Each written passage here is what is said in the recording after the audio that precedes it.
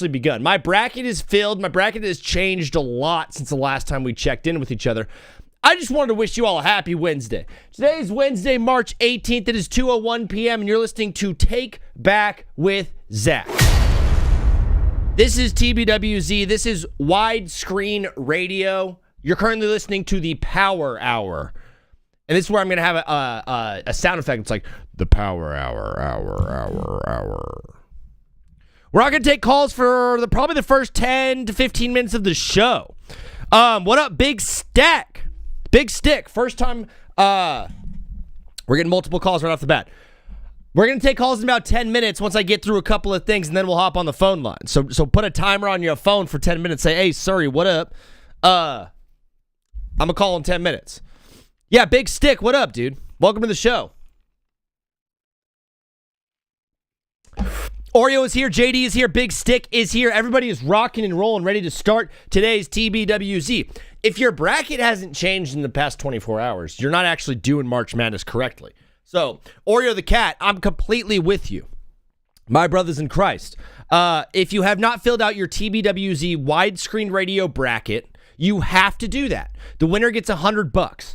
I urge you. Send it to your group chat. Send it to your fantasy team. Send it to your soccer team. Send it to your crew. Send it to your school group chat. Say, yo, this dude's giving away $100. It's free to enter. That's crazy. That's me. I'm the crazy guy. Oh. So please, someone send it to all of your homies. If they don't listen to the show, that's fine. If it's your brother and your sister, your mom and your dad, who cares? It's only one entry per person. So if you want to sign up, have your dad sign up or something like that, and then you can fill out his bracket for him, maybe you get the $100. There's a cash prize to this whole thing, so we're going to rock and roll and get someone paid. I sent it to my friend. Yes, sir. One of the first three callers is going to say it. Maybe. Let's chop it up about basketball. Big Stick. We got that planned for today. We got a bunch of stuff on the wheel today. The wheel is absolutely full. We're going to be talking about a lot of basketball, obviously March Madness and stuff like that. Additionally, on the wheel, I want to talk about Team USA last night. We'll go over this wheel in just a second, actually. We'll go over this wheel in just a moment. Today is really about getting ready for March and locking in on some NBA stuff, because although March is here and it's college basketball time, I shan't not forget about the NBA. We have less than a month left of NBA. Teams on average have about 14 games left in the regular season, and then we're here, baby, and then the playoffs start. I want to float something by you guys. For this show in general. As you know, I'm not one who just dictates and tells you what's happening here. I like to rely on the audience, on the fans, of the people who watch this show. You're the reason this show is even possible at all. Everyone in here matters. I want to go live after NBA games in the playoffs. I know for some of you East Coasters, it'd be pretty late, but I'm thinking of doing it from 9 to 10 p.m. Pacific time, an hour after every game. I go live, I open up all the phone calls, and I just say, yo, I'm here, tell me how you feel. And just, I'm here to let people talk about what they saw on the big screen that night. I'm going to try it. And if it goes well, we're going to continue it through the entirety of the playoffs. I'm going to give it the first full week. If I cannot function, that's bad. I'll probably just not do Sundays. Not going to lie, probably just going to take Sundays off. But that is a bit of bookkeeping. Additionally, the weekend of April 5th, I believe it's April 7th. That's that Friday. I'll be missing the show that Friday. I have a wedding in Temecula. Shout out to my buddy getting married. He's also, it's Dr. Brett. If you guys know Dr. Brett's getting married on Friday, April 7th. Shout out to the doc. Yes, this show does have an actual doctor. This show has somebody who calls in. Big Stick, brother. XD is in here, my guy, XD. I told you 10 minutes, my brother, and it's been 10. Big Stick is right now. He's got his finger hovering right over the call button. He's ready to dial in. He's ready to talk. He wants to talk basketball. He wants to talk ball. This show, though, as always, starts the exact same way every single day without fail. Welcome to the Power Hour, ladies and gentlemen. Welcome to TBWZ. Today's show, like I said, as always, starts with the verse of the day. Today's verse of the day is from the book of Romans. The book of Romans. This is Romans 15, verse 13 is where I wanted to focus us in today. I pray that God, the source of hope, will fill you completely with joy and peace because you trust in him, not for any other reason. This, a lot of the times I pull up verses that are about being chosen by God, right? You will be filled with joy and peace, something a lot of us are missing. A lot of us don't have joy. A lot of us have sadness and despair. A lot of us don't have peace. We have stress. You can be filled with joy and peace if you trust in the Lord. Then you will overflow with confident hope through the power of the Holy Spirit. Do you lack confidence, brother? Do you lack confidence? Do you lack hope? Do you lack joy? Do you lack peace? The answer is right here. Trust in the Lord Jesus. You'll be filled with the power of the Holy Spirit. Shout out to Christ. And of course, today's movie of the day. I got a need for speed, baby. Cars! We're watching Cars today from the acclamated directors, or the acclaimed directors of Toy Story, The Incredibles, and Finding Nemo comes a high-octane adventure comedy that shows life is about the journey, not the finish line. Hot shot rookie race car Lightning McQueen is living life on in the fast lane until he hits a detour on his way to his most important race of his life. Stranded in Radiator Springs, a forgotten town on the old Route 66, he meets Sally, Mater, Doc Hudson, and a variety of quirky characters who help him discover that there's more to life than trophies and fame. Reeved up with a sensational soundtrack featuring Rascal Flatts, Sheryl Crow, John Mayer, James Taylor, and others, plus exiting bonus features, including the exclusive short movie Mater and the Gaslight. Cars is full of freewheeling fun for everyone. Ryan273 with the follow. What up, Ryan? What's up, Quinn? How you doing, dog? What is up, Ryan? What is up, XD? JD, what up? Get out of here with the Jackson Storm thing. Get out of here with that. Dude, Cars makes me want to scream at the top of my lungs, life is a highway. Life is a highway. Ryan, we're going to be taking calls in about 2 minutes here. Let's do it at 2:15. At the quarter hour mark of the hour, we will be taking calls. My Venezuelan friend won't let me hear the end of it. Is she a woman? If so, give her my number. I will take that burden for you, brother. One of the best parts about the game last night was the fact that... What just happened? I want to write it all night long. Pause. Did we get another... Did we get another one? Basically, in the broadcast last night, they waited until like the 9th inning to start showing all the Venezuelan baddies in the crowd. Hey, show them the whole game. In my head, if I'm the director, first of all, the broadcast was so bad last night. The director, Fox, whoever was over there was I think they were hammered. I think they were hammered drunk. Graphics were going up and down at a crazy rate in which they should not have. There's a smoothness to a sports broadcast that must be obtained through whoever is presenting, and last night did not have it, dog. They were cutting to second base in the middle of pitches. They were not showing any of the Venezuelan baddies until the end of the game, which for me was just unforgivable. Venezuela has two good things about them: baseball, baddies, and you're obviously showing us the baseball, the pelota, but you're not giving us what we really want. It took them until the 9th inning to start showing the women clad in yellow and blue and red, looking divine, looking like creatures of the night. And here I am sitting here in a brewery surrounded by a bunch of drunk St. Patrick's people. Everyone was sunburned because it was 90 degrees and there was no room inside, so everyone was out on the patio smoking cigs and getting sunburned. It was horrible. I hate St. Patrick's Day. I hate bars. I hate breweries. I hate drunk people. I just hate everything about it. I don't like going to parties anymore because I don't like being around drunk people. I don't like being around drunk friends. You realize pretty quickly like how annoying drunk people are. And how much I'd lack respect for them in their state. Now, off state, yeah, 100%. I'm totally in on my friends who are drunk. That is totally cool. But ultimately, When I'm sober and over time I've been around drunk people, I lose all the respect I have for you, even if it was small, even if it was slight. But yeah, drunk people be annoying me. And there's this weird thing that's been happening to me too, and I don't want to talk about it very much, but there's this weird thing that's been happening, especially here where I live right now. People just be staring at Vini. People be staring at Vini, and I don't know what part of that, what that is all about, but it's happening and it's really annoying. Drunk people always are sunburned. It's so true. Quentin, Alabama and Louisville is going to be hard to choose the upset, but I'm going back and forth, bro. Quentin, that's a good segue into the wheel. We have an entire section called Upset Alert.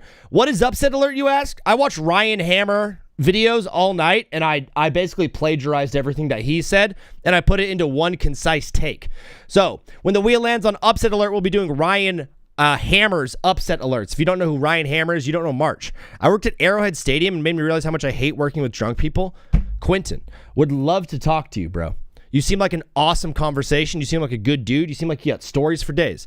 Maybe we've talked to you before. Now that I think about it, maybe we have talked to you already. I think I remember someone working at a stadium. I don't know if it was Arrowhead, though. I don't know, XD. XD, I wish I knew. But I'm like just walking anywhere, and people are like cocking their head and staring at me. It's very, very, very strange. Not like the entire time, but like I'm just walking straight, and then I like make eye contact with someone. They're already, you know, when like you make eye contact with someone and you could tell they were already looking at you. You know what I mean? Like I'm like this. Here we go. I'm like this. Just eyes forward, and then like I like look at someone, and they're already looking at me. That's, you know, that person was staring at you. That's happening like constantly. I'm at the gym, it's happening. Last night I'm watching the ball game with my friends, it's happening. I hang out with my buddies on weekends, it's happening. I go to the grocery store, it's happening. It's very, very weird. It's very frustrating. I don't know what's going on in my life. We need to stop right now, though. Back to the wheel. Cali is weird. JD, you said it yourself. Team USA. I might lead the show with this, but Team USA just let us all down. It's it's one thing. Oh no! Wait. How do I have viewers on YouTube already? Oh, I guess I'm live on YouTube. I guess I already did that. Team USA let us down. The bats were never there. The pitching was awesome. Just everyone. XD, everybody. Absolutely every person I see staring at me. Usually more the young people than the old people. Old people don't have any idea what's going on. It's more like the 20s and 30s that are staring at me, which is good, I guess. Women and men, lots of men. These guys have not taken many hacks yet. I'm not going to give them too many excuses, but typically in spring training and in the start of the season, the bats do tend to warm up a little bit slower than the arms. The arms were awesome in this World Baseball Classic for both teams. Both teams, the pitching was unbelievable. The Team USA pitchers were awesome. They were not the issue. The issue the entire tournament were the bats. I mean, Bryce Harper was an American hero. Bobby Witt hit like decent, I guess, throughout. Roman Anthony hit decent throughout. Bregman hit decent through. I mean, they just kind of all stunk. Aaron Judge, maybe the worst player in all of baseball. I don't know yet. Jalen Waddle has been traded. Oh, should we do breaking news for that? In case you guys didn't know. Breaking news. Jalen Waddle has been traded to the Broncos for a first-round pick, a fourth-round pick swap, and a fifth-round pick this season. Crazy. Does it make the Broncos Super Bowl favorites or AFC favorites? In my opinion, they don't have a quarterback to throw to Jalen Waddle, so what does it matter if you have Luka Doncic? Next topic on the wheel. OMG, Luka. Can't stop talking about Luka. He's averaging 35 points per game in March and 36.6 in his last 5 games with 2 triple-doubles in that span as well. The dude's the best player in basketball right now. He's unstoppable. He's also going through a messy divorce. So there's that. My Pat Bryant stocks are in shambles right now. Everyone's are. Everyone's is. I have Furman winning March Madness. XD does? Wow. XD has Furman winning March Madness, guys. Breaking news. Breaking news. Shout out to XD. Shout out to you for filling out a bracket. We're also going to be talking about white boys. Come on now. It wouldn't be TBWZ if we were not talking about some bona fide white boys. Can you hear it from the top? Come on down from the nosebleeds now, brother, and get down on the field and get down with the white boy. This is a message to all the shotties out there. To all my fine shotties. All my Infinity Chase types. All my mixed women. All my Latino women. All my Japanese girls. Come on now. Come on, daddy. To all my mixed women out there. My light skins, my dark skins, my everything in between skins. Shout out to you. What you need on your shoulder this year, this summer especially, you need a white boy on your arm. Big time. You need a bona fide white boy. You need a pasty ass boy on your arm. You need a white boy who's going to treat you decent, half decent. They're not going to treat you bad. The worst they'll treat you is mediocrity. The worst a white boy will treat you is mediocre. And that's from experience. The new fashion piece this year, I'm not talking about a Birkin bag. I'm not talking about a tote bag. I'm not talking about that Trader Joe's tote. I'm not talking about the new next trendy thing to be hoisting around your shoulder. The new next trendy thing to be hoisting on your arm is a white boy wrapped around it. You need a boy who's going to get you that pina colada poolside. I'm for real right now. It was a thing a couple years ago for it to be like, this is a white boy summer. This is a white boy lifestyle. I want to find a legion of women out there for all my beautiful boys. Paprika.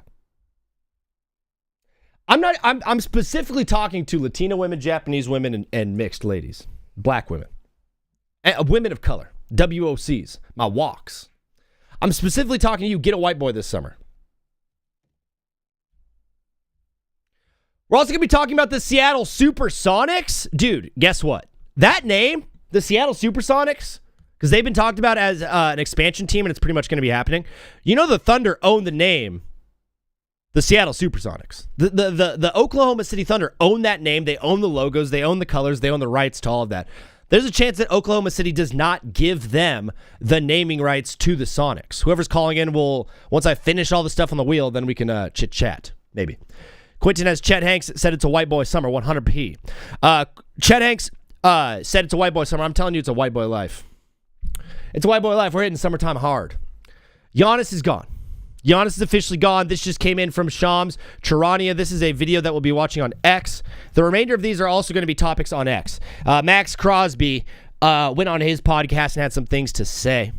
The WNBA reached a new collective bargaining agreement. Shout out to women. Speaking of colored women. Speaking of walks. Speaking of women of color. This is you.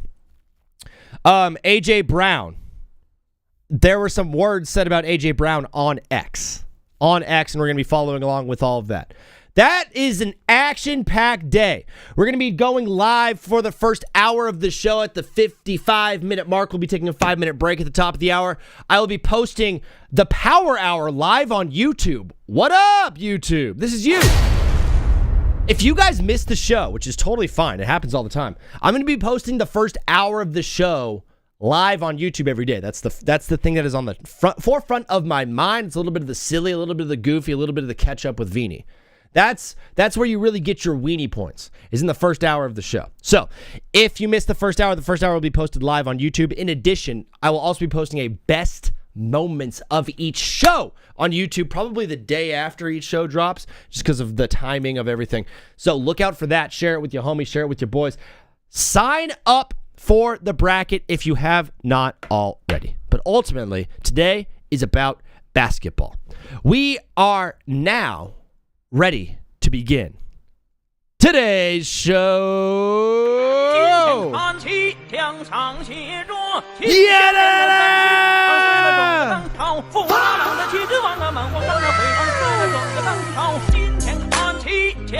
Hey, hey. And this. Rest in peace, my granny. She got hit by a bazooka. Yeah. I try to hit the fwa perfectly on the rest in peace, my granny. She got hit by a bazooka.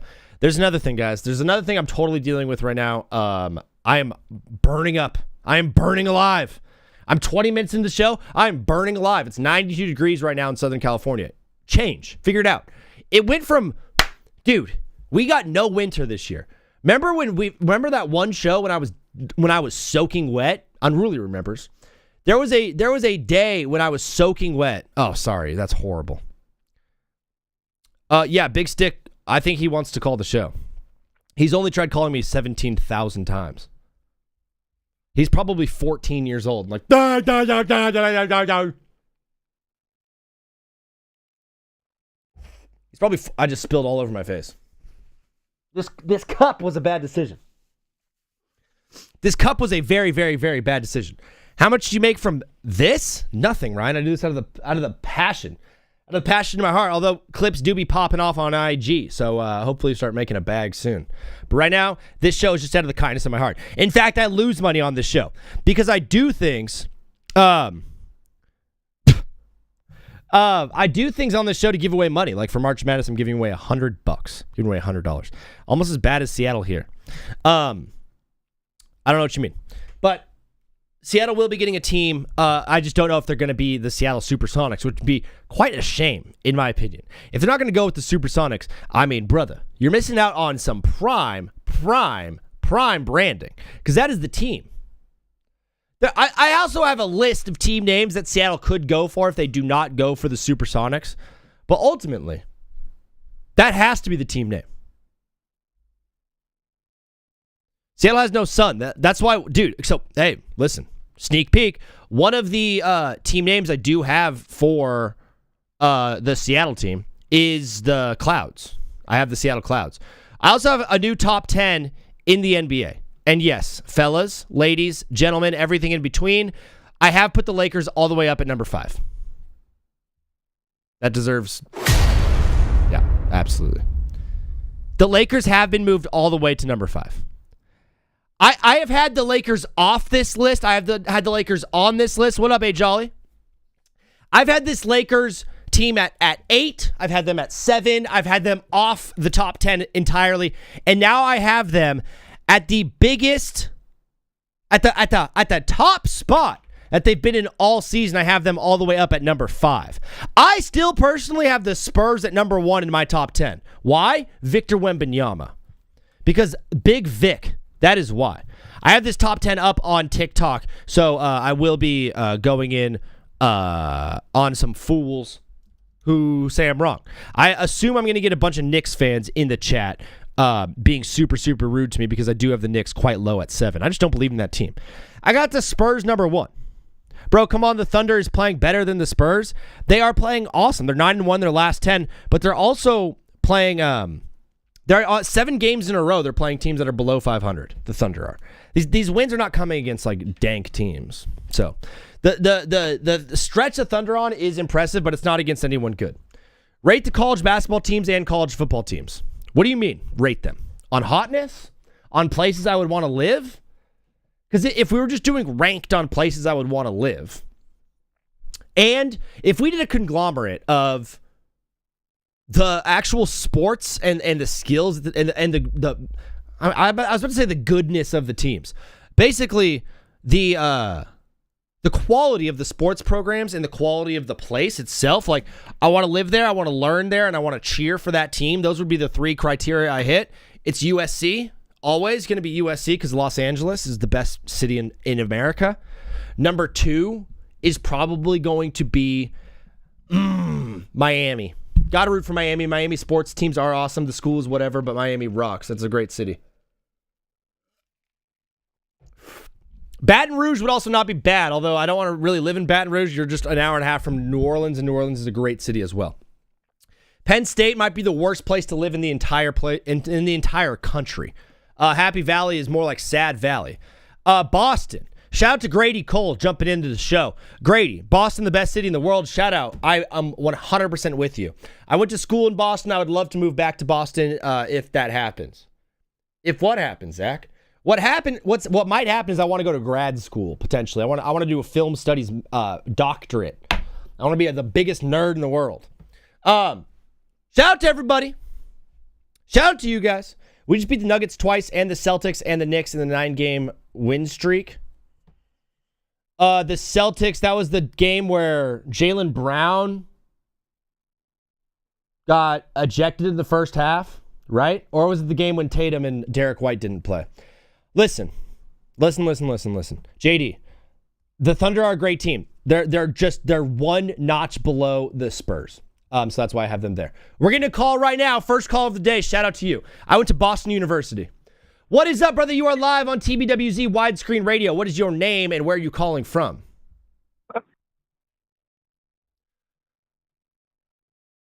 Oh, you're the guy. You said some nasty words on my show last time you were on. Yeah, you did. I'm gonna have to hang up, brother. Dude, that guy said he said a very bad word last time he was on the show. Last time he was on the show, he said a very bad word that started with an N. If you guys know what I'm talking about. So he just got absolutely blocked heavy. You just got blocked, fool. And he just called from a new number. So he borrowed his homie's phone, said, yo, can I use your phone to call the show? Because my phone got blocked last time I was on there. Why did you get blocked? Because at the end of my take, I said the N-word. And they're like, oh, you did? That's so funny. Bunch of retards. Here's someone who's not retarded at all.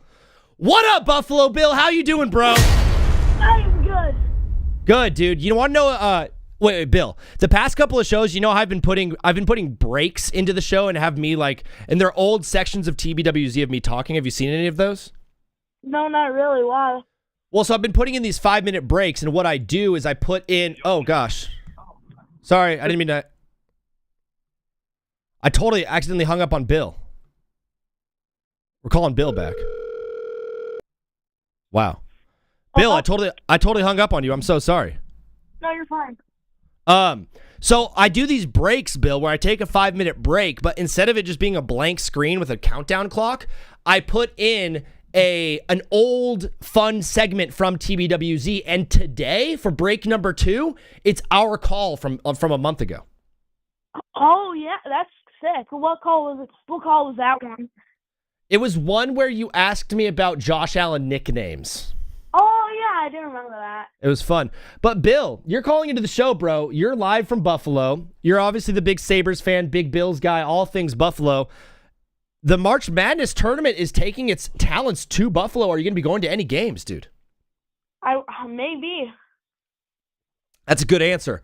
Brother, you're calling into the show. What did you want to talk about today, Bill? I mean, the Sabres.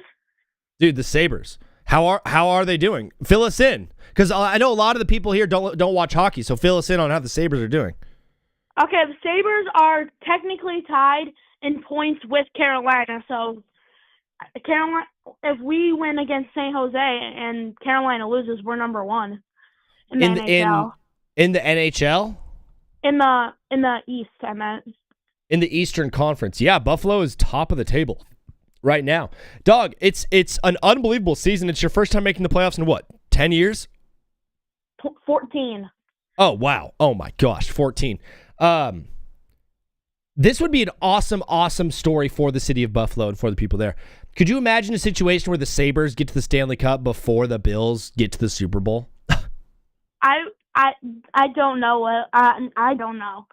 Yeah, it'd be nuts. The East, yeah, Grady is absolutely right. The East is an absolute dogfight right now. I think the winner will come out of the West because of how good Colorado and Dallas are, and shout out to Minnesota as well. But the Eastern Conference is an absolute dogfight. Everyone is knotted up. Everyone seems close. There are very, very few teams that are out of it. It's pretty much, Buffalo and Carolina up at the top. And you said you guys play this week?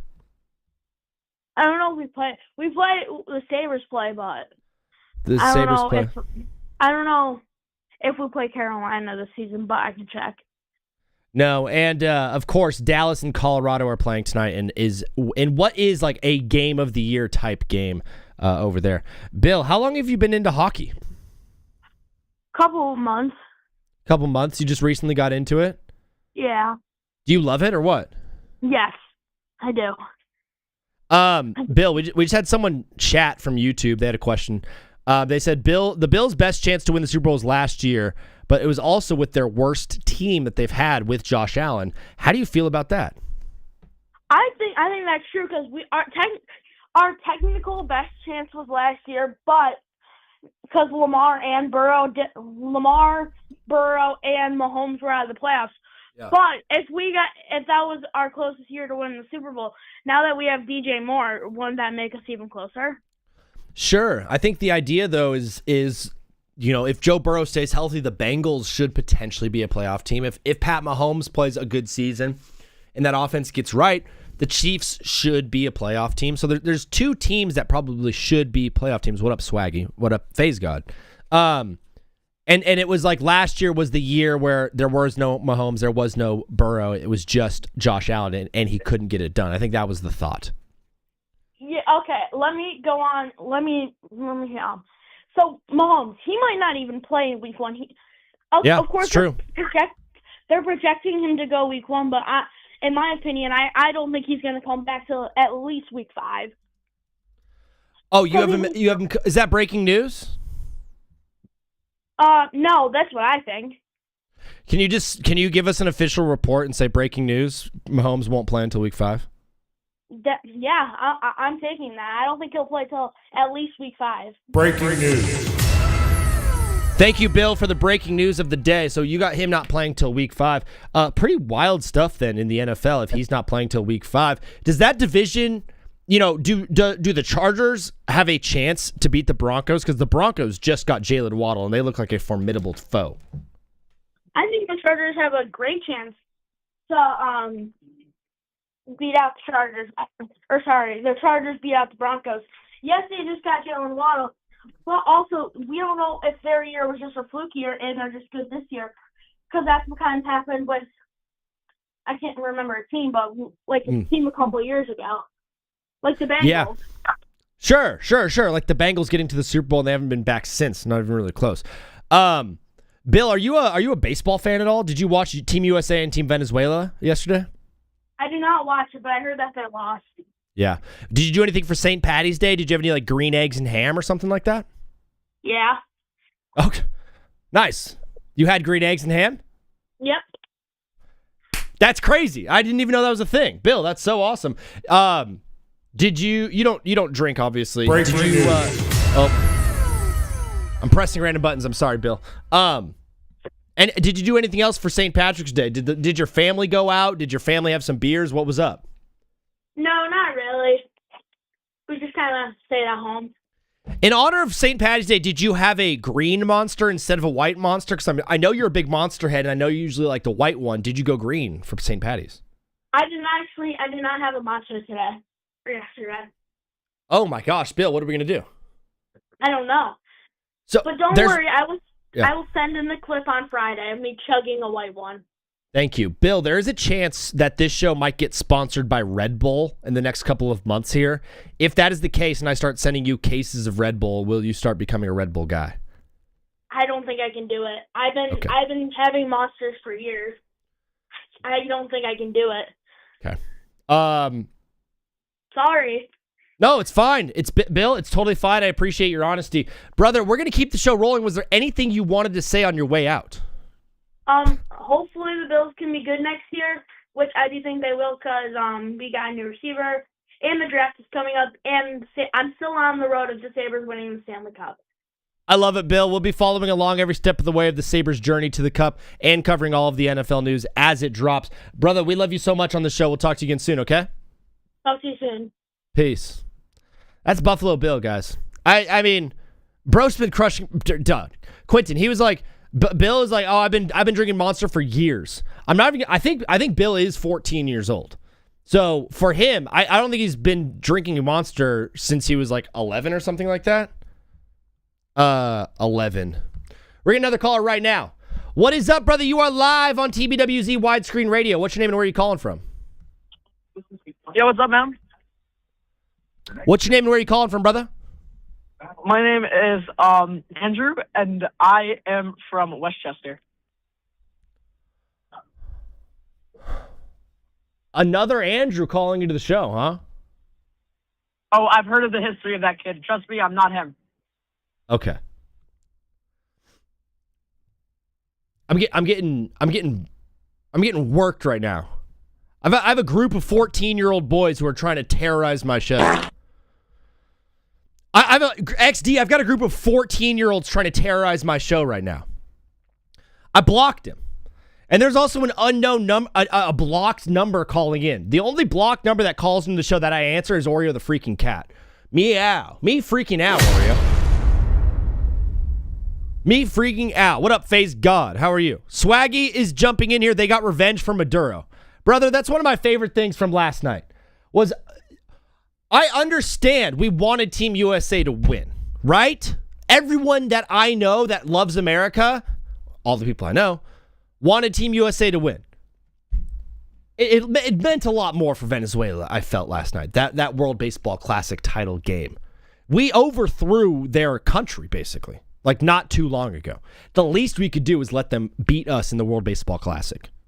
Saying let us really diminishes what they did. Anyone calling in from a 516 number, I'm not answering. Or a 629. None of you. You're not getting answered. Oh, no, I'll answer this one. It's my guy, Bryson. We still have all their oil. Yes, we do, JD. Very, very good observation. Bryson, my guy, what is up? How are you doing, bro? Remind the people what your name is and where you are calling in from. Bryson, today I'm calling in from Nashville. You're out of Memphis. You're 4 hours west. I am in Nashville today. I'm here for a business trip with my family. And, nice. You're on that family business. Yeah, we're going to go, not in Nashville, obviously, because they're not playing in Nashville, but we're going to go to the Vanderbilt Commodores game tomorrow against McNeese in the NCAA tournament. That's going to be awesome. I actually legit have Vanderbilt like going decently far. And Kellen Stapleton is jumping in the YouTube chat. What up, dog? Say what up to my boy Quentin in there. He's asking about my Final Four. And my Final Four, pretty simply, is relatively chalk. It's Duke, Houston, with Houston advancing, and then Michigan beating Arizona on the other side, and ultimately Houston winning. Have you filled out a bracket yet, Bryson? Yeah. Of course, dude. And you're going to a Vanderbilt game. How far do you have Vanderbilt going? Elite Eight. I actually do as well. That's absolutely crazy. I have Vanderbilt beating McNeese and then Nebraska and then upsetting Florida. So that game against McNeese, where is the game, dude? The game against McNeese State is, I believe, I forgot actually. But you're going to the game, brother. I know. I'll find Oklahoma City. Oklahoma City. Okay. All right. Yeah. Okay. I knew it was. Okay. I didn't know where it was going to be yet. All I knew is I was going. My dad never told me where we were going. So you're flying from Nashville to OKC tomorrow? Yes. Actually, tonight. I almost when I don't know why. It's nothing that you said. I just burped and almost threw up a little bit. Isn't that the worst thing in the world? Isn't it so annoying? One time I was on a date with a girl, and the date was going really well. And then this was back when I was drinking, so I had like a couple drinks in me, and like I burped like into my closed fist, and like I threw up a little bit, and she could definitely see my cheeks puff out with throw up. And then I just had to like and my eyes were all watery, you know what I mean? And I coughed a little bit, and I just had to battle through it and pretend like nothing happened. But she absolutely knew I threw up into my mouth. It was horrible. I see somebody saying Michigan State to the Final Four in the chat. I don't agree with that. I mean, now if Michigan State was healthy, like completely healthy, I would say I would go as far as say, yeah, Final Four. But with them being hurt, I have them going Sweet 16, maybe the round of 32. I don't have them going very far. I mean, Bryson, injuries. And Grady, I'm so sorry. I have Michigan State losing to North Dakota State in the very first round. That's my big upset of the tournament. Oh, I do too. But I'm saying if they don't, they're going to get out round of 32. Yeah, I mean, they'd be playing Louisville next, and I really like the Louisville squad. The Louisville is one of those teams that could actually win the Natty. Give off like historical stats and historical winners and stuff like that. Listen, Michigan State's a great team. They're very well coached. Tom Izzo is an awesome dude. He's a great coach, great team, great skills. I just kind of like North Dakota State in this spot, and then if they do end up beating North Dakota State, I do like Louisville in the next round. That's where I'm at currently, Bryson. I mean, now Vanderbilt is one of the, I think, the biggest underdog, if not one of the biggest underdogs in the tournament this year. And by underdog, do you mean like Cinderella potential? Yeah. Okay. Yeah. Yep. I honestly, if I see a lot of people having McNeese beat Vanderbilt, I just don't see that happening. I mean, Yeah. Vanderbilt, yeah, we get out-rebounded because we're small. But you got to remember, everybody in the league averages more offensive rebounds than us because we barely miss. Mm-hmm. We when we're coming to shooting, we barely miss. That's why we have such low offensive rebounding. Yeah. And we also play really high tempo, but we can lower the tempo if we need to. If we're running too fast, we can lower the tempo. Mm-hmm. And if you got a big in the center, we'll just shoot threes all around the field all day long. You start playing up, we'll just go deep and we'll just go into the paint. Honestly, you can't really read us. It's really hard to read us on Straight up. On offense. Straight up. Quentin, I also have UCLA beating Connecticut in the round of 32. Swaggy and Oreo the Cat both have Arizona winning because they have the Bryce James on the team, and he's got mad LeBron James aura. How do we feel about picking a team just because they have LeBron's son on it? I feel like I just lost IQ cells from that sentence. But first of all, he doesn't even play. So I don't know why they would say that. And second of all, honestly, they ain't getting past Florida, Duke, Arizona, or Louisville. 100%. Bryson, before you go, dog, what are you doing in Nashville? I'm here with a business trip. My dad is a retail agent. He's a salesperson, so he's selling a house out here in Nashville. Nice. So we came down here. I just wanted to get out of Memphis, Didn't go to school today, so there you go. I might as well get out of Memphis, go with my dad, go somewhere, get some father-son time. Absolutely. Bryson, you sound like a really, really good dude. I'm so glad that you're part of the show, bro. Thank you for calling in. And hopefully you can call us on Friday and tell us how the game went. Yes, and also, if you do get that sponsorship from Red Bull, I'll take a case of Red Bulls. It's coming your way, Bryson. That and a bed jet for all the homies. Brother, we'll talk to you again soon, all right? All right. All right, peace. My guy Bryson getting a bed jet and getting a case of Red Bull. How about it? Oops.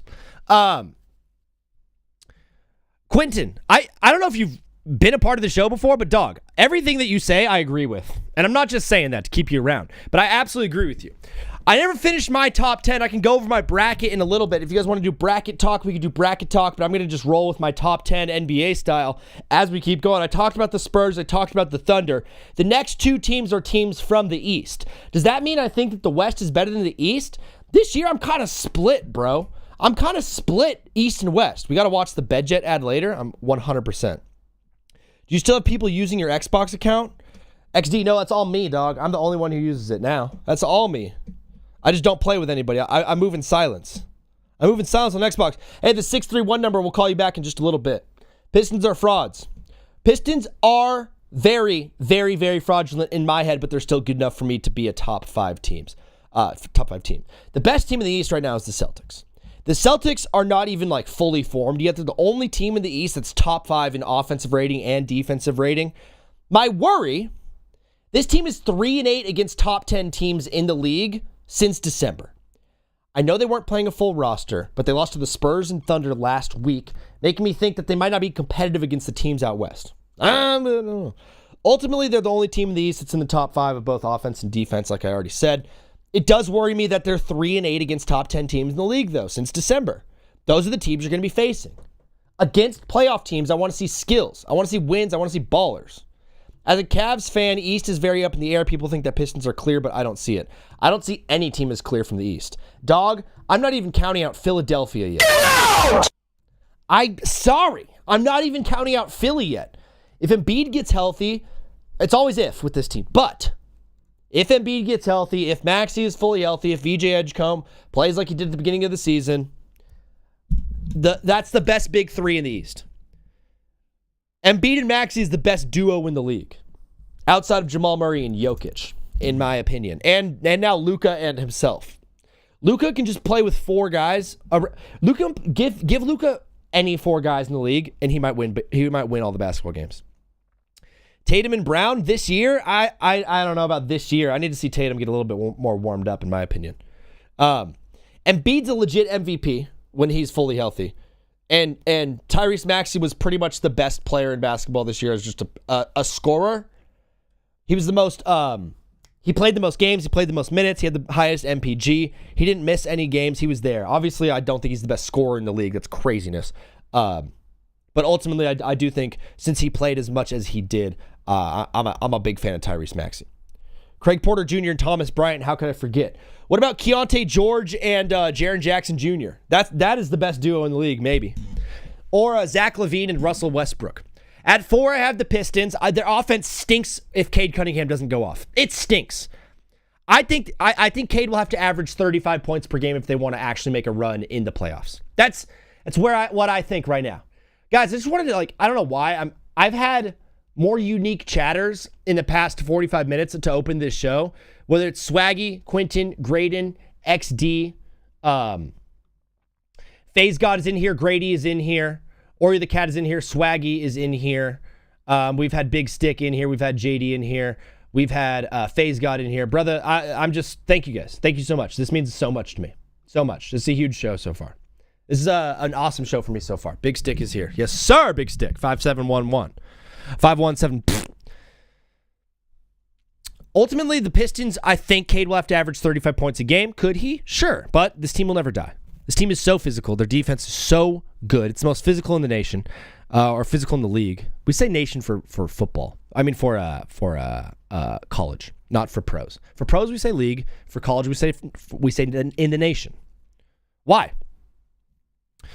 They surprisingly do play with decent pace. So if they're hitting you with pace, if Cade is scoring, and they're playing that physical on defense, they're going to be a nightmare in a 7-game series. The reason I still have the Pistons up there, especially in the East, man, that team in a 7-game series is not going to be fun to play against. Not going to be fun to play against. What about 34 points per game?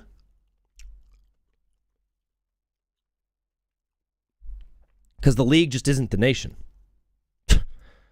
Oreo, I mean, just... If something ever had to be pinned in this thing, it's that right there, pinned up. Remember, if you guys have the funniest chat, I pin it at the top. So we're competing this today and every day. At number 5, come on, the Los Angeles Lakers, dude. That's my team. That's my squad. Luka's the best player in basketball right now. It's not particularly close. The defense is still suspect. Overall, the defense is still suspect, but in the last 5 games, they're only giving up 110 points per game, and 4 of those 5 are against some of the best offenses in the league. 110 points per game, if that was their defensive rating, that would be number 1. That'd be number 2 in all of the NBA. Be number 2 in all of the NBA, if they hang on to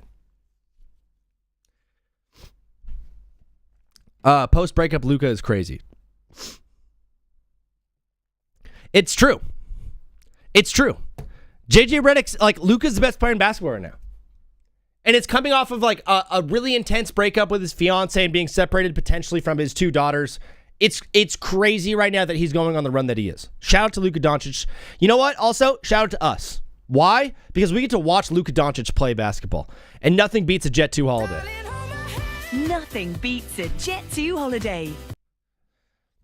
JJ Redick seems to have figured out the rotations, and the team's in a really good spot right now. No way. We just got a follow on Twitch from TTT Minty. Oh! Thank you, brother. Zach, you want to hear something crazy? Yeah, Grady, call in, dog. He's got to work to pay the child support. Come on, Oreo. You're already at the top, dog. His divorce cashed my lay. Quentin. We don't usually do that kind of gambling stuff around here, but brother, OMG, if I'm not chomping out the bit to place some wagers for March Madness. But yeah, just take Luka over every single night, basically, it seems like. And assists. Because the team is shooting well. The biggest thing to look out for is the non-Luka minutes with this team. Marcus Smart has to be out there because he's been the defensive heart and soul of this team. He's been awesome defensively. It's really important to have him on the floor when Luka is off the floor. So JJ Redick's been managing these rotations really well, and it seems like Jared Vanderbilt is just not going to play for this team. It just seems like Vando's not going to play because in the current rotations, he doesn't play, Connect doesn't play, obviously Bronny doesn't play, Time gets more run, Maxi Kleber gets more run than those guys potentially. So I like where the rotations are at right now. The one that scares me the most is to start the fourth quarter with Luka on the bench, because he plays the entire first, and then he pretty much plays the entire third quarter as well. And then they have him on the bench for the first 4 minutes of the fourth quarter. That's where things can go really wrong, really, really fast. And like we saw against Denver, he comes in without momentum. The team doesn't have the momentum that he comes in without the momentum that the team had going. Denver took the lead in that game on Saturday. They should trade Connect, absolutely. Laravia's been good, yeah. First bat. Oh, dude. Someone's in the bath? Grady, you're in the bath? Dog, I'm all about bathing. I said it at the top of the year. 2026 is the year of the bath. I think XD or Unruly can confirm that. At 6, I know, me too. Oreo, when they drafted him, I freaked out because I was with my buddy Jack, who is the producer of a podcast that I worked on, and he is a big Philly sports guy, and so Jared McCain got drafted right before Dalton Connect, and I was like, you drafted the gay guy, we got Dalton Connect, and joke's on me because the gay guy absolutely can hoop. Sorry for that call that I missed. Call back again in about 10 minutes. Call in about 10 minutes. Yeah, we're getting a Dove sponsorship. At 6, I have the Cavs. Listen, this team is so streaky. Harden comes over and makes this team look like the best team in the East, and then they rattle off a 5-5 stretch with losses to the Bucks and Mavericks in the last 10 games. I know this team has 4 dudes that can absolutely go out and get a bucket whenever they want. Max Strus played in his first game all season. So now they're going to be at full strength when Mobley gets back in. But when you have Mobley, Harden, Allen, and Spida, they've only played 3 games together. So I'm not rushing to say this Cavs team is done. I'm not. I had them at 6 because ultimately they haven't been great. Connect was so fun to watch that March. 2 Marches ago. That was so awesome. The Cavs are going to be a good team, dude. Listen, they're 5th in offensive rating. They're middle of the pack with defense. They run at a good pace. This is a very good basketball team. They're 42-27 for a reason. They have gone through it the past 10 games. It hasn't been pretty. I give you that. It has not been pretty. This is also the team that without Spida, without Harden on the floor, they almost beat the Pistons, who are at full strength. I'm not counting this team out, and that arena is not an easy place to play, especially in the playoffs. The Knicks at 7. And now this is where people are going to be freaking out on me all day. Also, you're very injury prone. Jalen Tyson also is the most underrated player in the NBA right now. I'll take your word for that one. I'll take your word for that. Most underrated player in the NBA for me is Wendell Carter Jr. He's like a top 2 big in the league right now this season. He's awesome. And he's not a big like Jokic where they pass and they shoot threes. He's just a big. You know what I mean? He gets rebounds. He blocks shots. He boxes people out. He just plays the position the right way. I like Wendell Carter Jr. a lot. I think he should be on the Lakers like really, really, really bad. Oreo the Cat went with a Spurs player for the most underrated. Wow. Oreo, name one non-Spurs player that's good at basketball. Try your hardest. He can't. Only thing that worries me every year is get to the second round and we lose half our team to dumb injuries. Yeah. Quentin, that's why you pray. Trust in the Lord your God with all your heart and all your soul. I know they're losing, but I still think Denver over Knicks. Yeah, Denver's just been really bad recently. Their defense stinks. They have Jokic who could do anything, but Jamal Murray has been pretty streaky this season. Hasn't showed up in clutch games, and he's the dude that they need to show up in those clutch games. He's the one who hits the shots when it matters most, usually. They're 17-18 in clutch games this year, and they're the 29th ranked clutch defense. Clutch games are 5-point games with 5 minutes left. So in close games, they stink. They blow big leads. They squander small ones. Some nights they look like the best team in the world and end up losing. Other nights they look absolutely terrible the entire way through. They have a ton of inconsistencies. AG hasn't showed up since getting back from injury. Jamal Murray hasn't really been there all year. The role players haven't been playing. How often have you heard Bruce Brown's name called? Or Christian Brown? These guys just aren't playing a good brand of basketball right now, so I have them low at 8, but they ultimately have a better chance for me at winning the finals than the Knicks or the Cavs do. That's just how it works.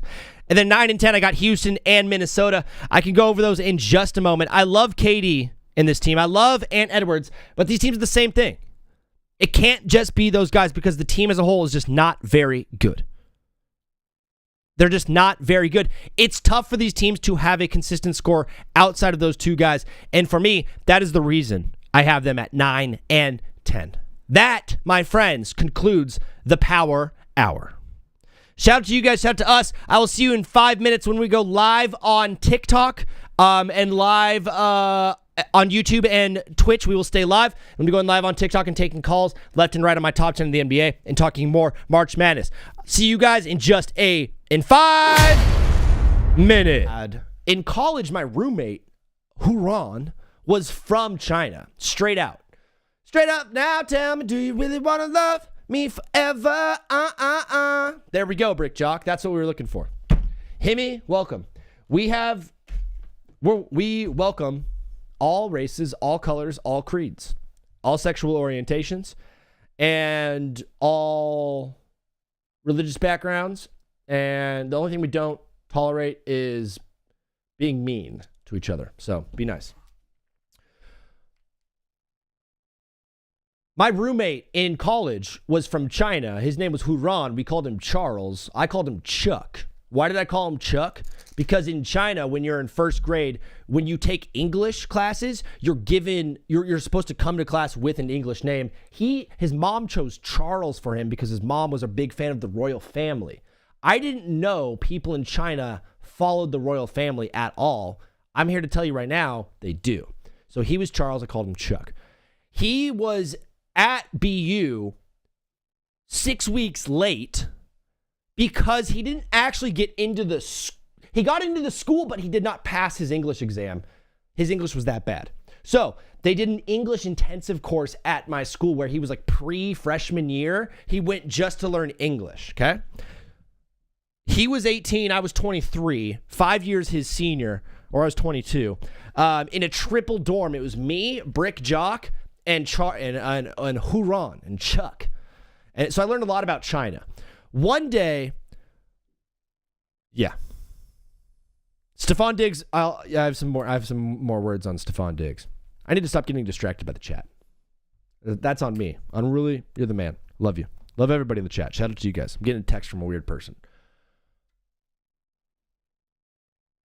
One day, Charles asked, hey, on the big screen, can we watch? Because me and Brick would always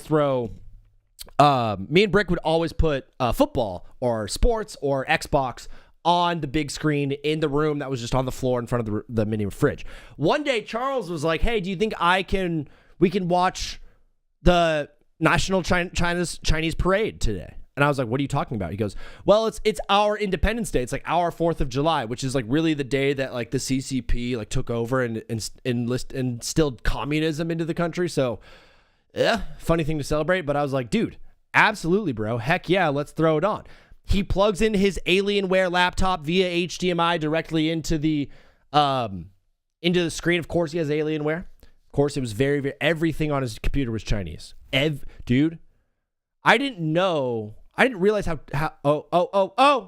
dang, we almost scored. USA is charging though. We're getting shots on goal right now. 10-6. We're up on shots 10-6. A lot of these have been on goal too. Good possession right now. Oh! Made its way into the crease. Just snuck out. Slovakia is driving. They've got the numbers.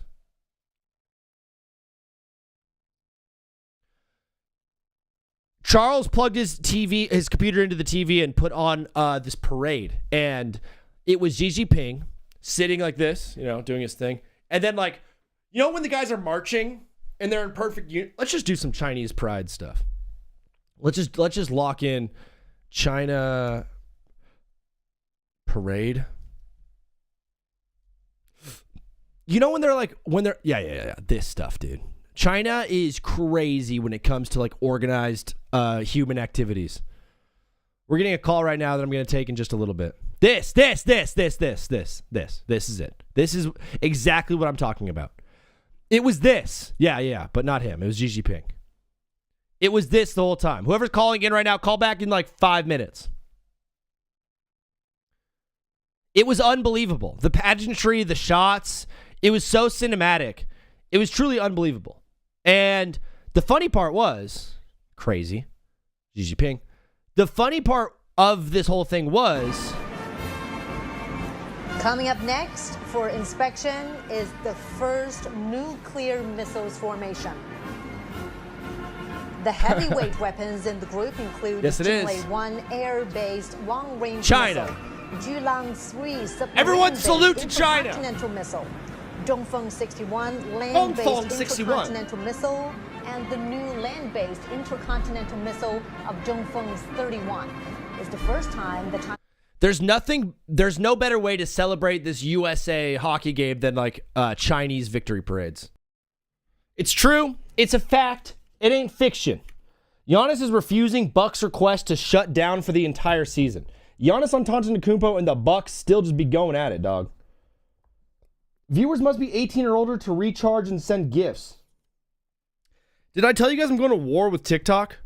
I know I just put up a bunch of Chinese propaganda up on my screen, or up on my break. Chinese propaganda left. Oh, Vinny, Daddy's looking jacked up right now, dude. Do you guys have guns like this? Do you guys have pipes like me? I got guns for days, dude. I got arms for days. I also have just uploaded the Power Hour, so everything that you just saw live on TBWZ has been uploaded live to YouTube.com. Shout out to us. Shout out to YouTube in general. How do you feel about Josh Hart, 33 points? Not happening. Josh Hart stinks. Josh Hart's having a horrible year. He's averaging 12 points per game. That guy sucks. If the Josh Hart will be the reason the Knicks don't go far in the playoffs. Josh Hart's the reason the Knicks are losing in round 1. I hate it so much, Oreo. Let's run GTA heists. XD wants to play Xbox with me. He's like, let's play Xbox. That is cool. Shout out to you. I'm so happy that you want to play with me.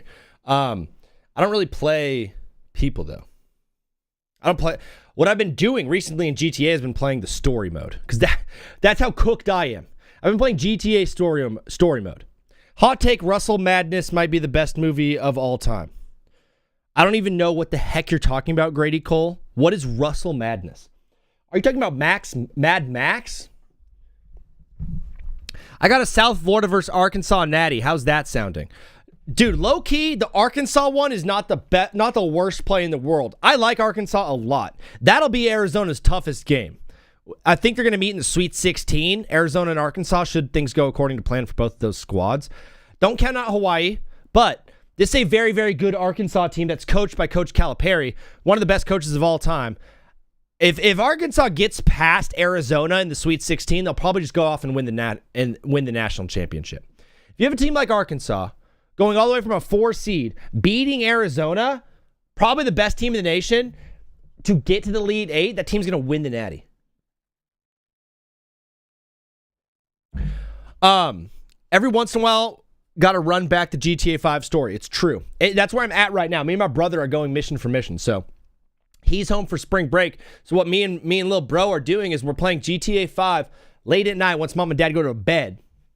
And we're putting on GTA story mode and we're going mission for mission. We're going back and forth. We're going back and forth like LeBron and D Wade on the 07 Heat. Come on now, brother. Check it out now. What up, Retreating? How are you, dog? Welcome to the show. First time chatter. Love to have you in here, brother. Arkansas has played very, very good basketball. I think they are far the scariest underdog, quote unquote. I'm with you, dude. I think Arkansas is a fantastic team. I actually rearranged some stuff in my bracket to make them go a little bit further. I just can't put them past Arizona using my logical side of my brain. Now, am I used to using the logical side of my brain? Absolutely not. What's the point of that? The point of using your brain is for having fun. It's for being silly. It's for being goofy. Maybe paprika. Oh, I'm not even recording. I said maybe paprika. I just got invited to a wedding. So something happened to me, and it's the worst thing in the world, and I want you guys just to know about it so I can just be vulnerable with you guys, because guess what? Ultimately, at the end of the day, we're brothers. We love each other, and we care about each other, and we're weenies. We are one weenie. I am Zeke Weenie, and you guys are Veenie's weenies. We are one weenie all together. I'm getting a call from a familiar number, though. So instead of going through and telling you about the wedding I got invited to and the conundrum that I'm a part of, we're going to go ahead and take this call. Brother OMG, what is up? I remember the name, but please, brother, let the people know your name and where you're calling from.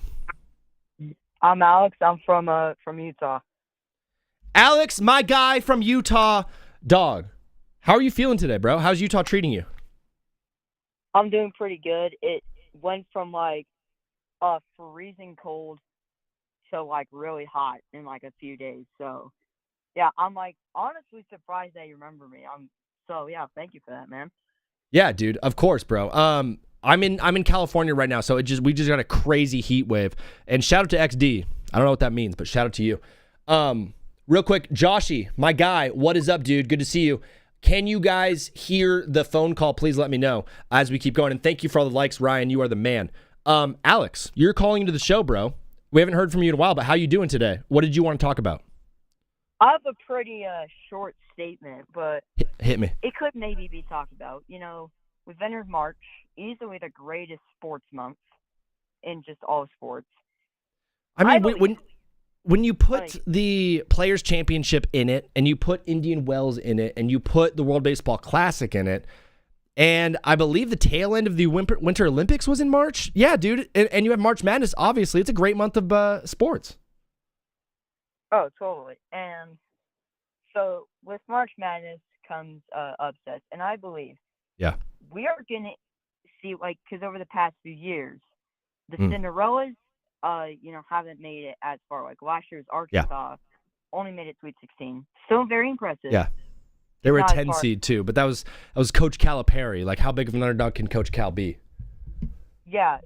Usually when I've thought of Cinderellas, I've thought of Chicago Loyola.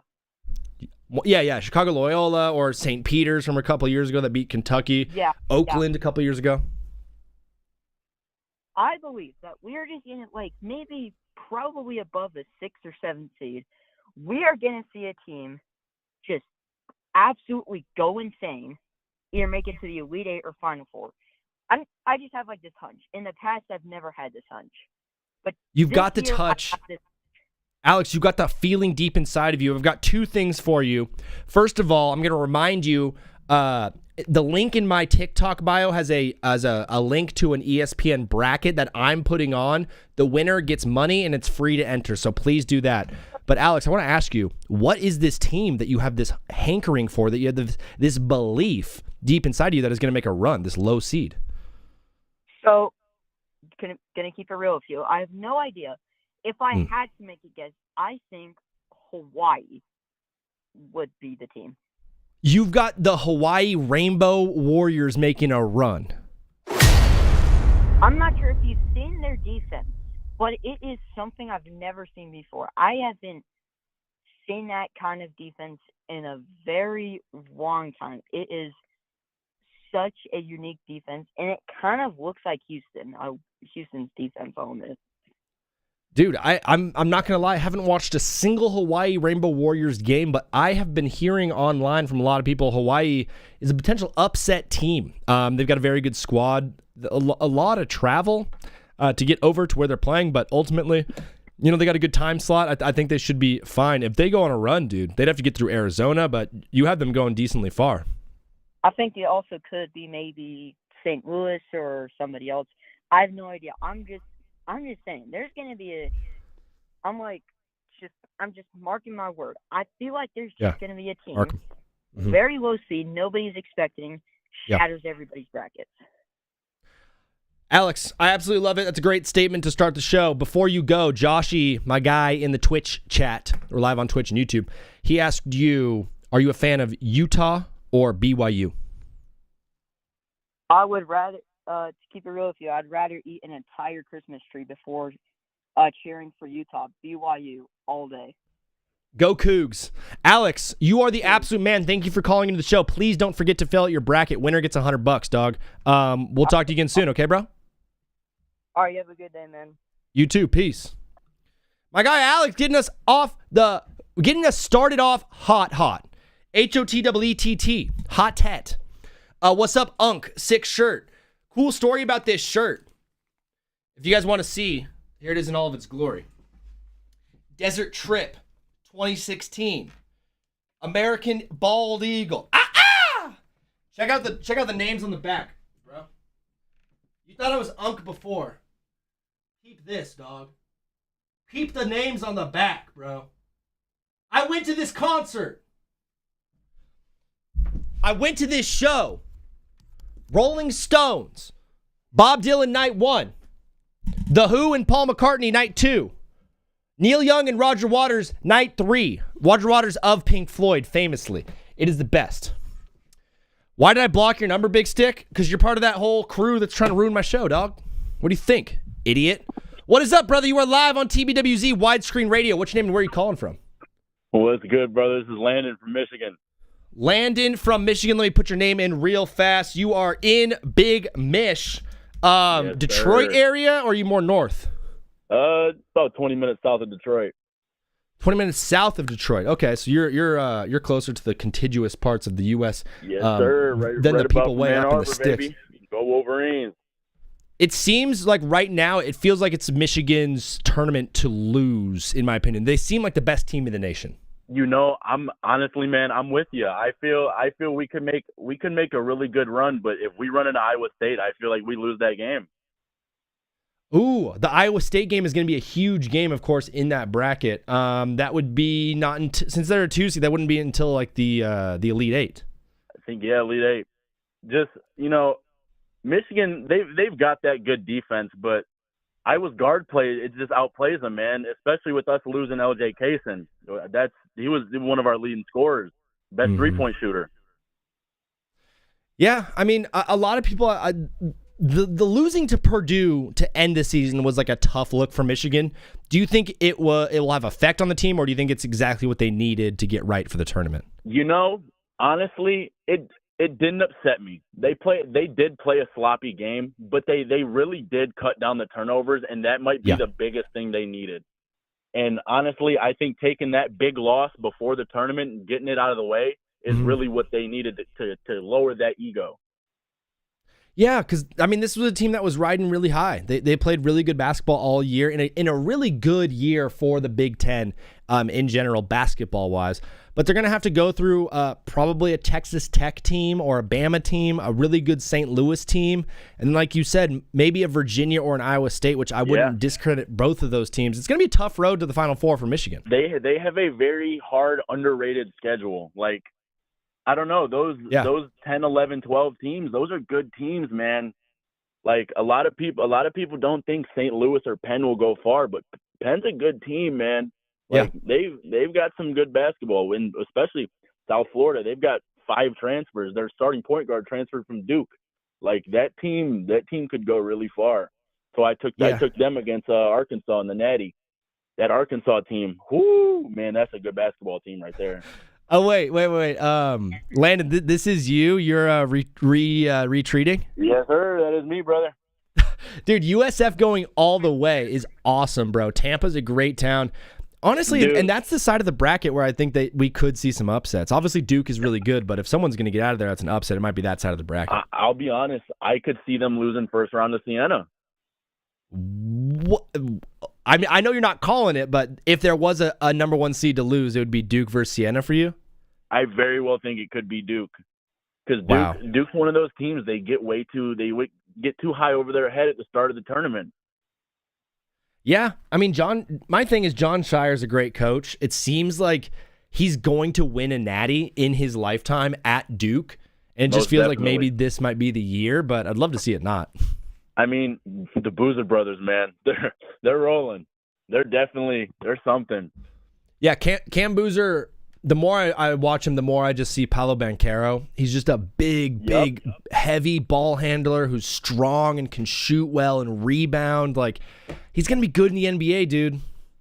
Yeah. I feel the same way with Yaxel Lendenborg. But the way with Yaxel is Yaxel just doesn't have that killer take over the game mentality. Who is Yaxel? Michigan forward. Okay. Big Ten Player of the Year. All right, dude, there you go.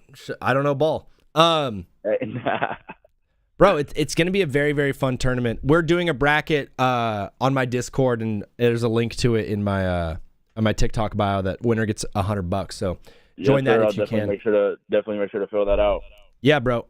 Real quick before we go on, how did you find the show? Because I just saw you in Twitch World. I'll be honest. I'm a big Crispy Concords fan. You know. Let's go. Came over from the Crispy video, and I was like, "Damn, this guy's pretty cool." I'll follow, tap in with a little bit, you know. Let's go, dog. Love We to talk appreciate ball. you a lot, man. We appreciate Crispy. We appreciate that whole thing, man. I assume you've already filled out a bracket. You said you have South Florida winning. That's an 11 seed. Did you have any other big I don't upsets? got them winning. I got Arkansas beating them. Sorry, you have them winning round 1 at least. Yep. Is an 11 seed over a 6? Is that the biggest upset you have in your bracket? I'll be Like, honest. I did a do you have a paper 12-5? bracket, so I don't have it memorized, but I think so. Yeah. Yeah, that would be an awesome one. You're a Michigan fan, but you have Arkansas. You said you have South Florida and Arkansas, right? Yes, sir. I feel like Arkansas as a 4 seed is a very, very low seed for them, especially a Coach Calipari, a coached team, Cal Calipari. Dude, Darius Acuff is a good basketball player, man. Is there any chance he goes number 1 overall over Peterson or DiMosta? I don't think so, honestly. I really don't. He's so good, though, dude. I think that kid from BYU is the number 1 overall pick, man. Yeah. That kid is good, bro. He is good. I watched Darius Acuff play, though, and I heard, oh, man, who said it today? Someone said it on Get Up. Sorry. Lou Will said it on the Get Back, FanDuel TV. He said that Darius Acuff is the best guard that Coach Calipari has ever had, putting him above John Wall and D Book. Yeah, that I saw that, and I was like, that's a really high statement for someone who's this early in his career. Absolutely. He's from Michigan. He went to Cass Tech High School. That's in Detroit. Oh, wow. I didn't know he was a Michigan boy. Yeah, he was the number 1 overall recruit out of Michigan, so he was getting offered by them. But I'm honestly glad he chose Arkansas because he wouldn't have got playing time the way he does at Michigan. Yeah, Michigan is a loaded team. They're a little bit of an older team, right? Some like transfers and some guys with age. Yeah, they're as Michigan State likes to call us, we're the NIL squad. But it is what it is. They're just little bro. So one of the reasons I think Indiana won the Natty in college football is because they were one of the oldest teams. And when you know what it's like, dog. A 24-year-old playing against an 18-year-old, no matter how much more skilled the 18-year-old is, the 24-year-old is going to beat him every time. Hey, trust me, bro. I dealt with it with Bryce Underwood the whole year. Yeah, Bryce. Listen, I'm a big USC fan, so hopefully you and I form a rivalry at some point during this whole show and next year in college football. I said a lot of mean things about Bryce Underwood last year. He got better and better and better every single game. Do you think he is a bona fide starting quarterback in college football, or is everyone just going to call him a runner his entire career? I can see that. I definitely can see that. Yeah, but I'm with you, dog. Landon, what an incredible first call of the show. Thank you for following, dog. We're going to keep things rolling, but please fill out your bracket. Keep watching. Brother. We'll talk to you soon. Always. Stay safe, my guy. You too. God bless. Peace. My guy, Landon. Sorry, Quentin, I did not get to that. What is up, brother? You are live on TBWZ Widescreen Radio. What's your name and where are you calling from? This is Kindon from Dallas, Texas. Is this a different number, Kindon? No, this is the same number. Same number. I'm such an idiot. I got to get that one saved. Kindon is calling in. He's one of our basketball experts. My guy, how are you doing today, brother? Good, man. I just got tickets to the Hawks-Mavericks game. Get to see some Cooper Flag basketball. So have we should be pretty exciting. Some Cooper Flag basketball. Obviously, I think the Mavs are going to be a good basketball team once Kyrie gets healthy and that team gets rolling. I'm actually really high on the Hawks next year, dude. I like Kuminga. I like what they're building over there, and they got some high draft picks. I like what the Hawks are building. Jalen Johnson's a potential top 10 player in the league next year. Ooh, I like that. I like the Hawks a lot. I mean, today I actually got a photo with Kuminga 15 minutes ago, so shout out Jonathan Kuminga. But I like Dyson Daniels. I'm a huge Dyson Daniels guy. Yeah. I like Asa Newell, their first round pick from this year. And I mean, they own the Pelicans first round pick, and the Pelicans are not doing too hot, so that should be. I mean, I think it's gonna be a top 5 pick. I'm guessing.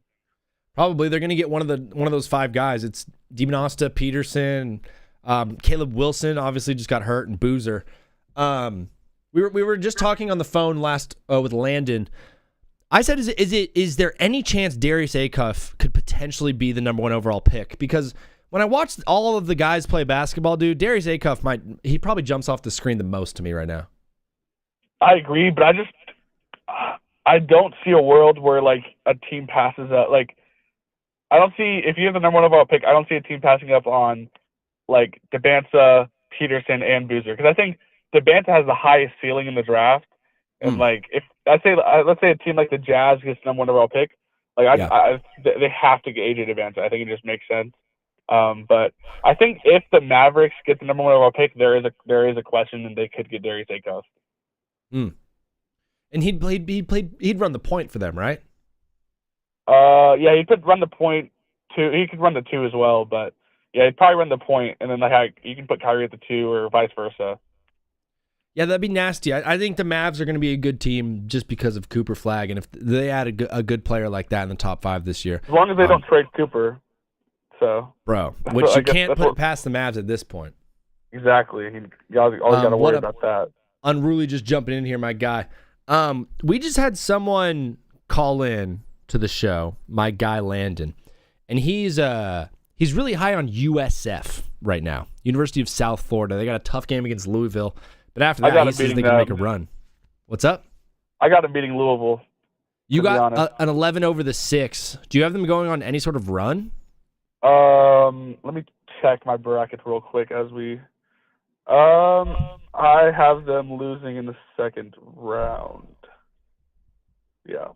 It's Michigan State, probably. Yeah. I think it's Michigan State, right?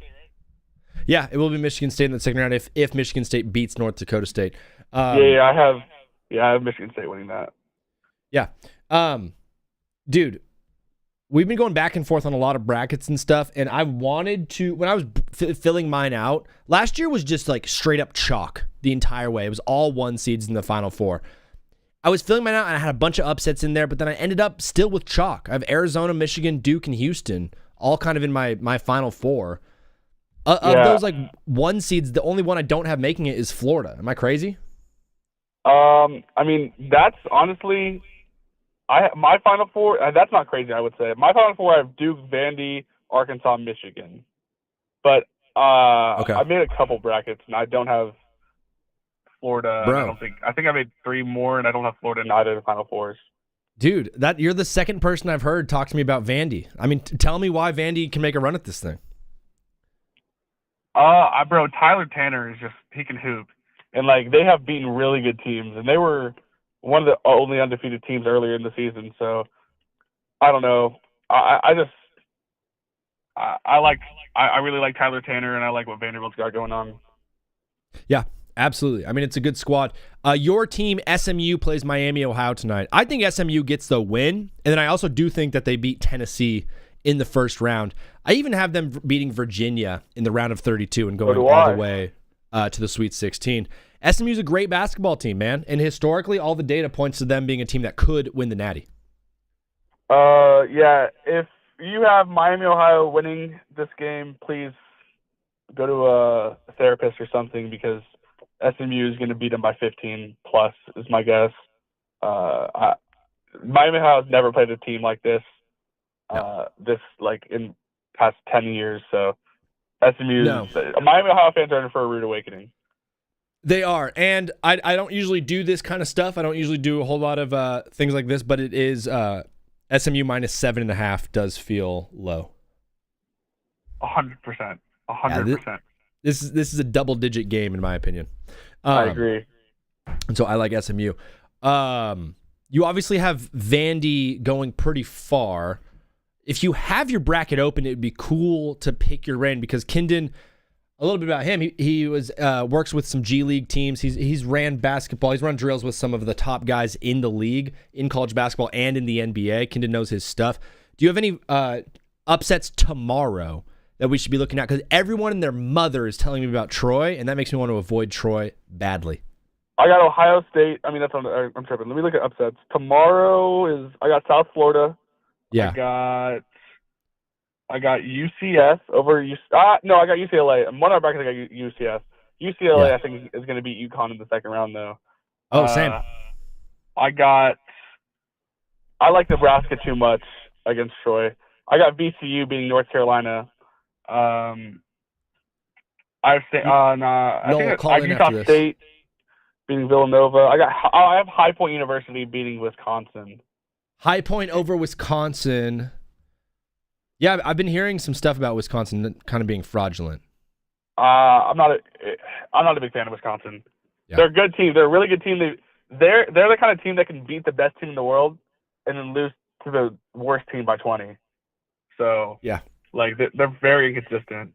That Akron game with Texas Tech is like very interesting to me. Akron, Texas Tech. I've been hearing a lot of people talk about Akron as being a very good basketball team. I watched Texas Tech a lot this year, and they beat some really good squads this year. They have a great resume. I know. Yeah, I've heard people talk about how good Akron is, but also Texas Tech. I'm worried about the Hofstra, Alabama game.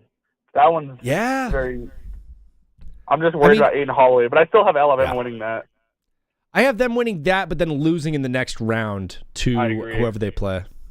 They'll play Texas Tech. They'll play Texas Tech, or potentially an upset, and we'll see an Akron team. Either way, that team's going to get worked by Michigan, in my opinion, in the Sweet 16. Yeah, I agree. Do you have a bracket challenge? I'm guessing you do. Yeah, I got a TBWZ bracket challenge. There's a link in my bio on TikTok. Winner gets $100. It's free to enter. Cool. Yeah, so do I. Winner gets a free jersey, so might as well join both. Not gonna lie. Dude, shout out your. Is there a link on TikTok?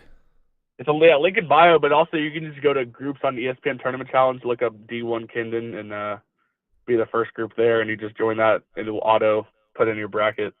So Kindon, unbelievable stuff. I'm gonna hit you up about a potential show idea at some point this week. I get so busy, man. I'm sorry, but one more time, shout out your TikTok so the people can go and find the bracket challenge and join that. Yeah, at D1 Kindon on TikTok, and yeah, so it's in link in bio. Join my tournament challenge, but follow the page. Post a lot of basketball stuff. I'm doing a 3-point contest with Jack Golke this weekend, so stay tuned for that. Should be fun. But dude, yeah, that's awesome. And Ryan just added it. Thank you, Ryan, for doing that. Kindon, we'll be watching along to that 3-point challenge. We'll talk to you again soon. Okay, dog? Yes, sir. Thank you. All right. Peace. Bye. Man, my guy Kindon knows his stuff. Hopefully this guy does as well. Shout out to everybody on TikTok. Shout out to Robert, to Noel. TBWZ Clips in here. Go follow him, and everyone go follow at D1 Kindon if you want some of the best basketball news and commentary there is. That guy knows his stuff. We're on the phone right now with someone else. What is up, brother? You are live on TBWZ. What's your name and where are you calling from? I'm Chase from Long Island. Chase from New York? Yep. That's pretty cool, dog. What do you do? Like sports debating? What? I don't know. Do you go to school? Do you work? I go to school. Nice. What kind of school do you go to? A public school. It's on Long Island. Are you in high school? Yeah. Nice, bro. Do you play any sports? I play football, basketball, and baseball. Dude, you play a little bit of everything. You sound a lot like me. I played quarterback. I pitched. I played basketball in high school. I played a little bit of everything, dog. Are you kind of, dude? Hey, you don't have to tell us, but are you BMOC? Are you big man on campus? Yeah. Yes, I am. You said it with so little confidence. I'm going to ask you one more time. No, I am big man on campus. I promise you. I'm going to ask you just one more time. Okay. Super nonchalant here. Yo, dog, are you BMOC, Chase? I guess I am. All right. Love it, dog. You are the man. You're calling into the show, brother. What did you want to talk about today? Football, specifically Drake May. Drake May, the quarterback of the Patriots. Are you in on Drake May? Or are you out on Drake May? I'm actually very in on Drake May, and I would even say that he's potentially one of the best quarterbacks of all time. Like OAT. You're putting him in the OAT conversation already? OAT? I am putting him in the top 5 to top 10 range of quarterbacks of all time. Can we just, currently though, of guys who are playing or who are going to play next year, do you have Drake May as a top 5 quarterback? 100%. I have him, if not, probably not 1, because I would say Patrick Mahomes is obviously there, but I would put him at 2. You'd put him at 2. Who's 3, 4, and 5? Can you finish that list? 3's got to be Josh Allen. Great quarterback, good movement, throws the ball well. 4, I'd probably say Lamar Jackson. He's been great. Yeah. He's a great quarterback. And 5, I would have to go either Stafford or Burrow. I can't really like Burrow is unbelievable when he's like playing, but he's not always playing. So true. Maybe Stafford, but Chase, you're on Long Island. Are you a Jets fan or a New York fan? It sounds like you're a Patriots fan. I am a Patriots fan. You are a Patriots fan. Your team got very close to winning the Super Bowl. You actually made the Super Bowl. A lot of people are saying that you guys are probably not even going to make the playoffs this year. What do you have to say about those people? I would just like to say those people are downright stupid and just don't know what they're talking about. I think that's an unbelievable take. Honestly, blasphemous take, if I do say so myself. It's just ridiculous. It's absolutely ridiculous. Your vocabulary is going off the charts right now. You sound like a smart dude. Where are you trying to go to college? What would be like your number one choice?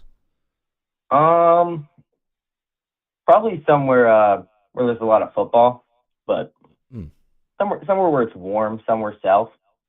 Yeah, somewhere south. My little brother goes to Ole Miss, dude. Ole Miss is a pretty cool place. You should check it out. Great football school too.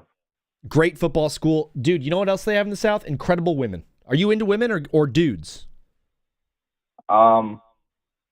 He said, ladies and gentlemen, he said, hey, yo. Hey, yo. At the moment, I am very undecided. Bro, it is called a spectrum for a reason. I have a man named Jim Morrison once said, you choose good, I choose evil. I sit on the fence in between and my balls hurt. You just might be sitting on the fence in between, brother. I'm sitting on the fence in between, but might be leaning towards a specific side right now. Yeah. Just nobody knows, so I'd like to keep that private. That's totally cool. Chase, first time call. This was absolute electric, dog. Thank you for following. Please join the bracket challenge, link in bio on TikTok, and we'll talk to you again soon, all right, bro?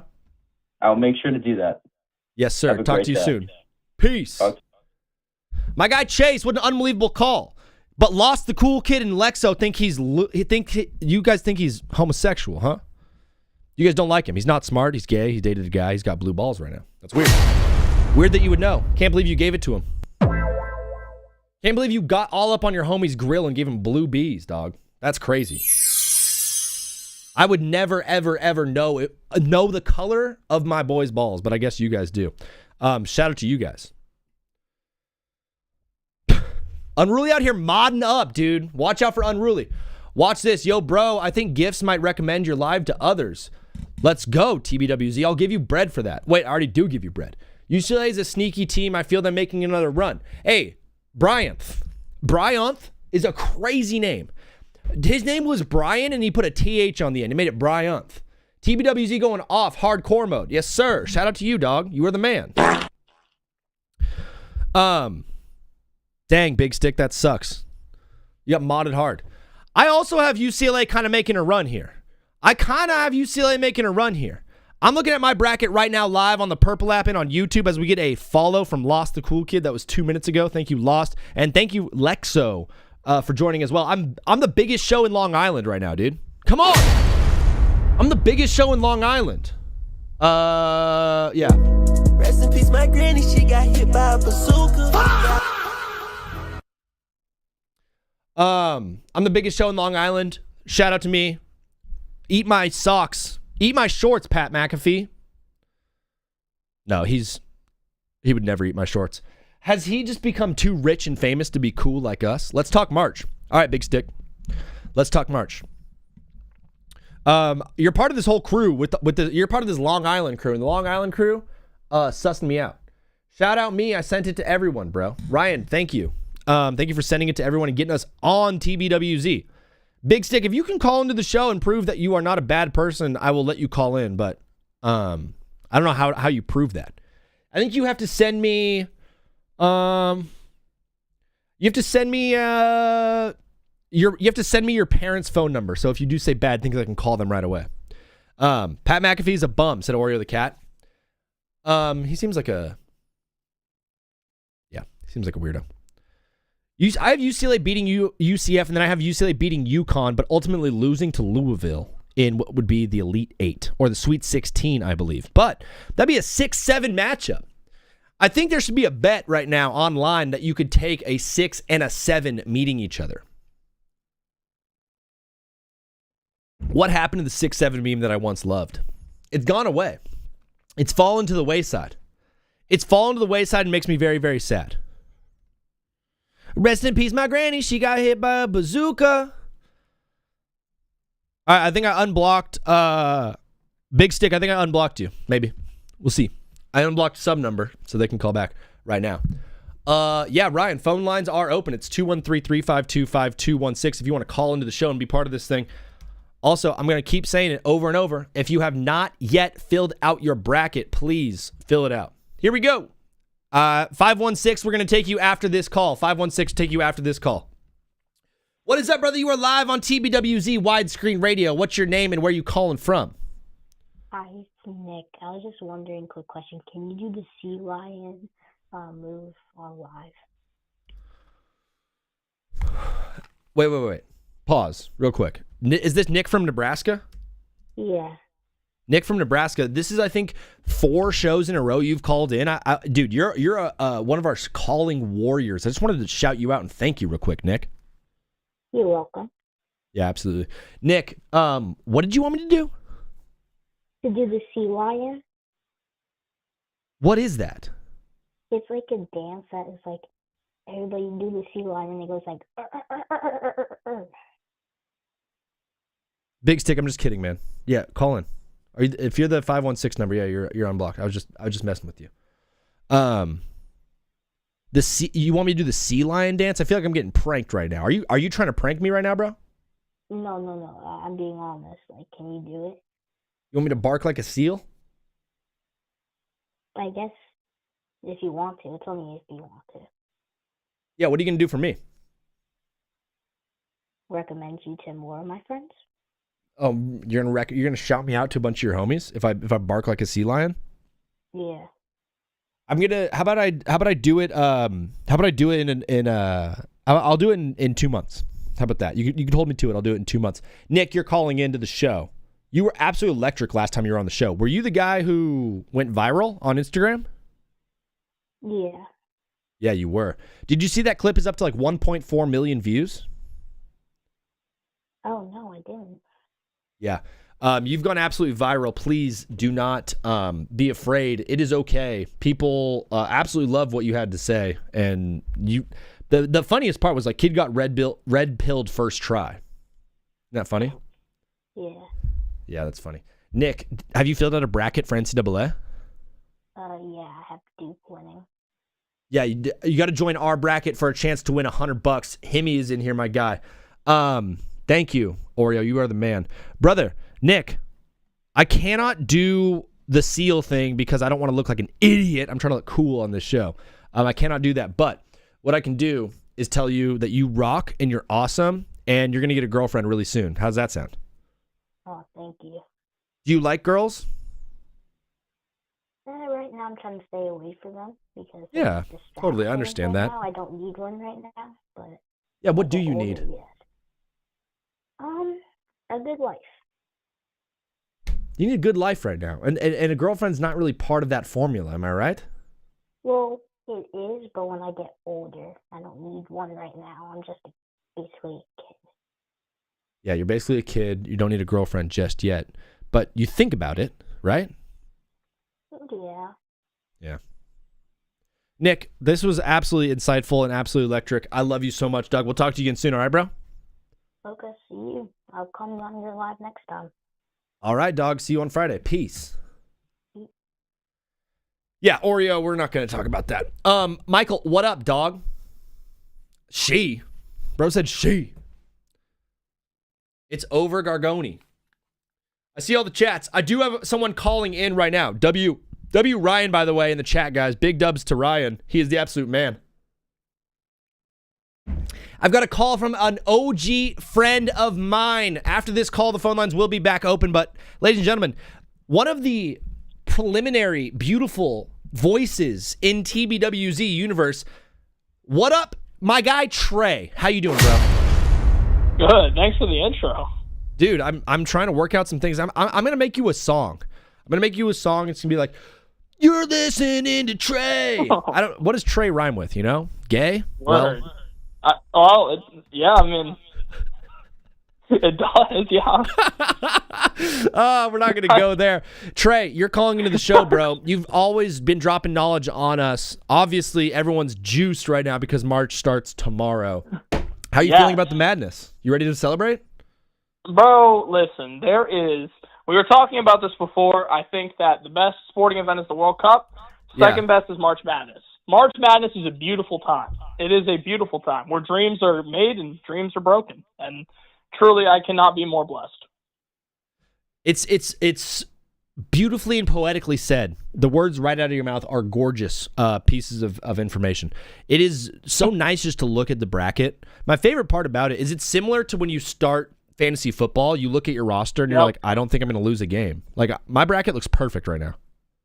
Full well knowing that probably the first game of the bracket is what's going to break you. But you know what? Yeah. Who cares, bro? It feels that way. We obviously have an awesome day lined up of basketball tomorrow. This is like a time where the NBA kind of gets forgotten, and it's kind of nice to like just put NBA on pause, and then when the tournament's over, it's like, holy crap, NBA playoffs are here. So I'm stoked. We do have Prairie View and Lehigh going at it right now, and then Miami, Ohio, and SMU later tonight. Miami, Ohio, I don't think they're gonna win tonight. Who's winning the Lehigh game? It just tipped. It's a 3-point. Okay. All right. It's 5-0 Prairie View right now. Oh, okay. I kind of hope Lehigh wins. In my heart of hearts, I would just love to see Lehigh Duke somehow. Well, that's my conference. I went to Boston University. That's our Patriot League champion. That's our Patriot League champion right there. So I'd love to see Lehigh do it. Tomorrow, the first games we got TCU, Ohio State, Troy, Nebraska, and South Florida, Louisville. A lot of people are picking Troy to upset. A lot of people are picking South Florida to upset. It seems like we're going to get off to a hot start in March. Yeah, I'm not so big on those because I have Louisville winning and I have Nebraska winning. But I think that the loss of Michael Brown actually might be like enough to kind of tip the scales in South Florida's favor. Yeah, dude. I mean, South Florida's a good basketball team. Really, really good. They're 25-8 on the year. My thing, Louisville's beat some really good teams. They've beat some really good teams. They've played some solid competition. I don't know if South Florida's necessarily played against the same level of comp that Louisville has, but ultimately, the game's in Buffalo. Well, that's the nice thing about March, is that any given day, like some random team who's played nobody all year can just upset the 2 seed. It's so true. It just like we had Oakland do it. We had St. Peter's do it. I feel like 2 seeds this year are up against it. Man, my favorite part about sports, and I've said this to you a few times, we could talk about it and talk about it and talk about it, but with sports, you actually get to find out. And tomorrow, it's like we find out. March happens. We get to go through the bracket, and it's single elimination. Put your best guys out there, and we'll go at it. Judgment Day. It's Judgment Day. It's so awesome. I'm stoked on it, bro. Games are all over the place. We got games in Oklahoma City, Buffalo, Portland, South Carolina. Your team, the Virginia Commodores, I believe you don't play until Friday. Cavaliers. The Cavaliers, that's what I said. Yeah, because Vanderbilt Commodores. I think you mistaken me for someone else. You guys don't play till Friday. How are you feeling about Virginia? The run to the tournament is not the toughest. It seems like they could actually go on a little bit of a run here. Yeah, so the way that I view it is, like, if we lose to Wright State, I'm heartbroken. Like, we better not lose to Wright State. But my assumption is we play Tennessee. Now, obviously, it's possible they get upset. But I think we can beat Tennessee. But Iowa State, I think, is probably where we meet our demise, unfortunately, because they're really good, man. Like, they're a really good basketball team. Yeah, Iowa State's a really good squad. I think you're going to be playing SMU personally in the round of 32, which SMU is a very good team as well. Dude, I think this year more than any year, every single like 10 through 1 seed is a good basketball team. I think all of them are good. I don't think there's a bad team really in the tournament. And like, I have 3 1 seeds in my Final Four, but I really hope it's not that chalky. Like, last year when we had just straight 1 seeds, it was kind of boring, like, nobody really wants to see that. So I hope that, we get some of those like 5 or 6 seeds that maybe some people are doubting and they go on a run or something, like, just to spice it up a little bit. Yeah, I'm with you. I've got 3 1 seeds as well, but I think the route to get there is going to be a fun one. It's just tough to bring down Arizona or Michigan. I got someone in the TikTok chat real quick. Noel is asking why the Pistons are not a top 2 team. They're not better than the Spurs or the Thunder. I think the Celtics are the best team in the East. And the Pistons, ultimately, if Cade Cunningham gets shut down, that offense stinks. Everything revolves around Cade Cunningham being good in that offense, and that's why I have the Pistons at 4. Trey, just to transition really quick to NBA. You know me, I'm a Laker fan. I put the Lakers all the way up to the 5th best team in the league. I mean, I know I'm being crazy, but Luka Doncic is the best player in basketball right now. Yeah, no, that's fair. He has been, for sure, these last few games. I think you know this about me. I am not a big Lakers guy. Yes. Not because I don't dislike them. I just don't think they're going to be very good. I'm with you. What up, Blorp? And what up, Andres? Good to see you guys. Yeah, dude, my thing with Luka is when he carried the Mavericks to the finals 2 years ago when the Celtics beat them. I believe that was that matchup. Everyone was like, there's no way he could do it, and then he did it. And I'm like, Luka can carry pretty much any team to the finals. He also has Austin Reeves, DeAndre Ayton, and LeBron James on his team. Like, if he could do it with that Mavericks team, he could do it with this Lakers team, in my opinion. Yeah, when I was talking about this on my pod, that was basically my thing was I don't think the Lakers will be that good come playoff time, but if Luka Doncic locks into that Mavericks mentality of I'm just going to carry this basketball team, it is possible. And AR is a baller, obviously, so I think it's very possible. Yeah, I got them. Oh, man, they could easily be a first round exit, and they can also be a Western Conference final team, in my opinion. That's pretty much every team in the NBA playoffs right now. Is if they lose, the only teams I would be surprised losing in round 1 would be the Spurs and the Celtics. Every other team I think could potentially be a first round exit. Yeah, 100%. I think that especially in the East, I don't even know what's going to happen. Low-key, the Charlotte Hornets might be poised to kind of do something crazy. Dude, Charlotte looked really good last night against Miami, which that's not a bad team. Man, Charlotte is a crazy team. There's not someone I would want to face round 1. Trey, you said you picked 3 number 1 seeds to make the Final Four. I've got Duke, Houston, Arizona, Michigan, and then I have Houston beating Michigan in the Natty. Who do you have as your Natty pick? So my Natty is between Duke and Arizona, and I have Arizona winning. I feel like my entire life I've been sitting here thinking that Arizona should win the Natty, and they haven't done it in a while, and it seems like this might be the year that they actually get it done. They got the best squad. Yeah, they got the best 10. Dude, I'm where you are too, where I'm they should have won so many times that it feels kind of redundant for me to pick them. And also, a weird quirk is that there hasn't been a team with a red logo to win the national championship in 26 years. So there's that as well. Wow. But listen, what can I say? The Wildcats, I'll let them fool me again. Yep, fool me once, shame on me. Fool me twice. Well, I'm an idiot. Trey. Fool me 3 times, it's March, That is March. Dog, we're going to be doing a live watch-along pretty much all of Friday during the game, so we'll be watching heavy. So tune in, lock in with us. We got in my bio on Instagram, I have a link to our bracket. Winner gets $100. Dog, anything you wanted to say on your way out? Yeah, my hottest take, I think High Point makes the Sweet 16. High Point, Sweet 16. You heard it first. Upsetting Wisconsin, then rolling all the way 16. Trey, you are the absolute man. We'll talk to you again soon. All right, bro? Appreciate you, man. Thanks for having me on, bro. Of course. Peace. We're going to keep it rolling with the phone calls. What is up, brother? You are live on TBWZ Widescreen Radio. What's your name and where are you calling from? What up, brother? It's Andrew. Andrew, are you Andrew Rizzi? I am not. I'm not. You're not. Where are you from, Andrew? I am from Wyandanch, New York. Andrew from New York. You're calling into the show. Is this your first time calling? It is my first time. Dog, welcome to the show. Welcome to TBWZ Universe. Thank you for following. Thank you for shouting us out. You are the absolute man. Brother, you're calling into the show. What did you want to talk about today, dude? Talk some March. Talking March. Do you have a bracket filled out yet? I do. Nice, dog. Can you just point me to two things? I want to know, and I'll give you a little bit of time to pull up your bracket if you want to and I'll filibuster for you. I want to know who your Final Four is. I want to, if you guys are calling in, this is for everybody who's calling into the show.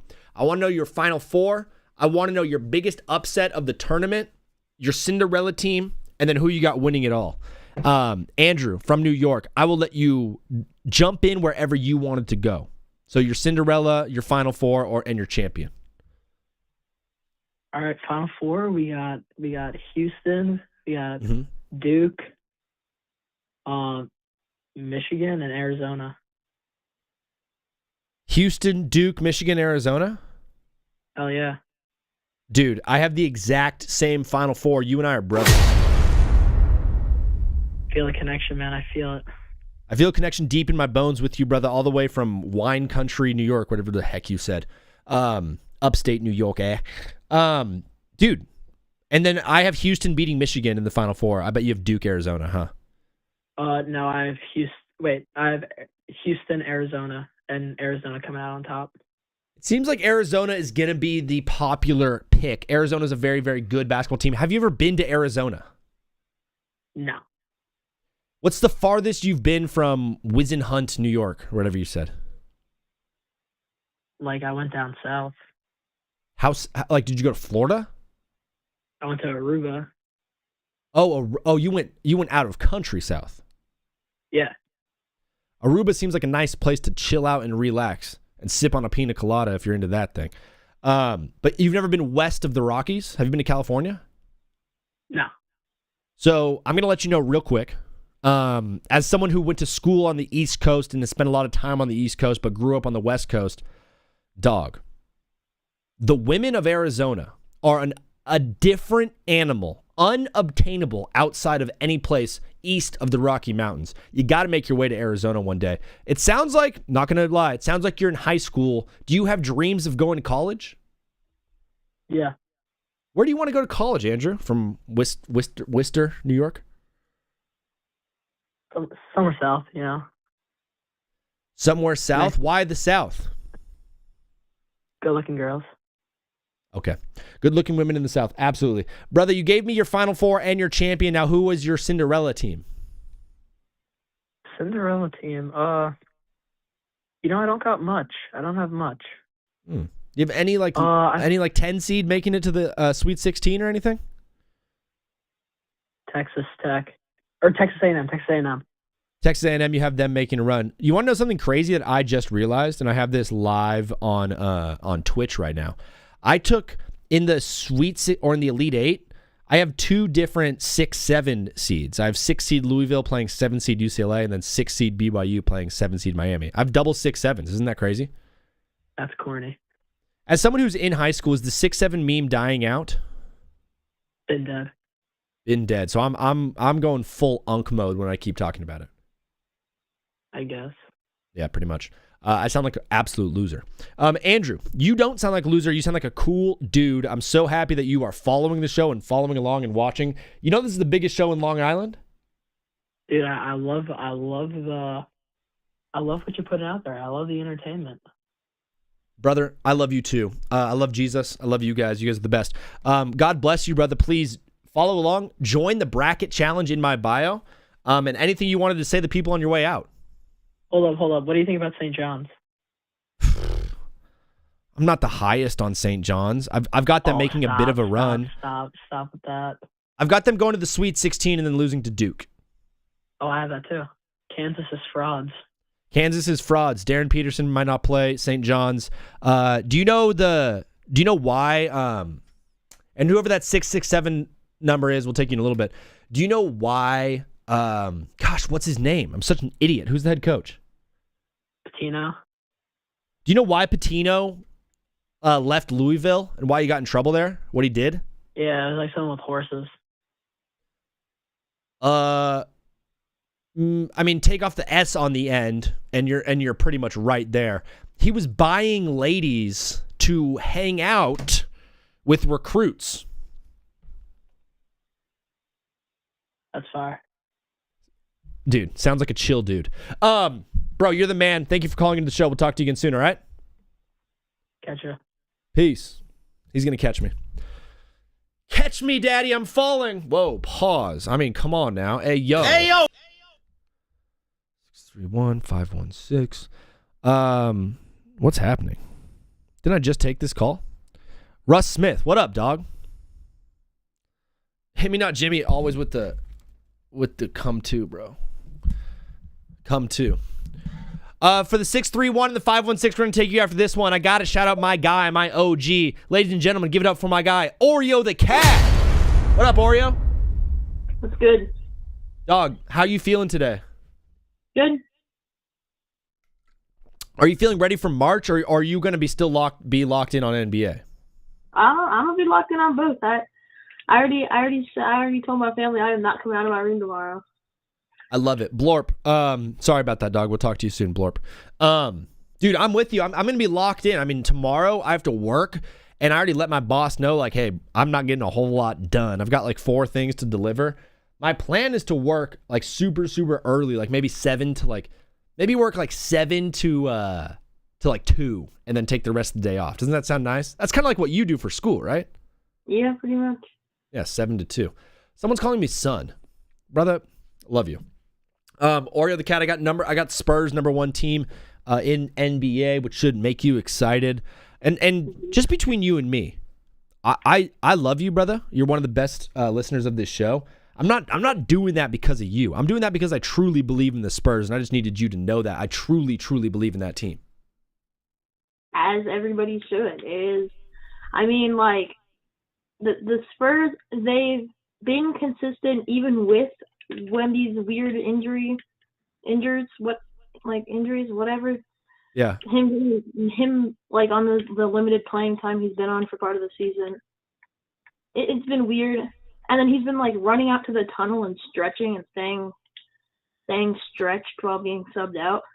Dude, that's the weirdest and coolest thing in the world. When Wemby's off the floor, he goes into a cave basically, and they cut to him. He's underneath the tunnel. He's like goes in a bat cave when he's off the floor. It's one of the sickest things an NBA like superstar has ever done. I personally love it, dude. Yeah, it's awesome. A little weird. It's a little because the first time I heard about it, I got an ESPN notification. Wemby leaves to tunnel. I'm like, why? And and I was like, I was so scared because he's really close to his not being able to get awards. Yeah, and I remember, I think you hit up the Discord and you're like, guys, it's chill. And you were freaking out about that, but we now know it is completely chill. Ryan27 says, I'm a regular and I'm blocked. If you were a regular, you would not be blocked. So I don't know which chicken or the egg, brother. Figured out. You filled out your bracket already, and what I'm asking everybody for their bracket, I'm asking for their Final Four, their champion, and then their Cinderella they have going the furthest. So let's start with your Final Four. Who you got, all right, Oreo? Let me pull that up real quick. Okay. Yeah. I got 2. I got one with my friends, and then this one, so I got Nice. Hey, the 63 number that's calling in, absolute love you. Thank you for calling in. I'm on the phone right now with Oreo. Once I'm off with him, we'll take your call. All right, I got my Final Four. What the heck was I doing? Give me a second. I messed something up. Okay, One sec, Oreo. Ryan, are you the 516 number? Are you Bro, I keep waiting for 30 minutes. Why do I keep getting skipped? It's just first come, first serve, bro. Are you 516 and then is it ending in 1 5? Yeah, okay, I'll take you. I'll take you after Oreo, bro. I promise, Ryan. I got you next. Sorry about that, Oreo. Yeah. I got Duke, Houston, Arizona, Michigan. Yeah. I got the basic. I got Duke, Houston, Arizona. I have the same exact Final Four. I think that might be chalk, dude. A lot of people are taking that with us. And then who do you have winning it all? I have Arizona. Dude, you're the 3rd person in a row that's called in with this exact Final Four and then has taken Arizona. I'm a little bit nervous about that. I also have the same as the finals. I also have Houston as the last person, so that does not make me feel any better. Oof. Yeah, this is we might have to. How many times have you changed your bracket since you first filled it out? 4 times now. I keep like seeing random like YouTube shorts and I'm like, oh, gotta take this team. Yeah, that's what I did with South Florida. Dude, yeah, it's like a poison, but it's also the best thing in the world. So you mentioned South Florida, 11 seed. What Cinderella team do you have going the farthest, or the lowest seed that you have going the farthest in the tourney? South Florida, yeah. Yeah. You have them going how far? Elite 8. Wow. That's a potential bracket buster, third game of the entire tournament. Are you nervous about tomorrow morning? Yeah, I mean, a little. I don't think. I have no clue. I actually didn't. I saw who they were playing. I didn't see I didn't see when Kentucky was playing. That's the only one I'm worried about. Because Santa Clara, I saw one Santa Clara game and they kind of cooked. I forget what team they were playing, but they were playing really well. Santa Clara is a good team, dude. I have them making a little run as well. I have them beating Kentucky in the first round. Either way, it's going to be so much fun. Hey, Mr. Positive, thank you for the follow. That means a lot, bro. You are the absolute man. If the 803 number, we could take some calls after Oreo gets off the phone, after Ryan calls in. Dog, anything you wanted to say to the people on your way out, Mr. Oreo? Just that I don't think I have Duke in my Final Four, but I'm not super confident in it. They're not. If Cam Boozer doesn't play well, that team, other than him, I mean, they have a couple good players, but they're not gonna make it far if Cam Boozer sells. Kind of need Cam Boozer to carry that team. I'm absolutely with you. Oreo, you are a mod on Twitch. You are one of my best supporters. You are the absolute man. Care about you a lot. Let me know if you ever need anything. And dog, happy March, and we'll see you. We'll talk to you again on Friday. Yep. See you in the chat, bro. Peace. The Power Hour has been posted live. Let's see. How many views does it have? 0. Shout out to me. Ryan, phone lines are open. Phone lines are open for Ryan. There it is. 803, we're going to take you after this call. Austin, thank you for liking the live. Guys, we have a March Madness bracket that's free. Winner gets $100. Share it with your friends. Share it with your group chat. Share it with everybody. And get them involved, because the more the merrier. My guy, sorry for the long wait. Please mute the stream in the background. Keep it clean, and then let the people know your name and where you're calling from. Yeah, I'm Ryan from Long Island. Ryan from New York. You're part of the reason that I'm the biggest show in Long Island. Is that true? Yeah, that's true. Yeah, dog. You are a true supporter. You've been blasting it everywhere. I'm one of the biggest names in Long Island. I'm low-key famous at Crispy School, wherever you guys go to. Dog, you're calling into the show. We're talking March. We're talking NBA. Where did you want to go today? First, I want to talk about March Madness. So I'm asking everybody, as you've probably heard, to give me their Final Four, their champion, and then their Cinderella team. Can you do that for me? So my Final Four is Duke, Florida, and Arkansas, Virginia. Duke, Florida, Arkansas, Virginia. So, wow, you have a 4 and a 3 going at it in the Final Four from the Midwest and the East brackets. Yeah. What about Arkansas do you like? Is it just Coach Cal, or is it just the way the bracket rolled out?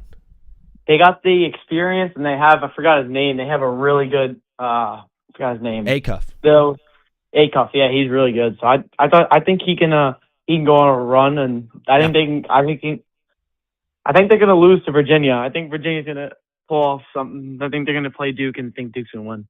Huh. Dude, I mean, Arkansas is a great team, and they're coached by Coach Calipari. Mr. Positive Vibes, we don't do joins here, but we have a phone number that you could call in toll-free, I think. I don't know. Do you know what that means, toll-free? When people say, like, you can call in toll-free. Do you know what that means, Ryan? You don't get charged? Is that what it means? It sounds accurate to me. You sound like a wise man. Before you give me your champion, you're in high school? Yeah. What are you taking a history class this year? Yeah. Are you doing like U.S. history, or are you doing like world history? What up right now? Global history. Global history. Where are you at in the timeline of the universe? I couldn't even tell you. I'm always on YouTube, so I don't really know where we're at right now. Are you computer open in class? Yeah, usually. I just kind of like doom scroll YouTube. So you're just rocking YouTube shorts at school? Most of the time, yeah. That's not Shout out bad. Mr. Molly. Yo, shout out to your teacher.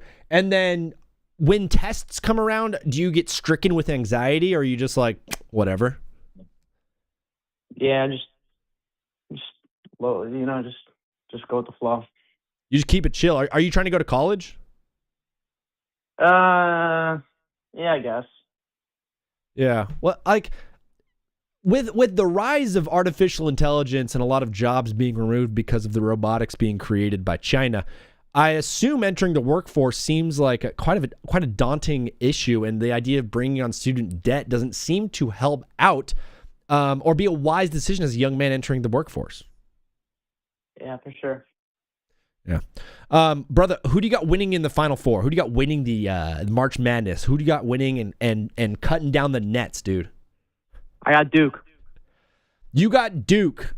The team. I don't know how most people got Arizona. I think they're gonna lose early. I think they're gonna lose to Arkansas. Well, I mean, you've been listening to the show for a little bit now. You heard, was I wrong? Everyone's got Duke, Houston, Arizona, Michigan, and then Arizona winning. Yeah, I just don't see the hype with Arizona. I don't really see it. Well, have you been to Arizona? No, but if I went to college, I'd probably want to go to ASU.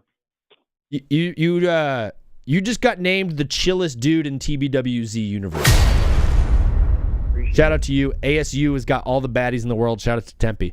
So you got and then you have Duke winning. You have them beating either Arkansas or you have them beating Virginia. I haven't beaten Virginia, yeah. You haven't beating Virginia, absolutely. Who do you have as your Cinderella team that you have making it like decently far as a low seed?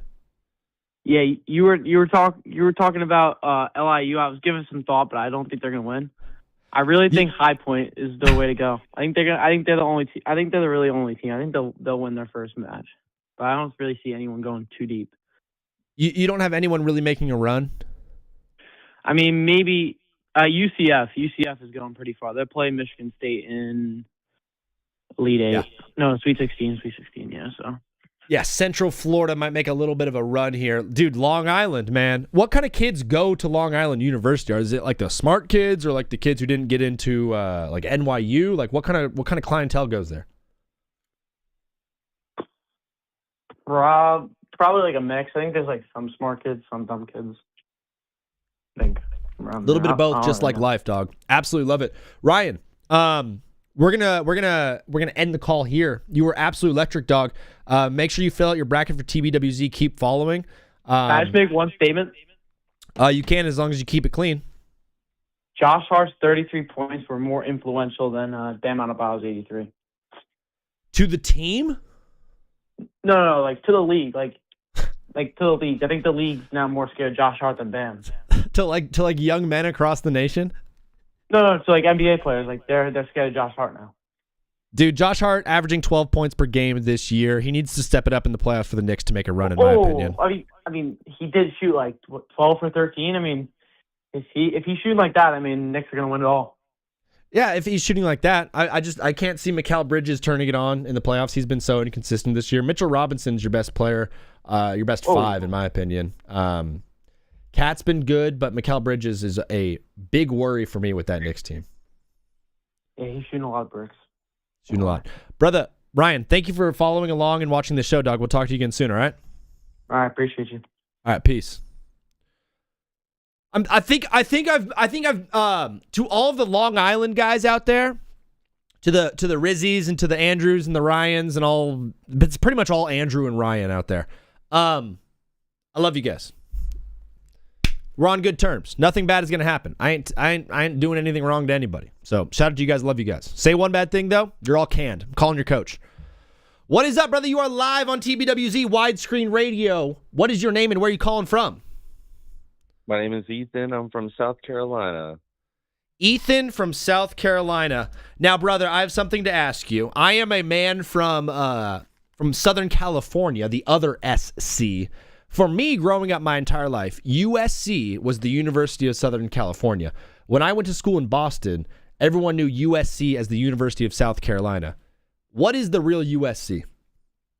I'm going to have to say in SoCal, I'm a huge Clemson fan. Go Tigers. Go Tigers, go Dabo. Can I ask you about Dabo Swinney?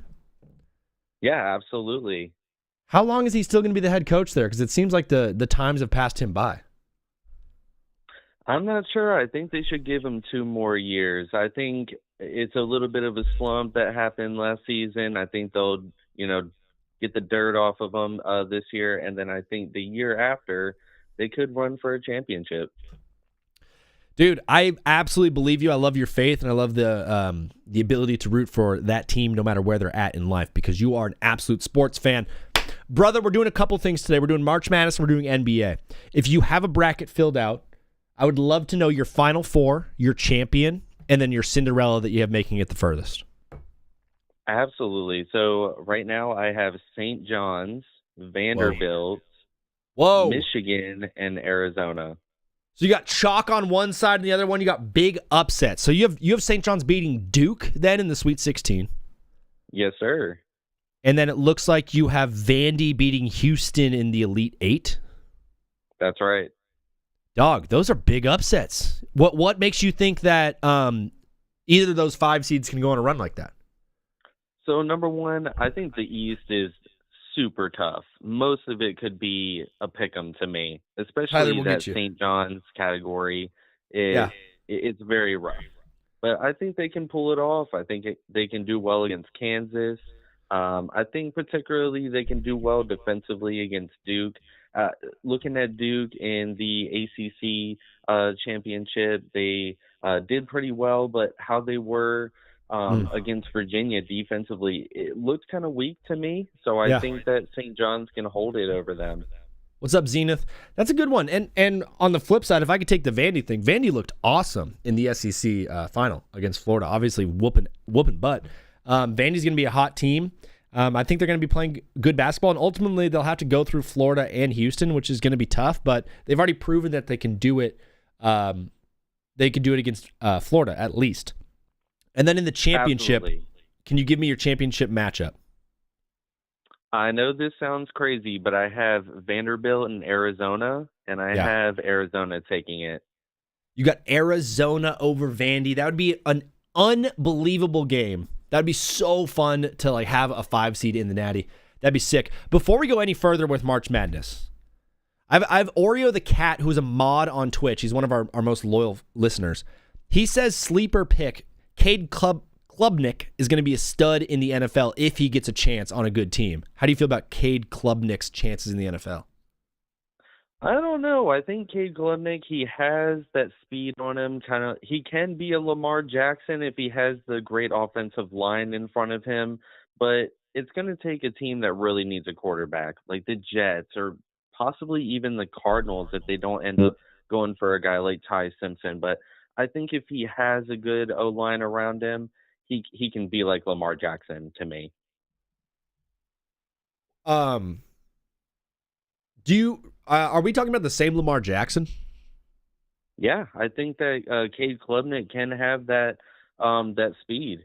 I mean, when he went up against Duke actually last year and the year before, I even saw when he was up against Pitt, he had tremendous speed going on him, and the offensive line was playing spectacular. But he definitely needs a great line. Something that's protecting like Patrick Mahomes level. I hear you, and I absolutely love you and respect you. Lamar Jackson's a crazy comp just because you chose literally the blackest dude in the league for Cade Klubnik to be compared to, and Cade Klubnik is probably the whitest guy in the world. His name's Cade. You know what I mean? But yeah, it is very funny. I say that all as a joke. Are you cool with me posting that on TikTok and Instagram? Yeah, perfectly fine. Cool, paprika, great. Dog, thank you for the call about Cade Klubnik. That was awesome. I'm gonna clip that out and put that out.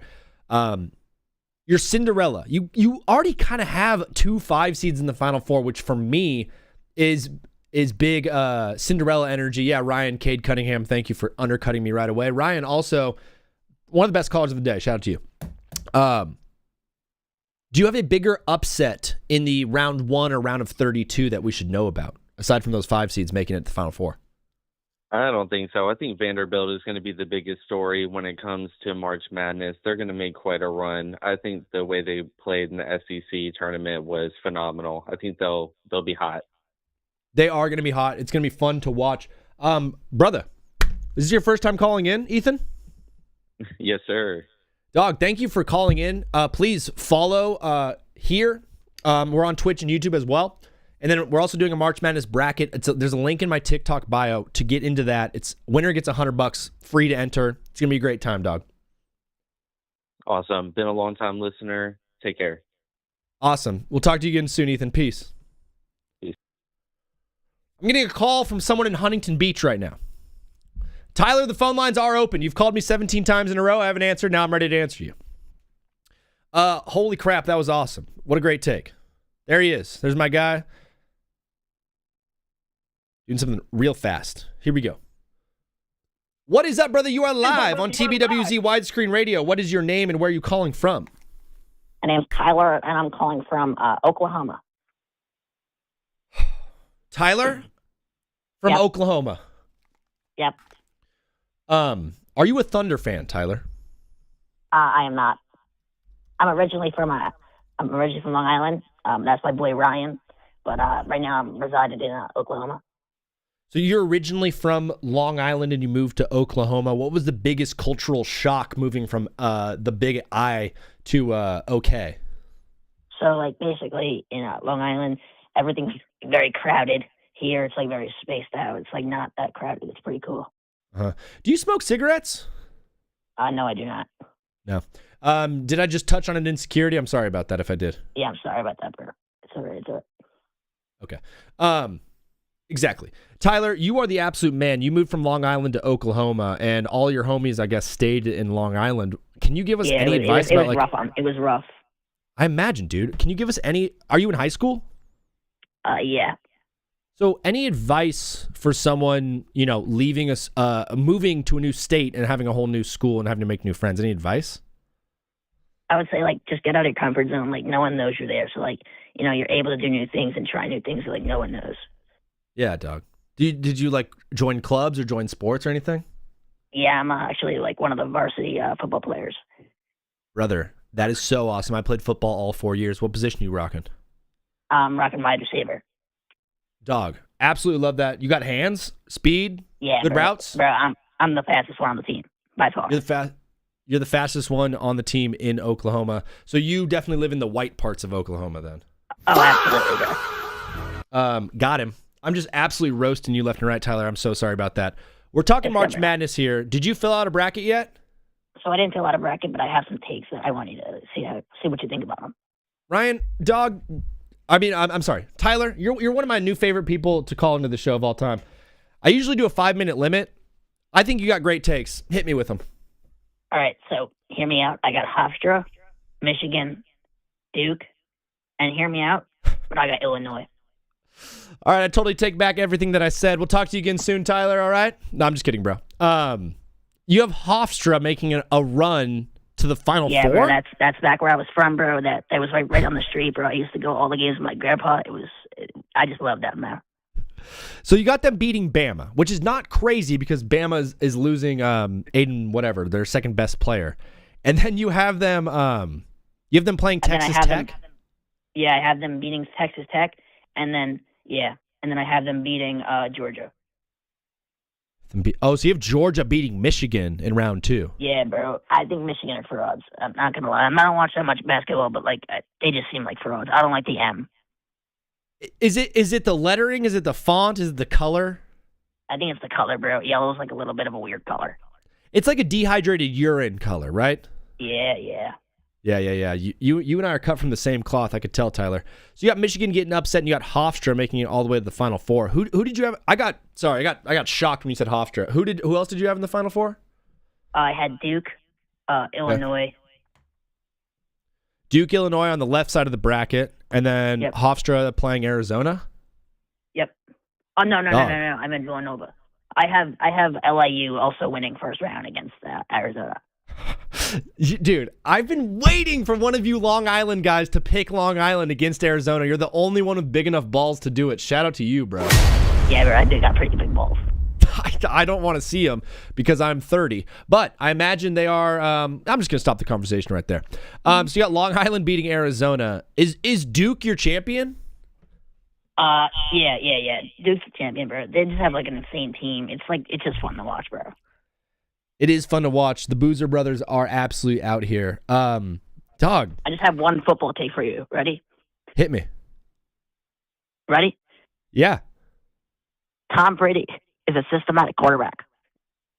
You have him as a system QB? Yep. I take Taysom Hill over Tom Brady any day of the week. I actually didn't agree with you until you said you'd take Taysom Hill over Tom Brady. Taysom Hill is an absolute baller. I feel like if Taysom Hill was in the same situation in New England as Tom Brady was, I feel like they probably would have won more than just 6 rings. Exactly, bro. Like, that's what I'm trying to say. If everyone was in that position, anybody can be a good quarterback at that point. Because it was the system. And then like, what if hypothetically someone says, well, bro, what about when he went to Tampa Bay and won with the Bucks? What about that? Oh, so like, think about it. He brought Gronk with him. He had Mike Evans. Like, what? He had an entire team set for him. Dude, I mean, Tyler, you're hitting the nail on the head, bro, with a 400-foot hammer. You are the absolute man. Do you have any other? Can I just give you a baseball one? Yeah, Paprika. You know what, Ryan? I'm going to take this to take back. I'm going to change this to take back with Tyler because you are the absolute man. Hit me with some baseball stuff. Team Israel got snubbed out of the World Baseball Classic. Dude, Team Israel, bro. Yep, they got some. They got a squad. It should have been Team Israel versus Venezuela. I'm telling you, man. What about? Do you think we should make a Middle East team like Iran, Afghanistan, Iraq? That UAE? might get a little scratchy, boy. I'm not gonna lie. Can you? So do you like history? Do you like politics and stuff? Yeah, a little bit. I don't have any idea what's happening in the war in the Middle East, and a lot of my listeners have been asking, can we do a segment on the war in the Middle East? But I have no idea what's going on. Is there any way you could fill us in on what's happening? Yeah, so basically what happened was, like, Iran said that they want to have nuclear weapons, and the U.S. said that they couldn't because they kept threatening the U.S. So the U.S. basically, like, said, all right, we're going to stop this, and they basically went and they bombed them. That's the most concise I've heard it said, and this is coming from a high school student from Oklahoma. Tyler, yep. WWWW, you are the you're the winner of the day, bro. Could you just give a shout out to St. Anthony's High School? Yo, shout out to St. Anthony's High School. Clip that. If someone's on Twitch, you can clip that and put it out there. Tyler, do you have anything else for the people on your way out, bro? I do not believe so, but also, I think that pickleball is the fastest growing sport in America. You think or you know? I know. I'm Dude, a pickleball you're a confident legend. man. You're a confident man. This is not weird, but I love you like a brother, okay? You can hit me up whenever you want. Join the Discord, follow along, whatever you want, Tyler. I'm going to join tomorrow around the same time. Is that okay? What's up? I'm going to join tomorrow on the same time. Is that okay? We're not live again till Friday. We do Monday, Wednesday, Friday. Oh, okay. I'll be at her Friday. Is that okay? Okay. See you then, Tyler. All right. Thank you. Bye. Bye. Paprika on that whole clip. That was awesome. Tyler, you are the absolute man. I told myself I was going to get better at doing this, and I was not. That was awesome. Himmy, I'm so glad you were here for that. Right when he said Israel, I was like, where's Himmy? I'm going to put out that clip of just him telling us about the war. Hey, Zach, me and my friend both joined the bracket. Thank you for doing that for your community. You are awesome, JS. Thank you for being a part of the community.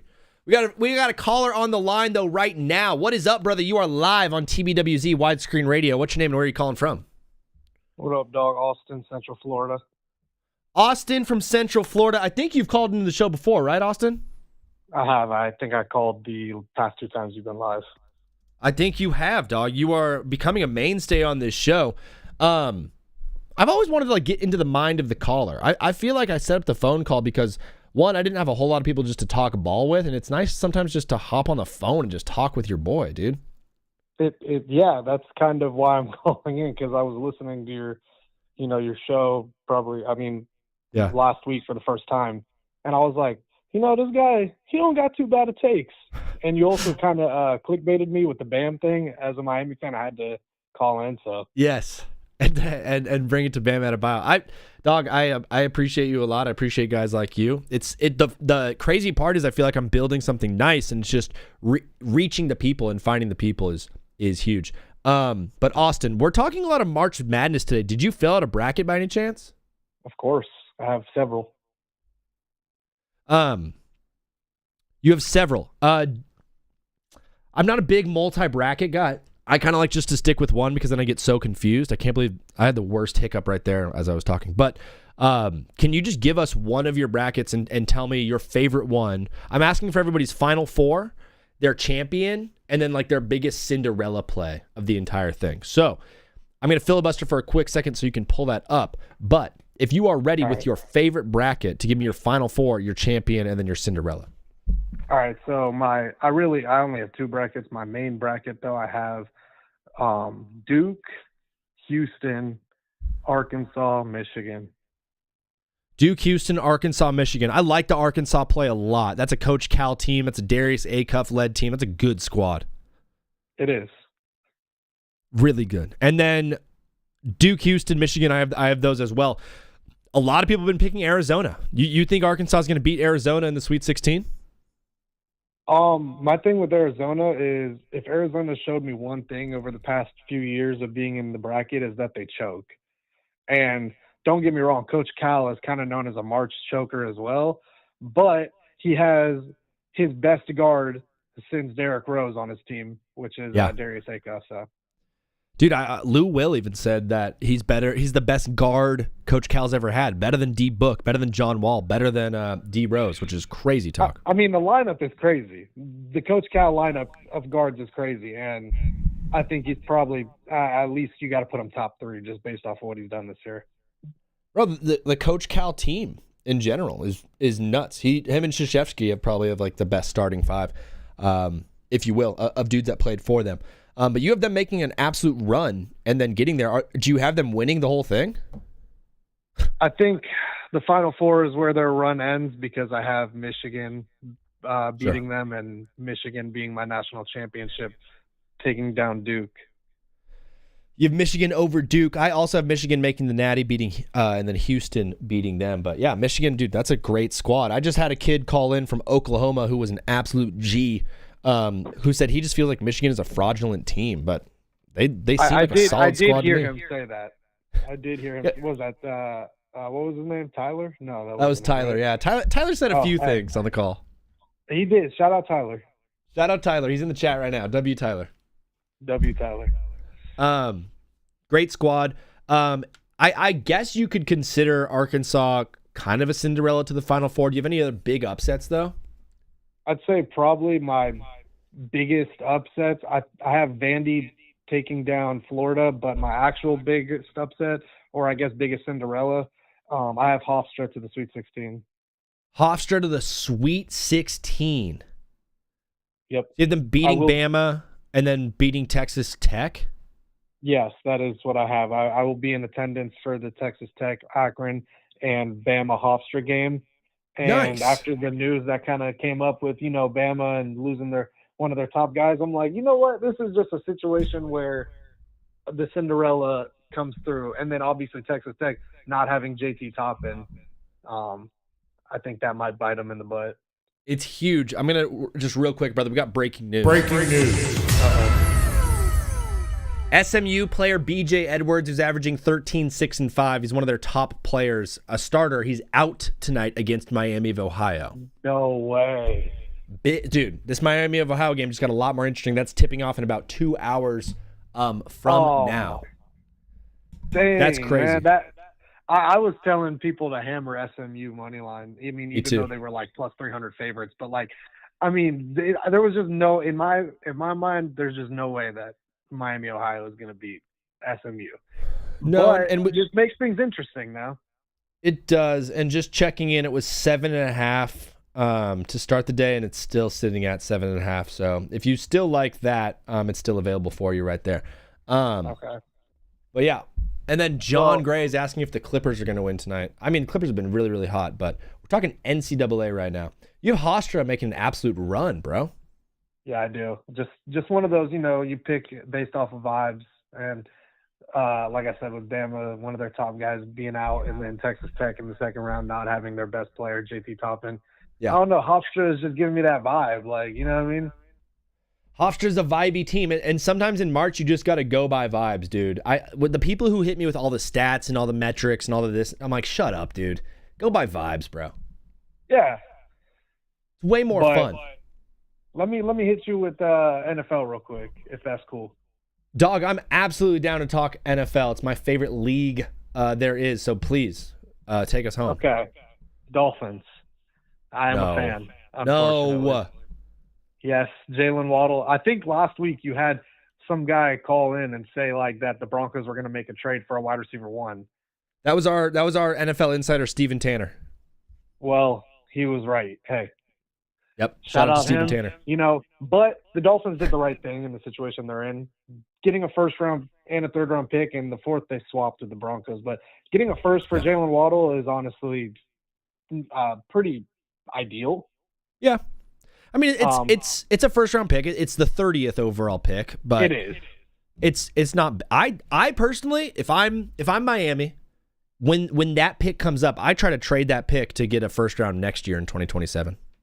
I don't hate that idea at all. I think the 2027 draft is a lot more loaded than this draft is. But I know we traded Jalen Waddle, but that's okay because Jeremiah Smith going to be coming home to Miami next year, and he's going to be wearing a Dolphins uniform. That's all I'm saying.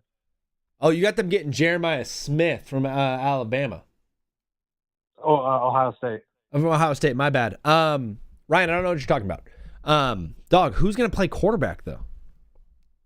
Hey, look, I'm down for the Malik Willis experiment. Like, I mean, I know he has a very small, he has a very small sample size of like what we've seen.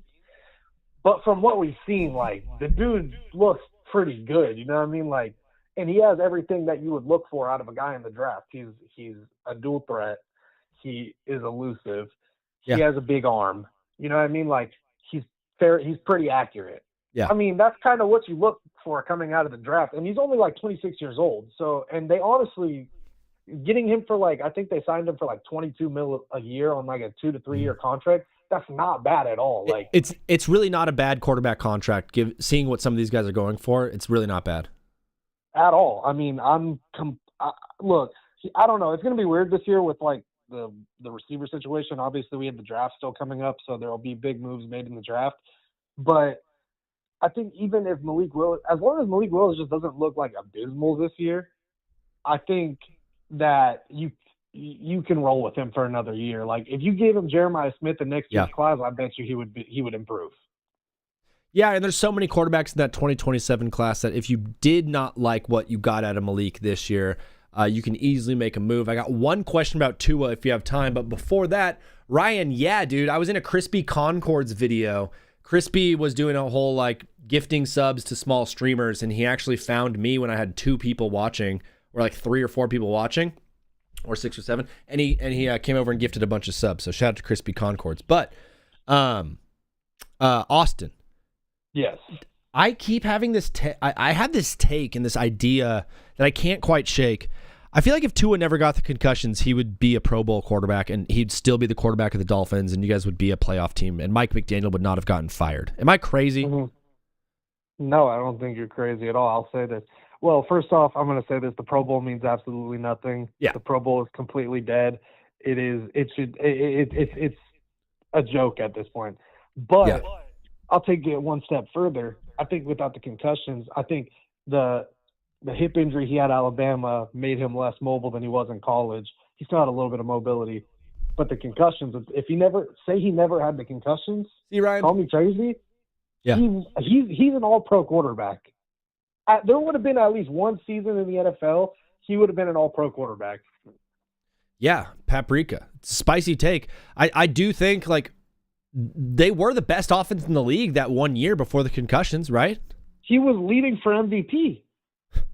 He was leading for MVP. Favorite. I mean, it was early in the season, but he was the MVP favorite, and then I think he ended up I think he ended up finishing that season leading the league in passing yards. Like, the guy, the talent was never the issue. I mean, somewhat the talent was. The arm was never the biggest. He kind of underthrew stuff.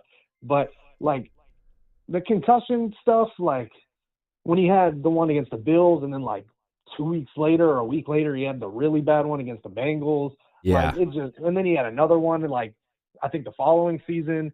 It was just starting to get to the point where you're like, yeah, this guy is not going to be our franchise guy because his brain is scrambled. He is, dude. And Tacey, bro, thank you for following and thank you for chatting. Unblock me, you said. If there's a reason you're blocked, it's probably a good one.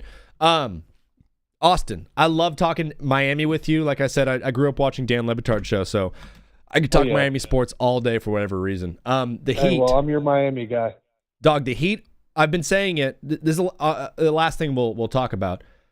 They're not a team I want to face in the playoffs at all. At all. Mm-hmm. I think Miami might be poised to go on a run in the playoffs. Okay. I like to hear that. I think it's Eric Spoelstra, dude. It's Eric Spoelstra in a 7-game series. He's going to exploit your weaknesses and figure out how to win. That he does that consistently, and you've seen it consistently. And I do think that it's not but if they're a top 6 seed and say they don't have to play in the play-in, like, that's not a team that you would want to run into just because, I mean, they might not, I don't know, the Heat are so, like, weird to talk about because it feels like they should blow it up and kind of, like, rebuild, like, especially in a year like this where there's so much talent in the top end of the draft. Yeah. But at the same time, it's like you have quality pieces that if you just land one superstar, like a Giannis, for example, you could really be, like, competing for a top 3 seed in the East, like, next year. Absolutely, so dude. It seems like they're a weird team, but they're definitely not a team that I would want to run into in the playoffs if I were not a Heat fan. Like, you know, I'm with you, bro. Good enough players between Hero and Bam and Norman Powell. They have enough guys who can give you like 25 any game, and like, you know what I mean. I'm with you, dude. I agree with you. Austin, thanks for calling in, bro. We'll talk to you again soon. All right. All right, bro. Have a good night. You too. Peace. My guy Austin from Central Florida, he is the absolute man. Wow, guys, we've been rolling this show with phone calls. As you guys know, we're going to be taking a break in about 23 minutes. 23 minutes before our next break, and then we're going to be finishing the last hour strong. For TikTok people, absolutely love you. There's Austin. There it is, Austin. The Lehigh game is boring. Yeah, it is. I'm watching Golden State and Celtics right now. I don't know why. And Tacey wants me to unblock him. I don't even know what you did to get blocked. But if I block, I don't block for no reason. You know what I mean? I block people if they're being annoying or they say racial slurs to me. So if you're blocked, there's a reason for it, brother. But you can plead your case. You can tell me why you think you deserve to be unblocked. Like offensive lineman. Yeah, shout out, dude. I bet you that's Rizzy. Could be. I'm pretty sure Rizzy got through today at some point. Has Andrew tried to call back? There's JD Walker. Yeah, dude, JD Walker, my guy, JD from where are you from, JD? You're from Texas, I believe. Right? I've been attacked by Long Island high schoolers. Not from Long Island High School, but high schoolers from Long Island. It's been kind of awesome. But you know what we haven't done today at all because the calls have been rolling? We have not spun the wheel one time, bro, and the wheel is absolutely loaded. Loaded to the brim. Popping off. Popping off like a glass of Cristal. Popping off like a bottle of Veuve Clicquot, dude. One time I drank a whole bottle of Veuve. Gosh, it was a horrible night. I don't even want to talk about this. So bad. I was in the throes of addiction, and I didn't have any booze left in my house, and it was already like 2 a.m. And all the booze stores were closed around me in Los Angeles, and the only thing that we had in the house was like a $150 bottle of Veuve Clicquot that was my roommate's, who was in Vegas at the time. And so I unwrapped the present and everything that was wrapped up. It was a gift from a client, and I completely unwrapped it and took it out of the box and popped a $150 bottle of champagne at 3 a.m. and drank it all by myself. It Horrible, awful. And then the next day, I had to go to Ralph's to replace the bottle for him, and it was $130, and I had $135 in my bank account. So I spent all of my money replacing that bottle and had nothing, no money left to buy food. So I went hungry that day. Shout out to addiction. Just kidding. If you are struggling, brother, there's a light at the end of the tunnel, and it starts with C, starts with a J, and ends in Christ. Jesus, baby. Let's spin it.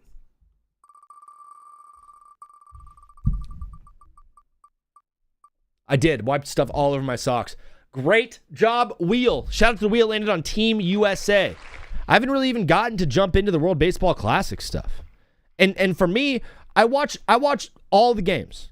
I watch all the games. Part of my job here with this show is being up to date on the sports and watching the game. Just being there. Just absorbing and observing what's good, Michael. The game I watched last night was Team USA against Venezuela, and guess what? I got let down heavy. USA pitched really, really well. In the entire tournament, USA pitched well. The bats were the issue for this team, big time. JD said Team USA made me so mad. Judge and Schwarber went 0 for 8 combined. That's the MO for Kyle Schwarber in the playoffs, dude. Schwarber disses up here's. The first time we saw Aaron Judge be good in a playoff scenario was last season. I'm not saying the kid, he can't play in the playoffs. I'm saying he does struggle, though. I need a Diet Coke and some salami and cheese right now, dude.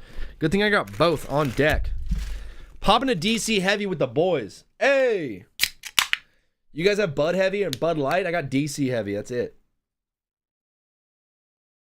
This DC don't come light now, you hear? Is that code switching? Can someone please let me know what code switching is? I feel like I'm doing it constantly. But I don't know exactly what it means. Is it just talking like a black person? Can you code switch Mexican? Can I, or is it only like white to black or black to white? Can you homosexually code switch? Can you be really gay around your gay friends, but really straight around the homies? What, is there a limit to code switching? When am I live till? I'm live till 6 p.m. Pacific, 9 p.m. Eastern, swaggy. Paprika. Is code switching, is it allowed to be cool? Like, are we cool with it? How do I do it? Or how do I stop? Would code switching be a form of flattery, right? Or is it more deception? I also feel like it's a new thing. This wasn't a word that has been around for a long time. We might even see it as Webster's Dictionary word of the year, code switch.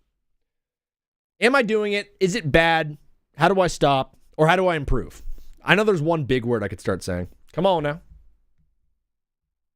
I know there's one big word I can start saying.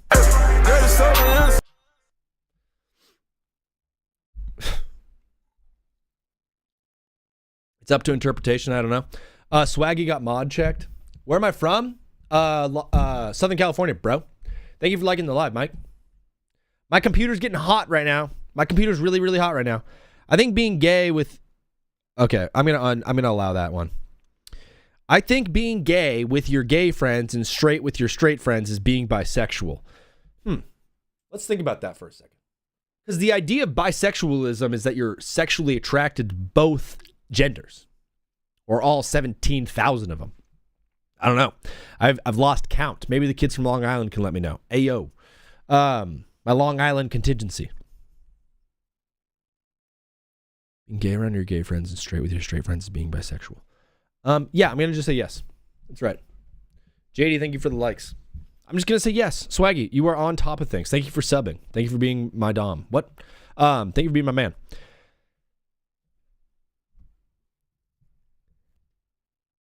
The reason I think that the USA bats were not awake is it's just the start of the season, dude. It's just spring. Typically in baseball, the arms are a little bit more warmed up before the bats do. That's just natural. I'm not trying to make excuses for the team, but that is pretty typical. And we saw it from both sides. It wasn't like Venezuela was crushing. It was like the Dominican Republic crushed us. Our pitchers were awesome. So were theirs. Even against the DR. And everyone complaining about this game against Venezuela, gosh, I hate to be that guy. I don't necessarily think Team USA should have even been in this spot. The umpire was calling those balls low against the DR the entire game, so I'm completely with you. But ultimately, if the roles were reversed and that call happened against us, I would throw my head through a brick wall. I would throw my entire body through a wall of drywall. Through a wall of drywall? I'm losing my mind. I'm losing it. I've got gifted like 3 months in a row. Yeah. Swaggy. You're the man. I don't know. Can't wake up to get my local Mexican breakfast burritos and then watch Madness. Can't wait. Cannot wait, dog. JD, that sounds like a California man. Baseball's really, really hard, dude.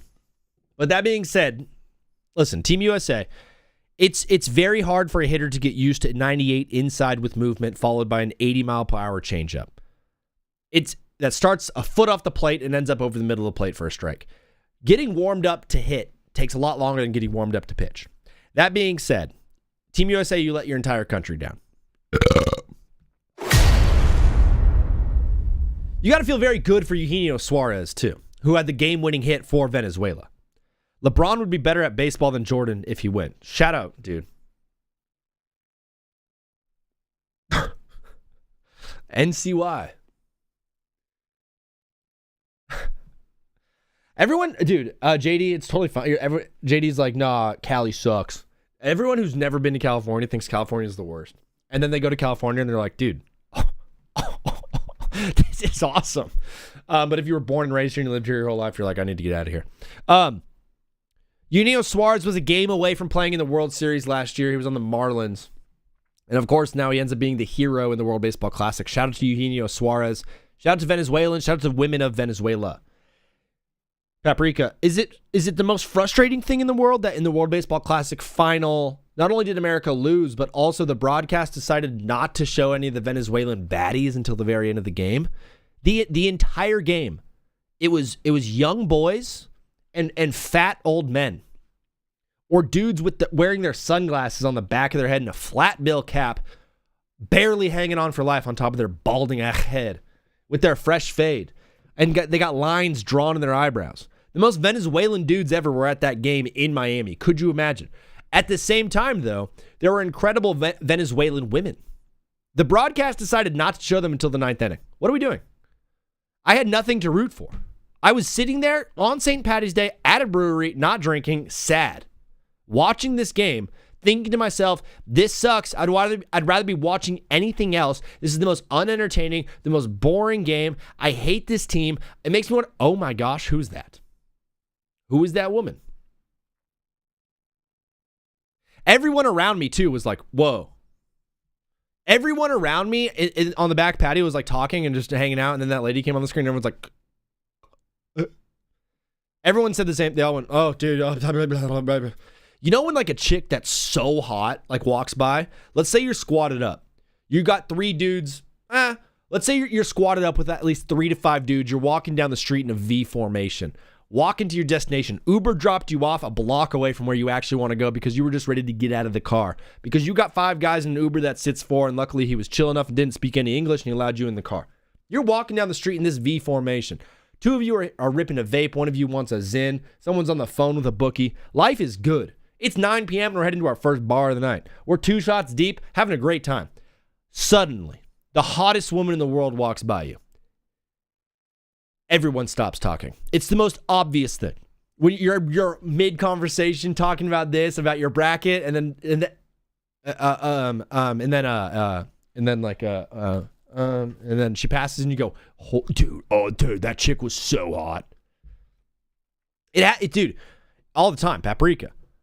I'll just be walking down the street and then I'll be thinking about things. I'm like, well, I might do this. I think I need to go to the grocery store. I've been working shoulders a little too hard. Maybe I should start working my glutes a little bit. The hottest chick in the world walks by. Can't think anymore. Guys are so dumb. Shout out to guys. Shout out to men. But most of all, brother, shout out to women. I just wanted to take a moment real quick, as we got about 11 minutes left in the TikTok world. Yeah, Dylan. Dylan's like 2 viewers, question mark. Unblock me. I'd like to talk about the Patriots. There's nothing I'd rather talk about less than the Patriots and TA. I don't even know what number you are. How do I know how to unblock you? I've been to Cali. JD, nice. What part? Oh, the only places I liked was Disneyland and the Bay and the ocean. That's like all of California. And Beverly Hills, but besides that, I could go without Cali. You pretty much named all of California. California is just made up of the Bay, the ocean, Disneyland, and Beverly Hills. Beverly Hills was nice, dude. Beverly Hills is very, very nice. NTA, I don't even know your phone number. If you want to call, I don't know. If you want to hit me up on Discord or something. W California. We got a call coming in right now that I'm going to take. And then I'll finish my stuff on the World Baseball Classic and then take my 5. What is up, brother? You are live on TBWZ Widescreen Radio. What's your name and where are you calling from? It's Swaggy. Bro, my guy, Swaggy. Can you remind me one more time where you're calling from, Swag? The C, Connecticut. CT, the big CT. Swaggy is calling in, dog. Why you sound so sleepy, bro? I don't know. It's just how it is. You sound like a sleepyhead. Maybe sleepyhead be ripping that Benjamin or something like that. But brother, you're calling in the show. We're talking March Madness. Do you have a bracket filled out for us? Yeah, I do. For my American Sign Language class, I picked Arizona. Dude, you should make sure to submit that bracket to the TBWZ bracket challenge as well, because winner gets $100 and it's free. I've been asking everybody to give me their Final Four, their national champion, and then their Cinderella. You already kind of told us that you've got Arizona winning it, but can you give me your Final Four? Yeah, let me check. I had Arizona beating Duke. I'd love to see Duke lose. Because it's 1 seed versus 1 seed, but dude, it's last year we had chalk. I wouldn't be surprised if we get chalk again this year. It's just how it is. It's just how the wind blows in the end. Couldn't have said it better myself. Hold on, I'm trying to find it. I got you, hit me. I got it pinned in the Discord in the March Madness. Yeah. Section. No, I'm trying to find my bracket. The ESPN app is like worse than like world disasters. It's okay. It's not like we're doing a live show right now, Swaggy. Yeah. Well, it's all pre-taped. It's all this is all pre-taped. None of this is actually real. Himmy, I just dropped the TBWZ bracket in the Twitch chat. If you're on TikTok right now, have I been to Alcatraz? I've seen it, but no. If you're in the TikTok chat, link in my bio to get onto the TBWZ bracket challenge. Swaggy, are you locked and loaded? No, but I'm just gonna go off the dome. I think it's going to be Arizona versus Duke in the title, with Arizona winning.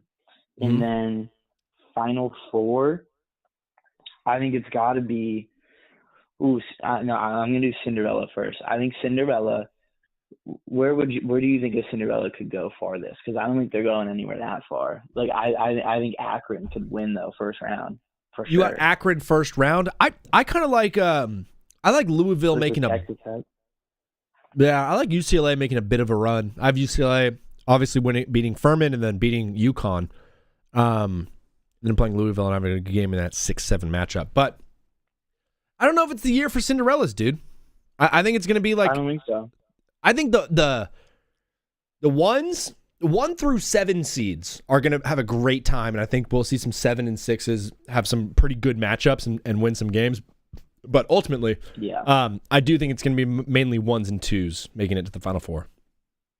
I think so. I think Cinderella's, it's fun to happen, but if we're being realistic. And that is what we do on the show. We don't do fun. We do realistic. No, yeah, fun's boring. Fun is way too boring. I'd rather be real and serious about everything. Like I'm on ESPN right now.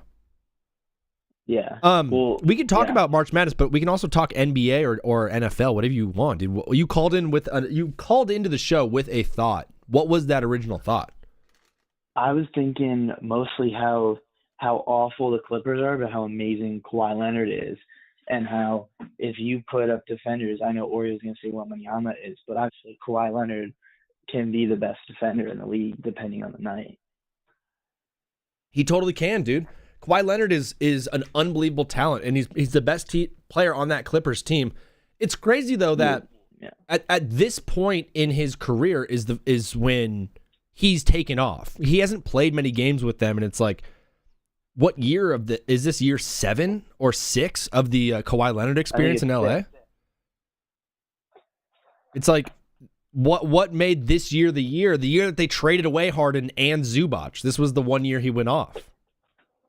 And also, because it's about to be the same amount of time he's been on the Spurs, which is pretty crazy. Much. Yeah, pretty much the exact same. There's a lot of similarities there. The Clippers stink, but Kawhi Leonard's amazing. Do you think they're going to be able to like put a squad around him in LA, or is Kawhi Leonard never getting back to the finals? I don't think realistically. I mean, hopefully Darius Garland could have some crazy jump, but I don't see that happening. I see him being a fringe all-star. I don't think you can build around him with Kawhi Leonard. They have to get literally anything at center. I mean, Brook Lopez is fine, but he's 46 years old, and I mean, they'll just have to draft, but they have no picks. So it's kind of, I mean, they're in like purgatory. There's nothing you can do if you're a Clippers fan. I would literally just stop. They've got no picks. They've got no future. It's like all they have is an old aging Kawhi and then a young-ish Darius Garland who could potentially do something for that squad. But yeah, it doesn't seem like there should be a whole lot of hope in Los Angeles at the moment. And I think it's the same with the Heat. When you were talking about the Heat before, I hate Pat Riley. I think he's a joke. I think them as a team, where their whole mentality of the whole like Heat culture is like propaganda, and every single time a big star's on the market, they think that they can like undervalue and undertrade because this guy wants to go to the Heat is a joke. XG, that's a good question. With Giannis. They swing and miss on all the big free agent guys. I mean, how many years in a row was Kevin Durant supposed to go to the Heat? Kevin Durant, Giannis, Donovan Mitchell, Ja Morant. I mean, Damian Lillard. Straight up, like the Heat always swing and miss on these big whales. Pat Riley, you're undermining a bit of like how good he is as like a mental brain, but ultimately he's there to construct a roster. Dude, you got Jimmy Butler when no one else wanted him. Okay, cool. Good move. The biggest move he's ever made was LeBron James coming to Miami, and he didn't do anything to influence LeBron. LeBron was going there pretty much no matter what. I don't think he's made a trade since he signed LeBron. I mean, they brought in Terry Rozier. And like and then the FBI got Terry Rozier. And like, of course. And like LeBron, I mean, he tried to get Spoelstra fired. But that's just because it's LeBron. I think them making the finals in 2020 was the worst thing that could have happened to them because they thought that they would win with Jimmy Butler. Yeah. And now Bam Adebayo had 83 points. I'm not seeing him as a franchise guy, even though he had 83 points. And Tyler Hero he's never gonna be some superstar. Yeah, dude, I feel like Bam Adebayo would be like a great number 2, but or like a good number 2 would be a great 3 on a really good team. But they need a number 1 guy over there in Miami. I don't know who it's gonna be, but I don't know if I trust Pat Riley to go out and get that guy. Who's the guy with the hair on the Heat? The guy with the hair, Jaime. Yeah. Jaime Jaquez Jr.? Yeah, maybe he can be their guy. I mean, the way they draft, they act like he's going to be their star. Well, it's not just the way they draft, it's the way they don't trade away these young players because they think they're going to be like the next great superstar. It's so stupid. It's insane. It's so dumb. And it's the same. I think them and the Jazz are like parallel. How the Jazz are finally like going in, because they're like, Keontae George is really good. We can try and build around Keontae George, and we can get Junior Jackson Jr. who sucks, and he can't be one. But like, and they're like the opposite. Where although we all thought the Jazz would trade away Lauri Markkanen, and they never did. And now I'm looking at the Jazz as a potential playoff team for next year because Keontae George is just that good. Swaggy, dog, thank you for listening and following along with the show. We're going to take a 5-minute break, bro. You want to send us to break? Sure. Well, what do I say? You're going to say, we're going to take 5, fellas. You've been listening to TBWZ widescreen radio. See you in 5 minutes. All right. We're going to take 5. You can listen to TBWZ widescreen radio. We're going to be back in 5. Boom. If you can make one nickname for Josh Allen, what would it be? One nickname? And you had to call him that for the rest of your life. I've been calling him Superman for a while now. I agree with you. And what? Okay, is there a play on the Man of Steel that we could do? Sorry, I'm slow a little bit. Okay. Is there a play that we could do on the Man of Steel? Like, is there an output that Buffalo has outside of the delicious chicken wing that we could add as like the Man of Iron, or is he the Man of Smoke?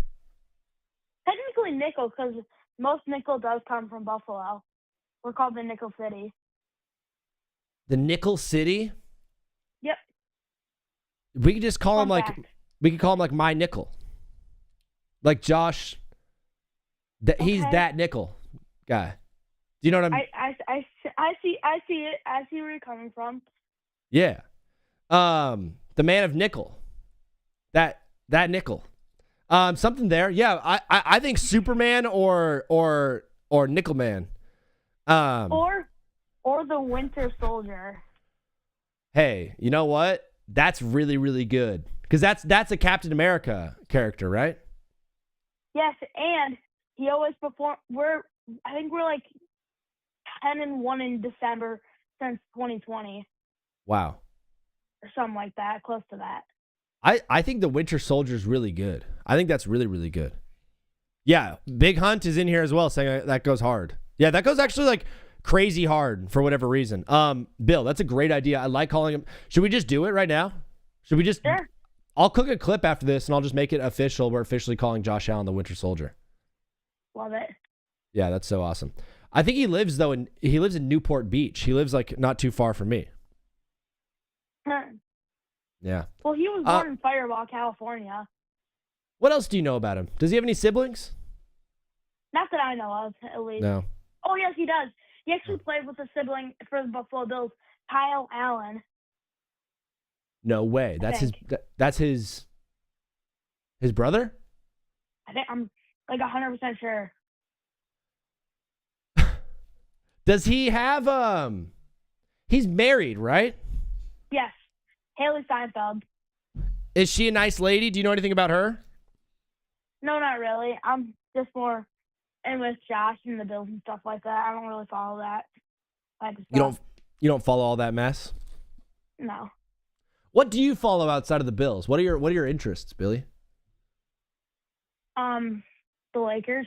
I'm a Lakers fan. Yeah, go Lakers, go LeBron, go Luka. Do you watch any TV? Yeah. Yeah. What kind of do you play video games? I do. Do you draw? Are you artistic or creative in any way? Not really. I do. If we're talking college football, Road to Glory, I took up some insane builds. Oh, you do. What college are you working on right now? I'm doing a receiver build that's I think in Indiana Hoosier. They just won the national team. I missed the playoffs my first year. No way. Did you start as a freshman? I did. Were you a 5-star? I was. I had to make my way up from wide receiver 3. I'm currently the 2 now. I just lost my position battle for 1. Dude, I'm super proud of you. That's huge. The hard part is when we're trying to get chicks, they don't understand how big of an accomplishment that is. You know what I mean? I wish I knew a girl that played like NCAA. Yeah. Bill, how is school going? Where are you at right now in history? What are you learning this week in history? I think we just started the Cold War. Oh, you're into the 60s. You're doing U.S. history? Yep. And you just started doing the Cold War. So you just recently finished up like World War II and like Korean War and stuff? Pretty much, yeah. What are your thoughts on World? Do you have like one big takeaway from World War II for the people? Don't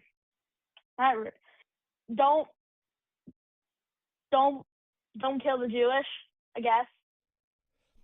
I mean, I guess. I guess on the end of that clip is my favorite part because Buffalo Bill's like, well, don't do this, but I mean, I guess. But like, maybe, I guess not.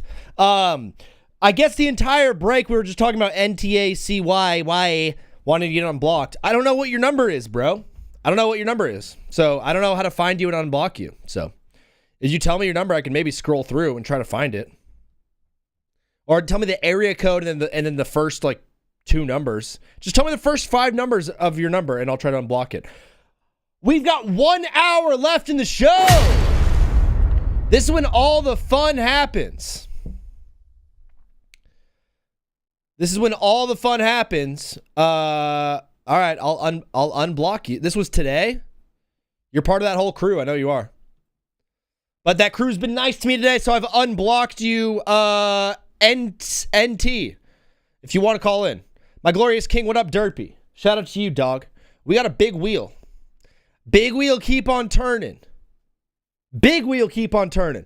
Still on the wheel. White boys, Luka Doncic, Jalen Waddle, upset alert. Seattle Supersonics, and then 4 clips from Twitter that I want to get to. If we land on one of the Twitter clips, I will probably... Oh, no way! We got raided? Bro! Come on now! Rest in peace, my granny, she got hit by a bazooka. Oh! Welcome to TBWZ Widescreen Radio. I'm your host, Vini.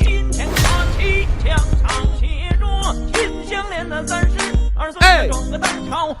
Mary Cloud. Oh my gosh, first time chat from a Raider. Thank you, Mary Cloud. Shout out to you. Shout out to Andres for bringing over that party of 4. You were the absolute man.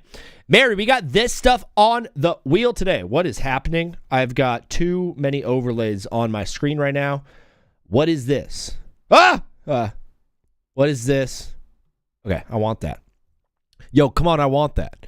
I sound like Diddy. I want that. Steelers making moves? Yeah, I don't know why, Derpy. I don't know why the Steelers are deciding to make moves.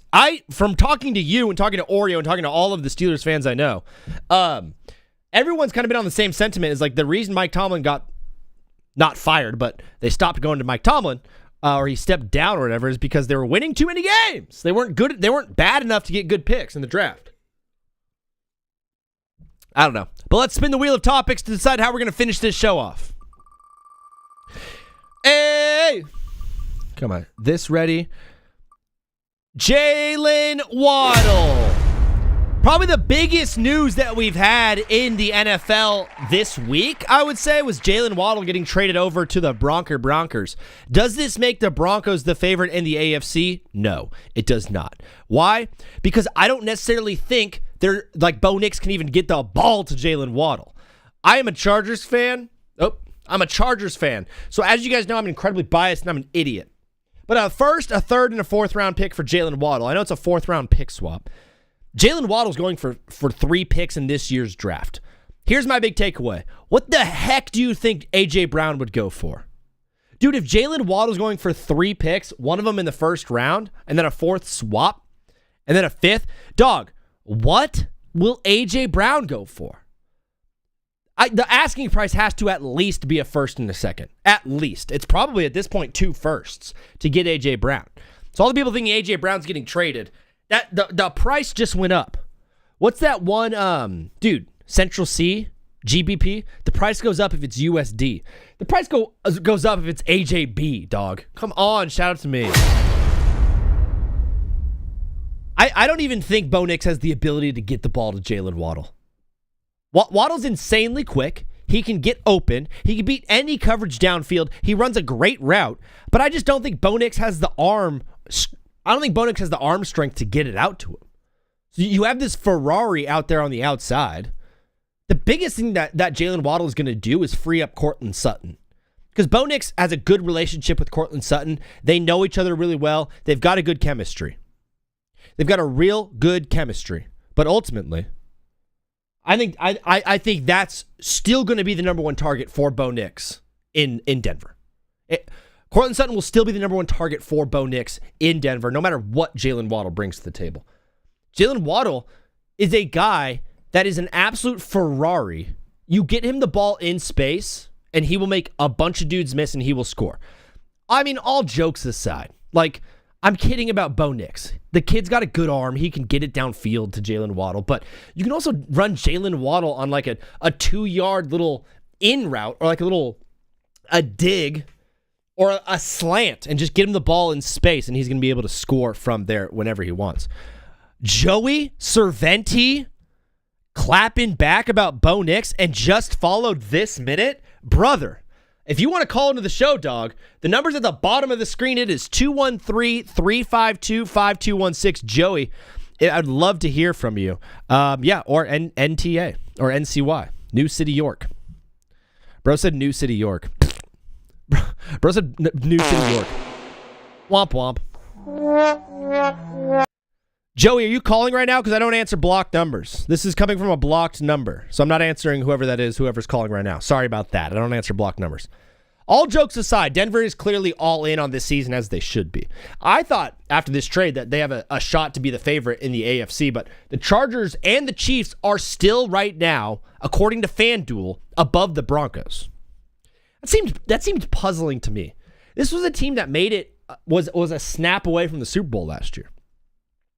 They were a rolled ankle away from making the Super Bowl last year. Bo Nix would have beaten that Patriot team. That Patriot team was not good. That Patriot team was not a good football team. It was a playoff team. It was not a Super Bowl team at all. That Denver team was last year. I didn't see them lose a lot of guys in free agency. Sure, Dre Greenlaw, but he was hurt for a lot of the year. I think they're returning most of their starting offense. They're returning their line, which was awesome last year. And they're returning Bo Nix. This is now year 3 of Bo Nix. Typically for me, quarterbacks get better and better for the first 5 years of their career. They usually get better and better. And then year 7, 8, 9 is when they kind of settle in as like, this is where they're at. But then again, think about like Matt Stafford, dude. Think about Matt Stafford. Matt Stafford was like an awesome football player. He didn't win his first MVP till he was 39. This was his best year ever.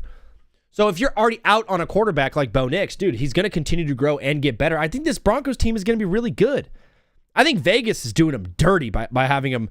They're the 5th or the 6th highest odds to win the AFC. It's crazy. Chase Marini Diaz. Welcome to the show, bro. Thank you for coming into the show. Would love to know where you found us, bro. Joey and Chase, please. Let me know where you guys. Let me know where I found you guys, or where you found me. Worst talking of all time, idiot, Zach. Huh?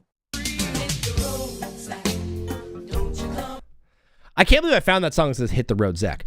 Jalen Waddle makes this team, who was already a competitor, more competitive. Aside from that, though, Jalen Waddle is just going to be a big distraction over there for all of the Denver fans that are complaining about Bo Nix not being able to get him the ball. I think he's going to be able to. I think they're going to be fine. We're getting a call right now. What is up, brother? You are live on TBWZ Widescreen Radio. Please mute the stream in the background, keep it clean, and let the people know your name and where you're calling from. Well, I was actually calling earlier. I am Chase from Long Island. Your name is Chase from New York. You called in the show earlier? Yeah, I did. And I heard you say some things about the Patriots. I actually wasn't too happy about those. I would like to debate you on that topic.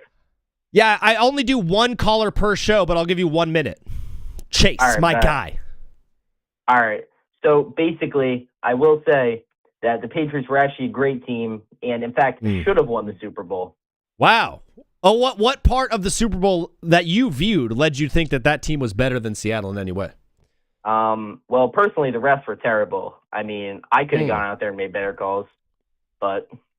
Have you ever refereed anything? Because I used to umpire when I was like 12. It was terrifying. Well, I actually I'm actually a ref. Oh. Like a licensed ref. So I actually think I would have done a better job than those guys. What sport do you ref? I ref water polo. Yeah, totally. Anything else? That's about it. Yeah, just you got to splish splash around every once in a while in the summertime, dog. Yeah, anything else aside from the referees? Yeah, also Sam Darnold is a terrible quarterback, and the Seahawks actually paid the referees off. Okay. Sam Darnold sucks. Referees got paid. Drake May MVP next year. Mike Vrabel Coach of the Year again. Are you guys getting A.J. Brown? Yes, we are. In fact, cool. I have inside sources, and they said we are getting A.J. Brown. Wait, let me give you the music real quick. Breaking news. All right, we have breaking news from Chase from Long Island. Chase, thank you for calling into the show. Can you fill us in on the breaking news that you just got out of the Patriots camp? A.J. Brown, official to the Patriots. Just heard it from Robert Kraft himself. Wow, you heard it here first, direct from the mouth, that dirty, dirty mouth of Robert Kraft. Chase, like I said, I only do one call, but this was fun, bro. Thank you for calling in. We'll see you again Friday. Of course, man. See you on Friday. Totally. Peace. I did. All right, NTA, you're being so bad right now. I did, bro. I did. What up, Slinger? Good to see you. That's Jalen Waddle talk. We got a few more topics on the wheel. We're going to just buzz through this thing until I get some more calls. Let's go. That was a good call from Chase. Thank you, Chase. You're the absolute man. Love you. Love Long Island. Luka DeDon or White Boys? Luka DeDon. Luka the Doncic? So I'm going to just preface all of this by saying I'm a diehard Boston fans, but Pat should not have won the Super Bowl, and officiating had nothing to do with that BTA. Grady, love you. Chase, love you too, but different. Love you guys differently. You know, I'm going to be a bad dad one day. Paprika, maybe.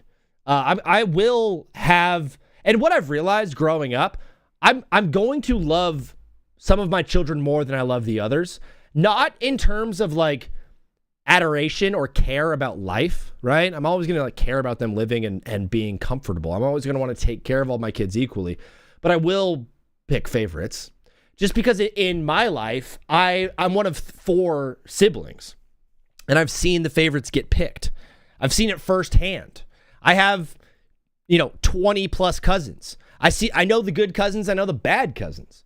People will be choosing favorites. I'm going to be choosing favorites when I'm a parent. Just letting you guys know. Shout out to my kids, by the way. Don't have any, but one day they're going to see this. Hopefully not. And you know what? Yeah, we're just going to stop right there. Luka Doncic. Yeah, Oreo, I did. Oh, 358? Yeah, I have. I've unblocked all the numbers. Crazy. He's a buffoon. Yeah, if you say it one more time, NTA, just boot him. Just boot him. XD, you have permission. Luka Doncic right now is averaging 35 points per game in March. He's averaging 36.5 points in the last 5 games, as well as 2 triple-doubles in that time. This team revolves around Luka Doncic being the best player alive, and right now he is. When he plays like this, he cannot be stopped. This Lakers team will win. This team will win. If Luka does that and puts the team on the back, put the team on the back. Hey, if Luka put the team on the back. I'm going to get in big trouble for doing that one day. But here's what it's the dumb jock voice, right? That's what we're calling it, guys. He's just doing the dumb jock voice. I'm not doing I'm not making fun of people with Down syndrome. I'm doing a dumb jock voice. What's the shape of Italy? Boot. Boot. What is up, brother? You are live on TBWZ Widescreen Radio. What's your name and where are you calling from? Yo. My name's Josh from upstate. This is off to an electric start. Josh from New York? Yes, sir. I've been to Albany, and I've been to Buffalo, and I've been to Syracuse. Of those three, what's the best city in upstate New York? Shoot. That's a tough one, my boy. I'm gonna go with let's go with Syracuse. I like the college, I like the city. Yeah. Sure. Syracuse was one of the worst places I've ever been to in my life, but so was Albany. I would lead with Buffalo. But brother Josh, you're calling into the show. You are from New York. What did you want to talk about today, bro? I want to have a GOAT debate in the NFL. Sir. A GOAT debate in the NFL? Yes, sir. All right, what do you got? Do you think Tom Brady is the most talented quarterback in the league? Talented, no, but yeah, he is the best of all time. He's the most winningest quarterback of all time, winningest player. He's definitely, for me, the greatest of all time in that sport because of the rings. But talent-wise, no. Lamar Jackson is a more talented quarterback Than Tom Brady. Pure talent on the field, like running around and throwing and like evading tackles and arm strength and accuracy deep downfield. Yeah, Justin Herbert is more talented than Tom Brady. I totally disagree with that. I think you have zero ball knowledge. You think Tom Brady's the most talented? I think he is. Like, was he ever rated a 99 in Madden? I don't know. I don't know that. Can someone, XD or Oreo or Andres, can someone look that up for me? Tom Brady's highest rating in Madden. I think talent is different than, how do I put this? Talent for me is more like physical skill. You know what I mean? If you're just going off like who's the greatest, it's obviously Tom Brady because of the rings and the leadership.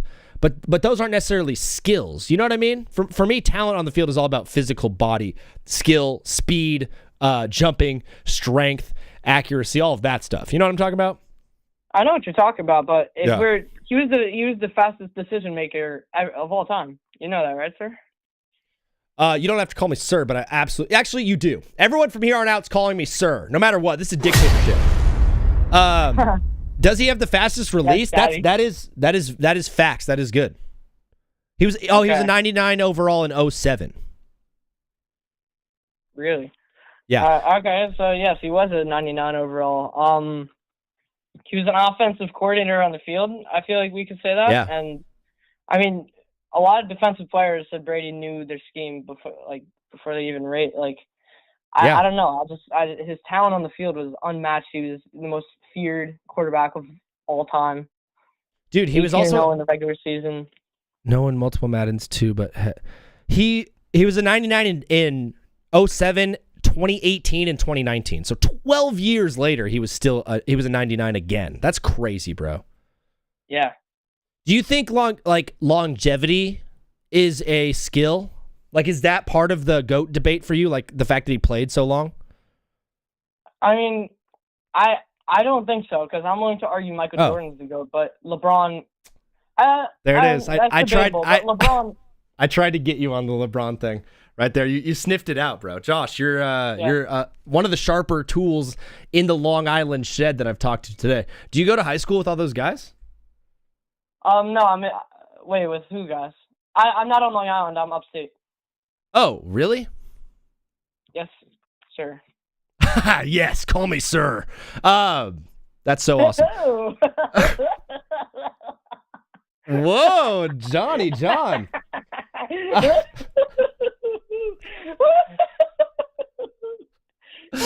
You're going full Joker mode on me, dude. You're going full Joker that on one me. got me there. That one got you there. Yeah, I mean, Tom Brady, most talented, I would say no, but best quarterback of all time, I would say yes on that one. Is Drake May the most talented quarterback alive today? Drake May. I was actually watching the show when what was his name? I forget his name, but he was talking about how Drake May is the best in the league. I think I have to agree with that. I'm not gonna lie. Why are you a Patriots fan if you live in upstate New York? Why not Giants or Jets? Family. Family? So you have family from Mass? Like Maine. You have family from Maine? Yes, sir. Maine's a beautiful. It's some beautiful country out there in Maine, dude. Maine's beautiful. I've been to New Hampshire. Yeah, I've been to Kittery, and I've been to New Hampshire and Vermont. I went to Boston University, so I did a bunch of New England type stuff. Ooh, really? Is that where you got all your sports knowledge from? Good job. Yeah, from I took sports class. I took sports 101. I took ball knowledge too in class. No. Ball knowledge too. Gay.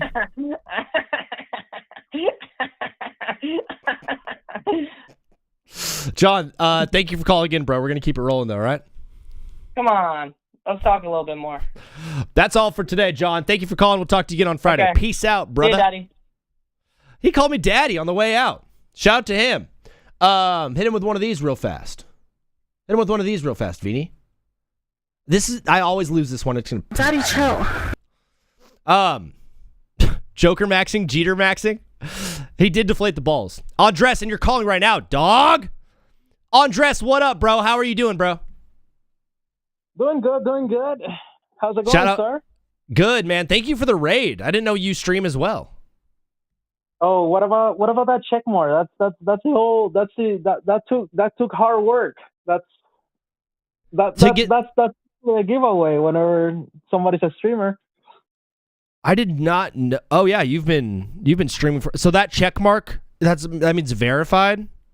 That's partner, yeah. That's partner. So what am I? Just an affiliate, I suppose. We're working towards partner.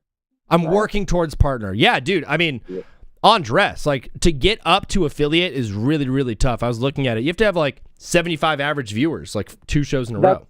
Get to partner. Yeah, it's like a month. It's just ridiculous. Yeah, it's like 75 average for a month and like 7 or 8 streams in the month too. So yeah, it was hard work. Yeah, it's hard work. But how long did you grind until you got up to a partner? A year and a half, I believe it was. Cool. I'm gonna hit the 6 month. Yeah, I'm gonna hit the 6 month mark in a couple weeks here. So I feel like I'm on a good trajectory. Oh, you're doing great. You're doing great. It's like, I mean, I follow you because of Crispin whenever I talk about this. Yeah. But then you came up in my feed the other day in Instagram, so I follow you as well. So it's like, yeah, you're showing up. So that's good. That's good. We're making a little bit of noise. For the noise. amount of time, it's good. For 6 months is good. The format is cool and I like it. So I keep coming back. Thank you, man. You're one of the nicer guys that we've talked to. A lot of people are mean to me, but thank you for being nice. Andres, did you want to talk at all about Venezuela beating USA yesterday? I just want to talk about both of the games real quick. Yeah, it was fun. How Venezuela stick it out against Italy. Yeah. And then last night, I don't know. The U.S. just couldn't bat. They couldn't hit the ball. I mean, Venezuela's pitching was unbelievable. Yeah, I mean, I heard a lot of Americans, and I'm just gonna generalize. It's like they most rather save the pitcher that was against Dominican for the final, but they didn't save Paul for the final. But it was a tie game though. Yeah, we got a lot of people saying we should have brought in Mason Miller.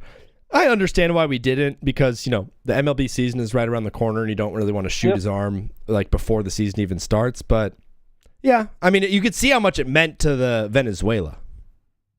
I mean, they have gone through a lot. I mean, in the last 20 years, we're not even going to get into politics, but it means the world to them. I mean, here in Panama, a lot of the delivery people are from Venezuela, like our Uber Eats kind of deal.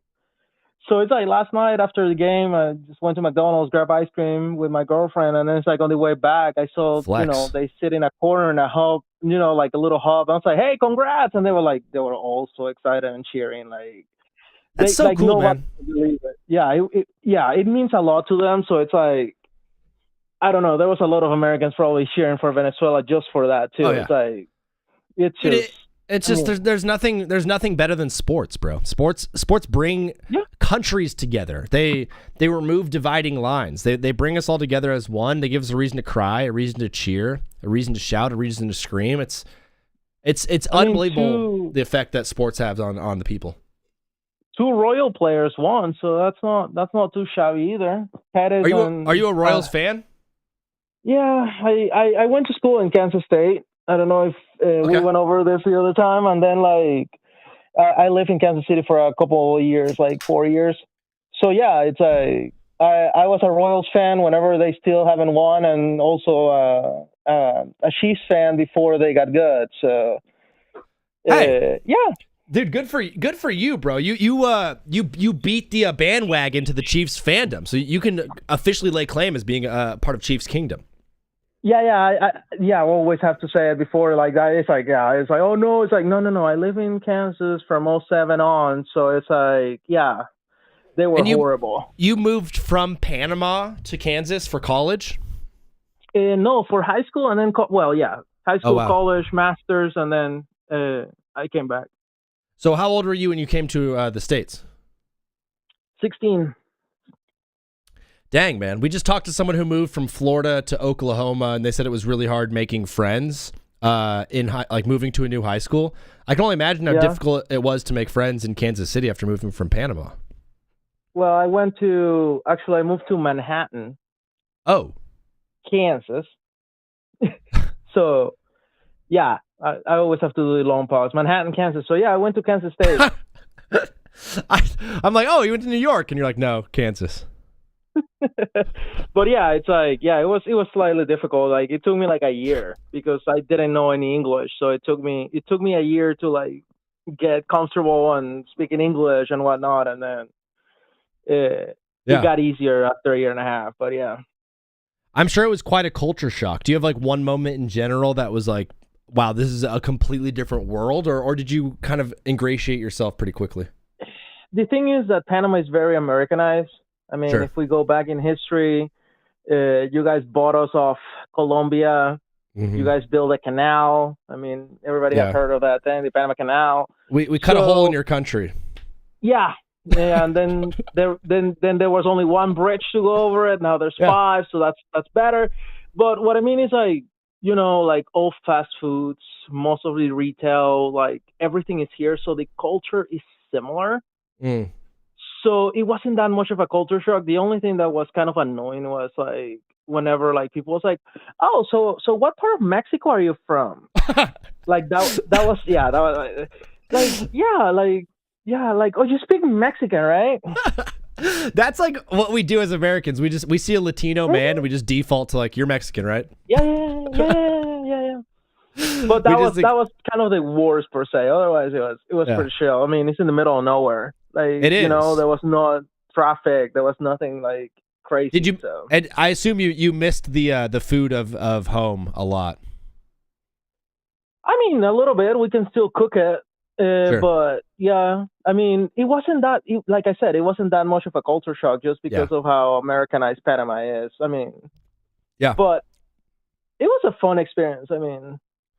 Dude, that's awesome. It's a bigger and crazier experience than most people would have had. And the fact that you came to America, you did your thing, you got your degree, and then you went back home, I assume to like be with family again? Or what made you go back to Panama? I had to. Sure. Just to keep status because your visa ran out? I couldn't find a job. It was about to, so yeah. I couldn't find a job, but like parentheses, like that was the best thing that could have happened because it was right before COVID. It was like 4 months before COVID.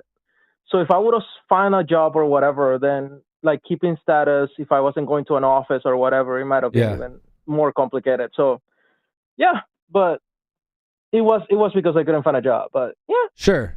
But then you started streaming shortly after moving back to Panama, right? Yep. That was my full-time job for about a year and a half, 2 years, because there was nothing else to do.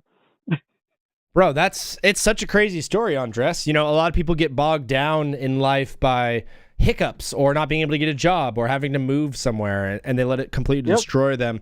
But it seems like you've used all of that as fuel, as part of your story of who you are as a man. I mean, I'm not gonna say like it wasn't hard. Like I'm pretty sure like the first 6 months of coming back, readjusting to Panama, all the like, I mean, we are disorganized. if you would. Like, there's not much of like organization is the best thing I can say. Yeah. So it's like it was difficult, but afterwards it's just like it's a lot more chill to be like in a Latin American country than in the States grinding. I'm absolutely with you, dude. Yeah, I'm with you, bro. Andres, thank you for the raid. Thank you for bringing the people in. Was there anything you wanted to say, any sort of take you wanted to have before we move on with the rest of the show? No, I just wanted to ask you, when was the last time to get the brackets in for the March Madness? It's actually tonight. Tonight they lock in. So I would go through and fill out your bracket as soon as possible so you could be part of the contest. Okay, where is, like, it's just like, just go through Discord, or like, where do I find the link so I can, I would just go get it done. I just put the link in the Twitch chat. Yeah, so join that, and the winner gets $100. Send it to all your friends, whoever you guys want. What up, Crusher? Andres, thank you for supporting the show, dog. We'll talk to you soon. No problem. Talk to you on Friday. At least stop by and say hi. Awesome. See you, Andres. Bye-bye. What a cool dude. Man, like, stories. Bro, you never know where someone's coming at in life. When I was like 16, 17-ish, 18, I wanted so bad to like have a cool story. I wanted like my story to be cool and to be told one day and be like, yeah, and then he did this, and then he did that, and then he did this, and then boom. And then you actually start living the crazy story, and you're like, this is really hard. You're like, this is difficult. I just encourage you right now in this moment to just do something crazy, man. Move to a different country. Try something else out. Crusher, what up? How's the voicemails? No way. I know who you are. Bad. Crusher, join the making new friends struggle after you move is real. Yeah, bro. I mean, making new friends in college is hard. Going to a new university is tough. Transferring somewhere is really hard. I know XD just recently moved not too long ago. Tyler moved to Oklahoma. It happens a lot, man. Even just like, there's a lot of transitional times in life, bro. For me, like transitioning from community college to go to school in Boston was really, really tough because I didn't have any friends there. I had to make them really quick. And like, you make friends first that are just like there, and then you realize you try to like make new friends. I don't know. There's a lot going on. There's a lot. Boston back home was also tough because all my friends were just sitting in bars drinking all day, and then it just got me to sit in bars and drink all day. And then going to LA was really, really hard. It's hard to build community in Los Angeles. Really, really difficult. But ultimately, I found community once I started going to church. Really, church led me to like my entire community out there in Los Angeles, so it was huge. I moved from farm country, PA, where we barely had internet, and now I'm 20 minutes from downtown Pittsburgh. That is a culture shock and a half. Culture shock and a half, brother. Dude, we have my 3 favorite topics on the wheel have all been saved for last. Shout out to us, dude. Shout out to us being able to dive deep onto white boys, upsets, and then Seattle Supersonics. Is it funny or annoying when I burp into the mic? Because I don't know unless you guys tell me. Is it disgusting or funny? Or it's just like you don't care? Let me know. Let's spin the wheel. Also, Jimmy said one of the funniest things in the world, bro. One of the funniest things that has ever been said on this show, dog. Oreo, thank you. Dude, Jim. I don't know if you're in here still, but nice chatting. Awesome. Andres, you're the man. Upset alert. So I went through one of the Ryan Hammer videos. Shout out to Ryan Hammer. If you guys know who that is, he's a really good basketball, like specifically NCAA guy. He went through and did a video of like, here are all the upsets I think can happen. I went through that video and I wrote down all of the upsets that he was talking about and his reasoning why. So instead of having to watch the whole Ryan Hammer video, I'm completely stealing his content, ripping it off of the internet, and delivering it back to you in a different package. From one white boy to another, here are the biggest upsets for March Madness. Troy over Nebraska. This is a 13 over a 5. Troy over Nebraska. Sorry, a 13 over a... Sorry. Stop being retarded. Figure it out. This is a 13 over a 4. Troy over Nebraska. Nebraska's got 2 white boys with red hair named Cooper and Kobe Campbell. They're brothers, and they're wet from 3. That should just be enough. That right there should be enough. Oh, they have brothers that are ginger, that are wet from 3 on a 13-seeded Troy playing in Nebraska. That's enough. Don't need any more information. That is all I need. XD, banned, blocked. Someone block XD. Someone ship him off. I'm kidding. I don't think you need any more stats as to why you should take Troy. The kid, Cooper Campbell, has not even attempted a 2-point field goal. Are you kidding me? Yeah. Cooper Campbell hasn't even attempted a 2.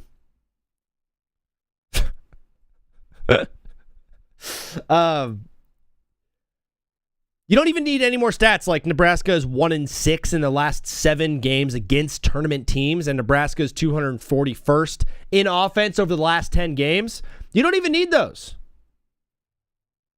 You don't even need those. All you need is Cooper, Kobe Campbell, wet from 3, brothers. They both have red hair. That's an upset waiting to happen. South Florida over Louisville. This one's popular. A lot of people are taking it, but it's not going to scare me away. I'm 100% on him. Whoa, pause. What the heck did I just say? What am I on? Daddy, chill. I'm with Ryan on this. Just kidding. I'm taking Louisville. A lot of people are taking South Florida over Louisville, but I will not be afraid to continue to take Louisville. I have them going decently far in the tournament. Both play with a lot of pace. Louisville shoots a ton of threes, and USF is a great team at defending the 3. So what do we have? Louisville shoots a ton of threes. USF is very good at defending the 3. So your strength is my strength. My counterpunch is my strength to your strength. It's strength on strength, bro. Strength on strength. Is that code switching? I'll find out one day. USF is a much better rebounding team than Louisville. They have a definitive advantage on the boards. In March Madness, dude, rebounding fundamentals, that is a huge part of this game and a huge part of this tournament. It's a huge plus for Louisville, according to Ryan Hammer. Louisville has also been a very inconsistent team all season. They've won some very big games against some good teams, and they've lost some really bad games against bad teams. They are all over the place. You can't really trust them. So for that reason, Ryan Hammer thinks that Louisville is on upset alert against South Florida. This is now called Take Back with XD. Blorp, can I call? Yeah, after this take. UCLA is going to go to Elite 8 face Duke. JD Walker, shout out to you. VCU over North Carolina. North Carolina, bro, is a great basketball team when they have Caleb Wilson on the floor. It's so sad that he's not playing in this tournament. For me, I think he's going to be the best player of the draft. Of this draft class that is hailed as one of the top. Where's the game? What side of the freaking bracket are they on? I'm going to cuss one day. One day I'm going to say the F word on this show. I'm not talking about the 4-letter one. I'm going to drop the F slur heavy. I'm going to start letting it rip. One day someone said, have I ever gotten the pass before? And I said, nah, brother, I just let it rip. VCU over North Carolina. I actually have this upset in my bracket. Since Caleb Wilson went down, this team has kind of sucked at defense and rebounding and creating turnovers, which VCU has been very strong at the entire year. Caleb Wilson was like a heart and soul type glue guy athletically for this team defensively. Losing him, their defense now stinks. And VCU has a good offense. VCU is 39% from 3 in the last 5 games. I think they've been hitting a lot of threes the entire season. They've been very, very hot recently from 3. This is a North Carolina team that's not with their best player. All signs for me are pointing to upset here. Give me VCU against North Carolina. Me and Ryan Hammer. 2 more. He's got Santa Clara over Kentucky. Santa Clara over Kentucky. Kentucky's been a very streaky team and very untrustworthy. Like, Kentucky is in a bad spot right now under Mark Pope. In a situation as a program, Kentucky's not in a good spot. Kentucky needs a refresh.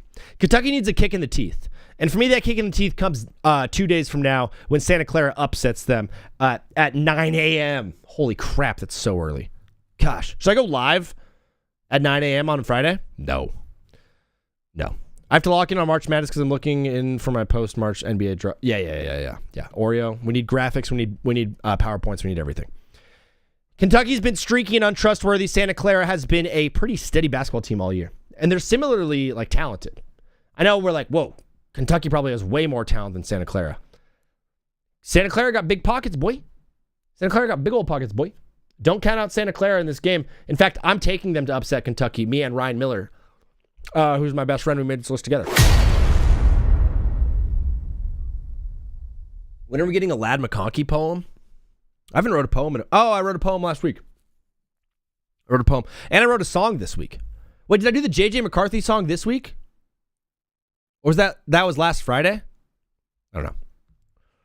The last upset that Ryan Hammer has, also great name, Ryan Hammer. If you're like me, Ryan Hammer has been all over your For You page for the past, 2 days. He goes away for 360 days of the year, and then March rolls around, and I start looking at my bracket, and I'm like, holy crap, I don't know anything. And then guess who's there? Dude, the guy is an absolute beast. Out of nowhere, out pops Ryan Hammer. And he's such a welcome sight to see. With his bracket behind him. Man, you know what he is? He's straightforward and to the point. He's not trying to sugarcoat. He's not trying to be funny. He's not trying to be a goofball like I am. He's just trying to give you the facts. He's just trying to talk ball. Ryan Hammer has etched a lane out for himself as preliminary basketball, as a preliminary college basketball ball knower. When I see Ryan Hammer, it's like March. It's like, dude, you know what? Seeing Ryan Hammer pop up on my For You page is the exact same thing as seeing that ESPN commercial for the Masters. Georgia. Oh, the red. When I see that, I get chills. I'm like, Masters are here. When I see Ryan Miller pop up on my For You page, it's March. Ryan, shout out. Sorry. I keep calling him Ryan Miller. When I see Ryan Hammer pop up on my For You page, it's March, baby. I love seeing that dude. He's had the same haircut the entire time, I feel like. He hasn't changed once. His appearance hasn't changed at all. He's got the same thing as me. He's got the dark eyes, just like I do. So I can say it. He's got the raccoon eyes, just like Vini. We suffer from the same... Dude, your troubles are my troubles. I think you and I might be brothers. I would love, if we got married, I would take your last name too. That's beside the point. But I would absolutely take your last name. Zach Hammer? Dude, you think I would get respected more if my name was Zach Hammer instead of Zach Vuj or Zach Vino or Zeke Vini? Yeah. It's a backup account. So I do be getting banned. Ryan, I love you. Paprika. Have my kids. What? Hofstra over Bama. This one's not crazy. No Arden Holloway is bad for this team. There's bad vibes. There's a dark cloud hanging around Alabama. Yeah. Hofstra is a popular pick. I'm still going to be taking Alabama, but dog. Alabama's absolutely on an upset alert. Hofstra's a good team too, so wouldn't be that crazy.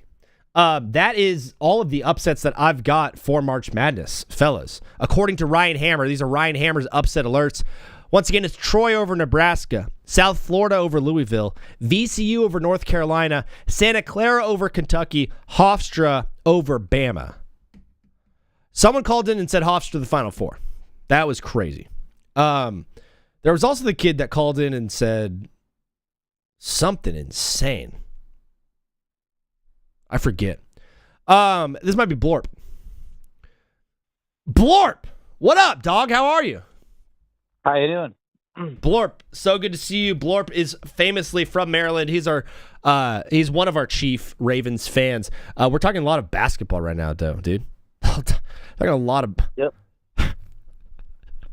I'm sorry. Unruly just used the watch time hotkey basically. It said he spent 0 seconds watching Take Back with Zach. Shout out to Unruly.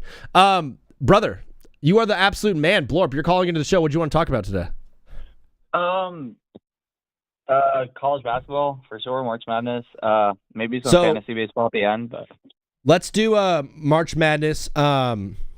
Bro, fantasy baseball. I'm creating the league tomorrow, so I'll keep you posted on that. But For March Madness, I'm going to give you a second to pull up your bracket, so I'm going to filibuster for a little bit while you do that so you could have your answers locked and loaded. But essentially, throughout the entire day, I'm getting a lot of calls about people's brackets, and I want to know, essentially, what is your Final Four? Who do you have as your champion coming out of the Final Four? And then also, who is your Cinderella team, like the lowest seed that you have making it the farthest? I want those 3 things before you end the show, Blorp. All right. This is all very subject to change. Sure. I didn't follow college basketball as much as I usually do. But yeah. So my bracket's not like as knowledgeable as usual. I might not have reasons for everything. It might just be vibes. So. Yeah, no, dude, I'm picking everything on vibes. It's all vibes for me. Yeah. Yeah. Yeah, that's basically how it is for me this year. A few podcasts, that's it. I have UConn, Houston on one side, and then Arizona, Iowa State on the other. Oh wow, you got Iowa State, and I haven't heard anyone have. Gosh dang it, who did you just say? I haven't heard anyone saying. I haven't heard anyone saying UConn to the Final Four. You think UConn's going to upset Duke and get in there? Actually, okay. So I don't have UConn over Duke. I have St. John's over Duke. Oh, so you have St. John's making it to the Elite Eight against UConn, and then you have UConn beating St. John's. Honestly, if UConn does play St. John's in the Elite Eight today, I would pick St. John's. But like for the purpose of bracket challenge and not messing over my bracket like super early, I'm going to have UConn because I think they're less risky to have in the Final Four. Yeah, you're mitigating risk, keeping it all vibes. But you've got Duke losing then in the Sweet 16. A lot of people think Duke might win this whole thing. So from what I've heard, they're pretty injured, and St. John's is on fire. Like they've won 19 of their final 20 games of the season. Yeah. And Rick Pitino can coach. So he can. He's a vampire. He's a gnarly dude. It's coaching over everything when you get to the tournament. So sometimes it be like that, Blorp. Sometimes it does be like that. So you got UConn against Houston. Who you got winning that game? I have Houston over UConn, and then Arizona over Iowa State. So ultimately, you have Houston and Arizona in your championship, and then which I hate, by the way, because these are the 2 teams that I never believe in coming into any tournament because they always disappoint me. Dude, I take Houston every year, and every year they let me down, and guess what? I'm doing it again this year. They finally made the final last year. That's why I'm like more inclined to do it. Yeah. And Arizona is as good as they've ever been. This is the best Arizona team we've ever seen. They look unbelievable this year. That being said, Arizona is going down in the final. Go Cougars, baby! So, yeah. Go Cougs. Houston winning it. I don't feel like super confident in that because I haven't watched a ton of college basketball this year, but yeah. Dude, it's all good, bro. It's all off vibes. Like you and I said it best. Yep. It's about vibes. It's not about that. Speaking of vibes, do you have a Cinderella team making it further than any other team? Do you have any Cinderellas in like the Sweet 16? Any like 10 seeds going deep? I don't know if 5 seeds in the Elite Eight count, but I have Vandy and St. John's there. Yeah, I'll give you Vandy and St. John's being there. That's solid. I had who did I have? I had VCU and USF in the Sweet 16, but I chickened out of both of them because I usually pick too many upsets, and then I really regret it once the games are going on and all my upsets are getting crushed. Yeah. Dude, it's the worst feeling in the world. Like, you fill it out and you're like, I know this is going to happen. And then that team, that 10 seed that you had in the Elite Eight gets eliminated by 30, and you're like, well, crap, my bracket's busted. I usually end up going, like, too many, like, get too cute, like, pick, like, 3 12 seeds, like, yeah, just start getting stupid with it. Oh, shoot. Yeah. Sorry about that. You're good, Blorp. Good stuff, bro. I'm about to end the show. I will keep you posted on all the fantasy baseball stuff. I'm pretty sure I'm going to make the league tomorrow. And then I will. Weekly. Yeah, it'll be weekly for sure. It will not be a daily thing. Yeah, thank you. Yeah, it'll be weekly changes, so you only have to change it once per week, and it kind of locks for the entire week. Yeah, I like that much better. So cool. And I'm gonna put like an emphasis, not as much emphasis on home runs and stuff. I want to put some more emphasis on contact and getting on base, and then pitcher slots and all that kind of stuff. I think points already has that kind of baked in because cool. It's -1 per strikeout. So guys who are like Luis Arias is like much more valuable there than categories if we do points. Yeah, we're definitely gonna do points. I don't like the categories one. I'm trying to think of more players like that, but I guess Ernie Clement, he's not really that good because even with the contact, he doesn't like. Yeah, I mean Aaron Judge too. Aaron Judge is a contact guy. Like, Vlad Guerrero Jr. Brendan Donovan is like a points league specialist. He hits like 10 home runs a year, but he's super valuable because he doesn't strike out, and he walks and strikes out equal amount. Nico Horner is a guy like that. Cody Bellinger absolutely doesn't strike out anyone. So yeah, Blorp, good insight, brother. I'm gonna create the league, and then I'll get your email on Instagram, and then I'll send you the invite hopefully tomorrow. All right, fine. Dog, God bless you. Talk to you soon, Blorp. Yep. See ya. Peace. Boom. 5 minutes left in the show. What do I want to talk about? What do you think about Rowdy Tellez? I'm not helping you, Oreo. If you're going to be in this fantasy baseball league with us, I'm not helping you. You're kidding me? You're my enemy. I'm an enemy. Got a lot of enemies. Where did my time go? Oreo, when you said that, I started singing the song in my head. Where did the time go? It's starting to land. I sounded so horrible singing that. Are we going to do fantasy football when the new season starts? XD. Great question. The idea, what up, Peavy? At the buzzer. Peaver-Rooney. Gotta hit him with one of these, dog. Rest in peace, my granny, she got hit by a bazooka. Dr. Dog, yeah. Where'd all the time go? Dude, Dr. Dog's great. There's a song called Mansions, I think. I don't know. Dude, funny story. One time I was dating a girl in college, and she was super hot and awesome, naturally, and robust. And she was like more hippie. She was definitely like more of a hippie style person. I don't know if that makes any sense. But I just recently had gotten into like indie music.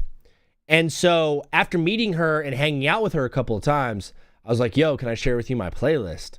And she's like, yeah, sure. And I was like, it's a bunch of songs that like you've never heard. And it was called like a diverse collection part 1. Gosh, so cringe. And I shared it with her, and she just started laughing. I'm like, what's funny? And she's like, I was just like, these are just like the most basic indie songs ever. And I was like, oh. My algorithm was just feeding me all the like top indie songs of all time. And then her name was Charlotte. I don't know why I did that. Thanks, Amy. Thank you, Jim. Jim, by the way, I don't know if you heard this, but the funniest thing ever said on this show was when you were like, and he went back. Thank you for just being you, dog. You're the absolute man. Jimmy. Yeah. Shout out to Charlotte. And then the funny part was post-COVID, I was coming back to school, and I called her one day, and I was like, hey. She's like, hi. And I was like, yo, I'm coming back to school. Like, we're going to hang out, right? And she's like, oh, I'm kind of dating someone. I was like, okay. And then I was like, no, that's chill. And I was heartbroken. And then I still see her on Instagram every once in a while, and I'm just like this. I'm leaving you guys with this. We have 2 minutes left in the show, but we only have a few hours till March truly begins. About 12 hours till March. 15 hours till March begins. The best part about March, Paprika, the best part about March is crowning the white boy killer of the dance. Every year we get a dude under 6'2" that is wet from 3, can drive the paint with reckless abandon, that truly only a confident 25-year-old playing against 19-year-olds could have. The best part about March is crowning that white boy killer of the month.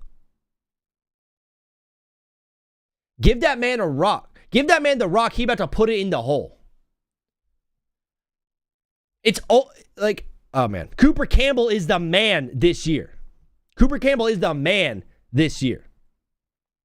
It's basically like every time March rolls around, we get one cold white boy from 3 who's a grad transfer from Maine, from Delaware State, rolling up on some team like Furman And he's wet from 3 and can drive the paint, and he's 25 years old playing against 18-year-olds, and he absolutely dominates.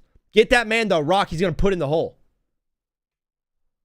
Bro, hey, give that white boy the rock. He about to be in a State Farm commercial.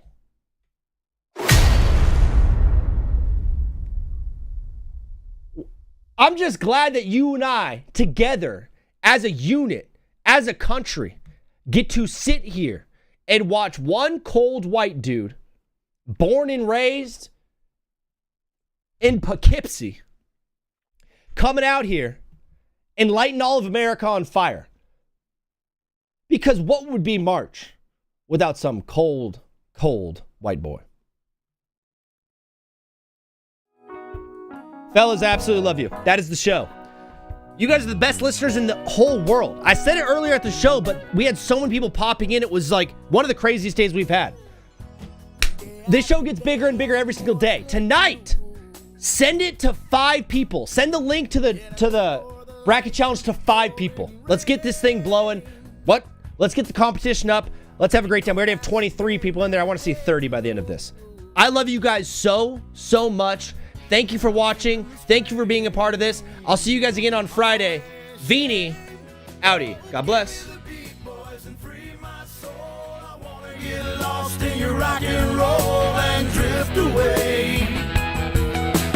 Give me the beat, boys, and free my soul. I wanna get lost in your rock and roll and drift away. Won't you take me away?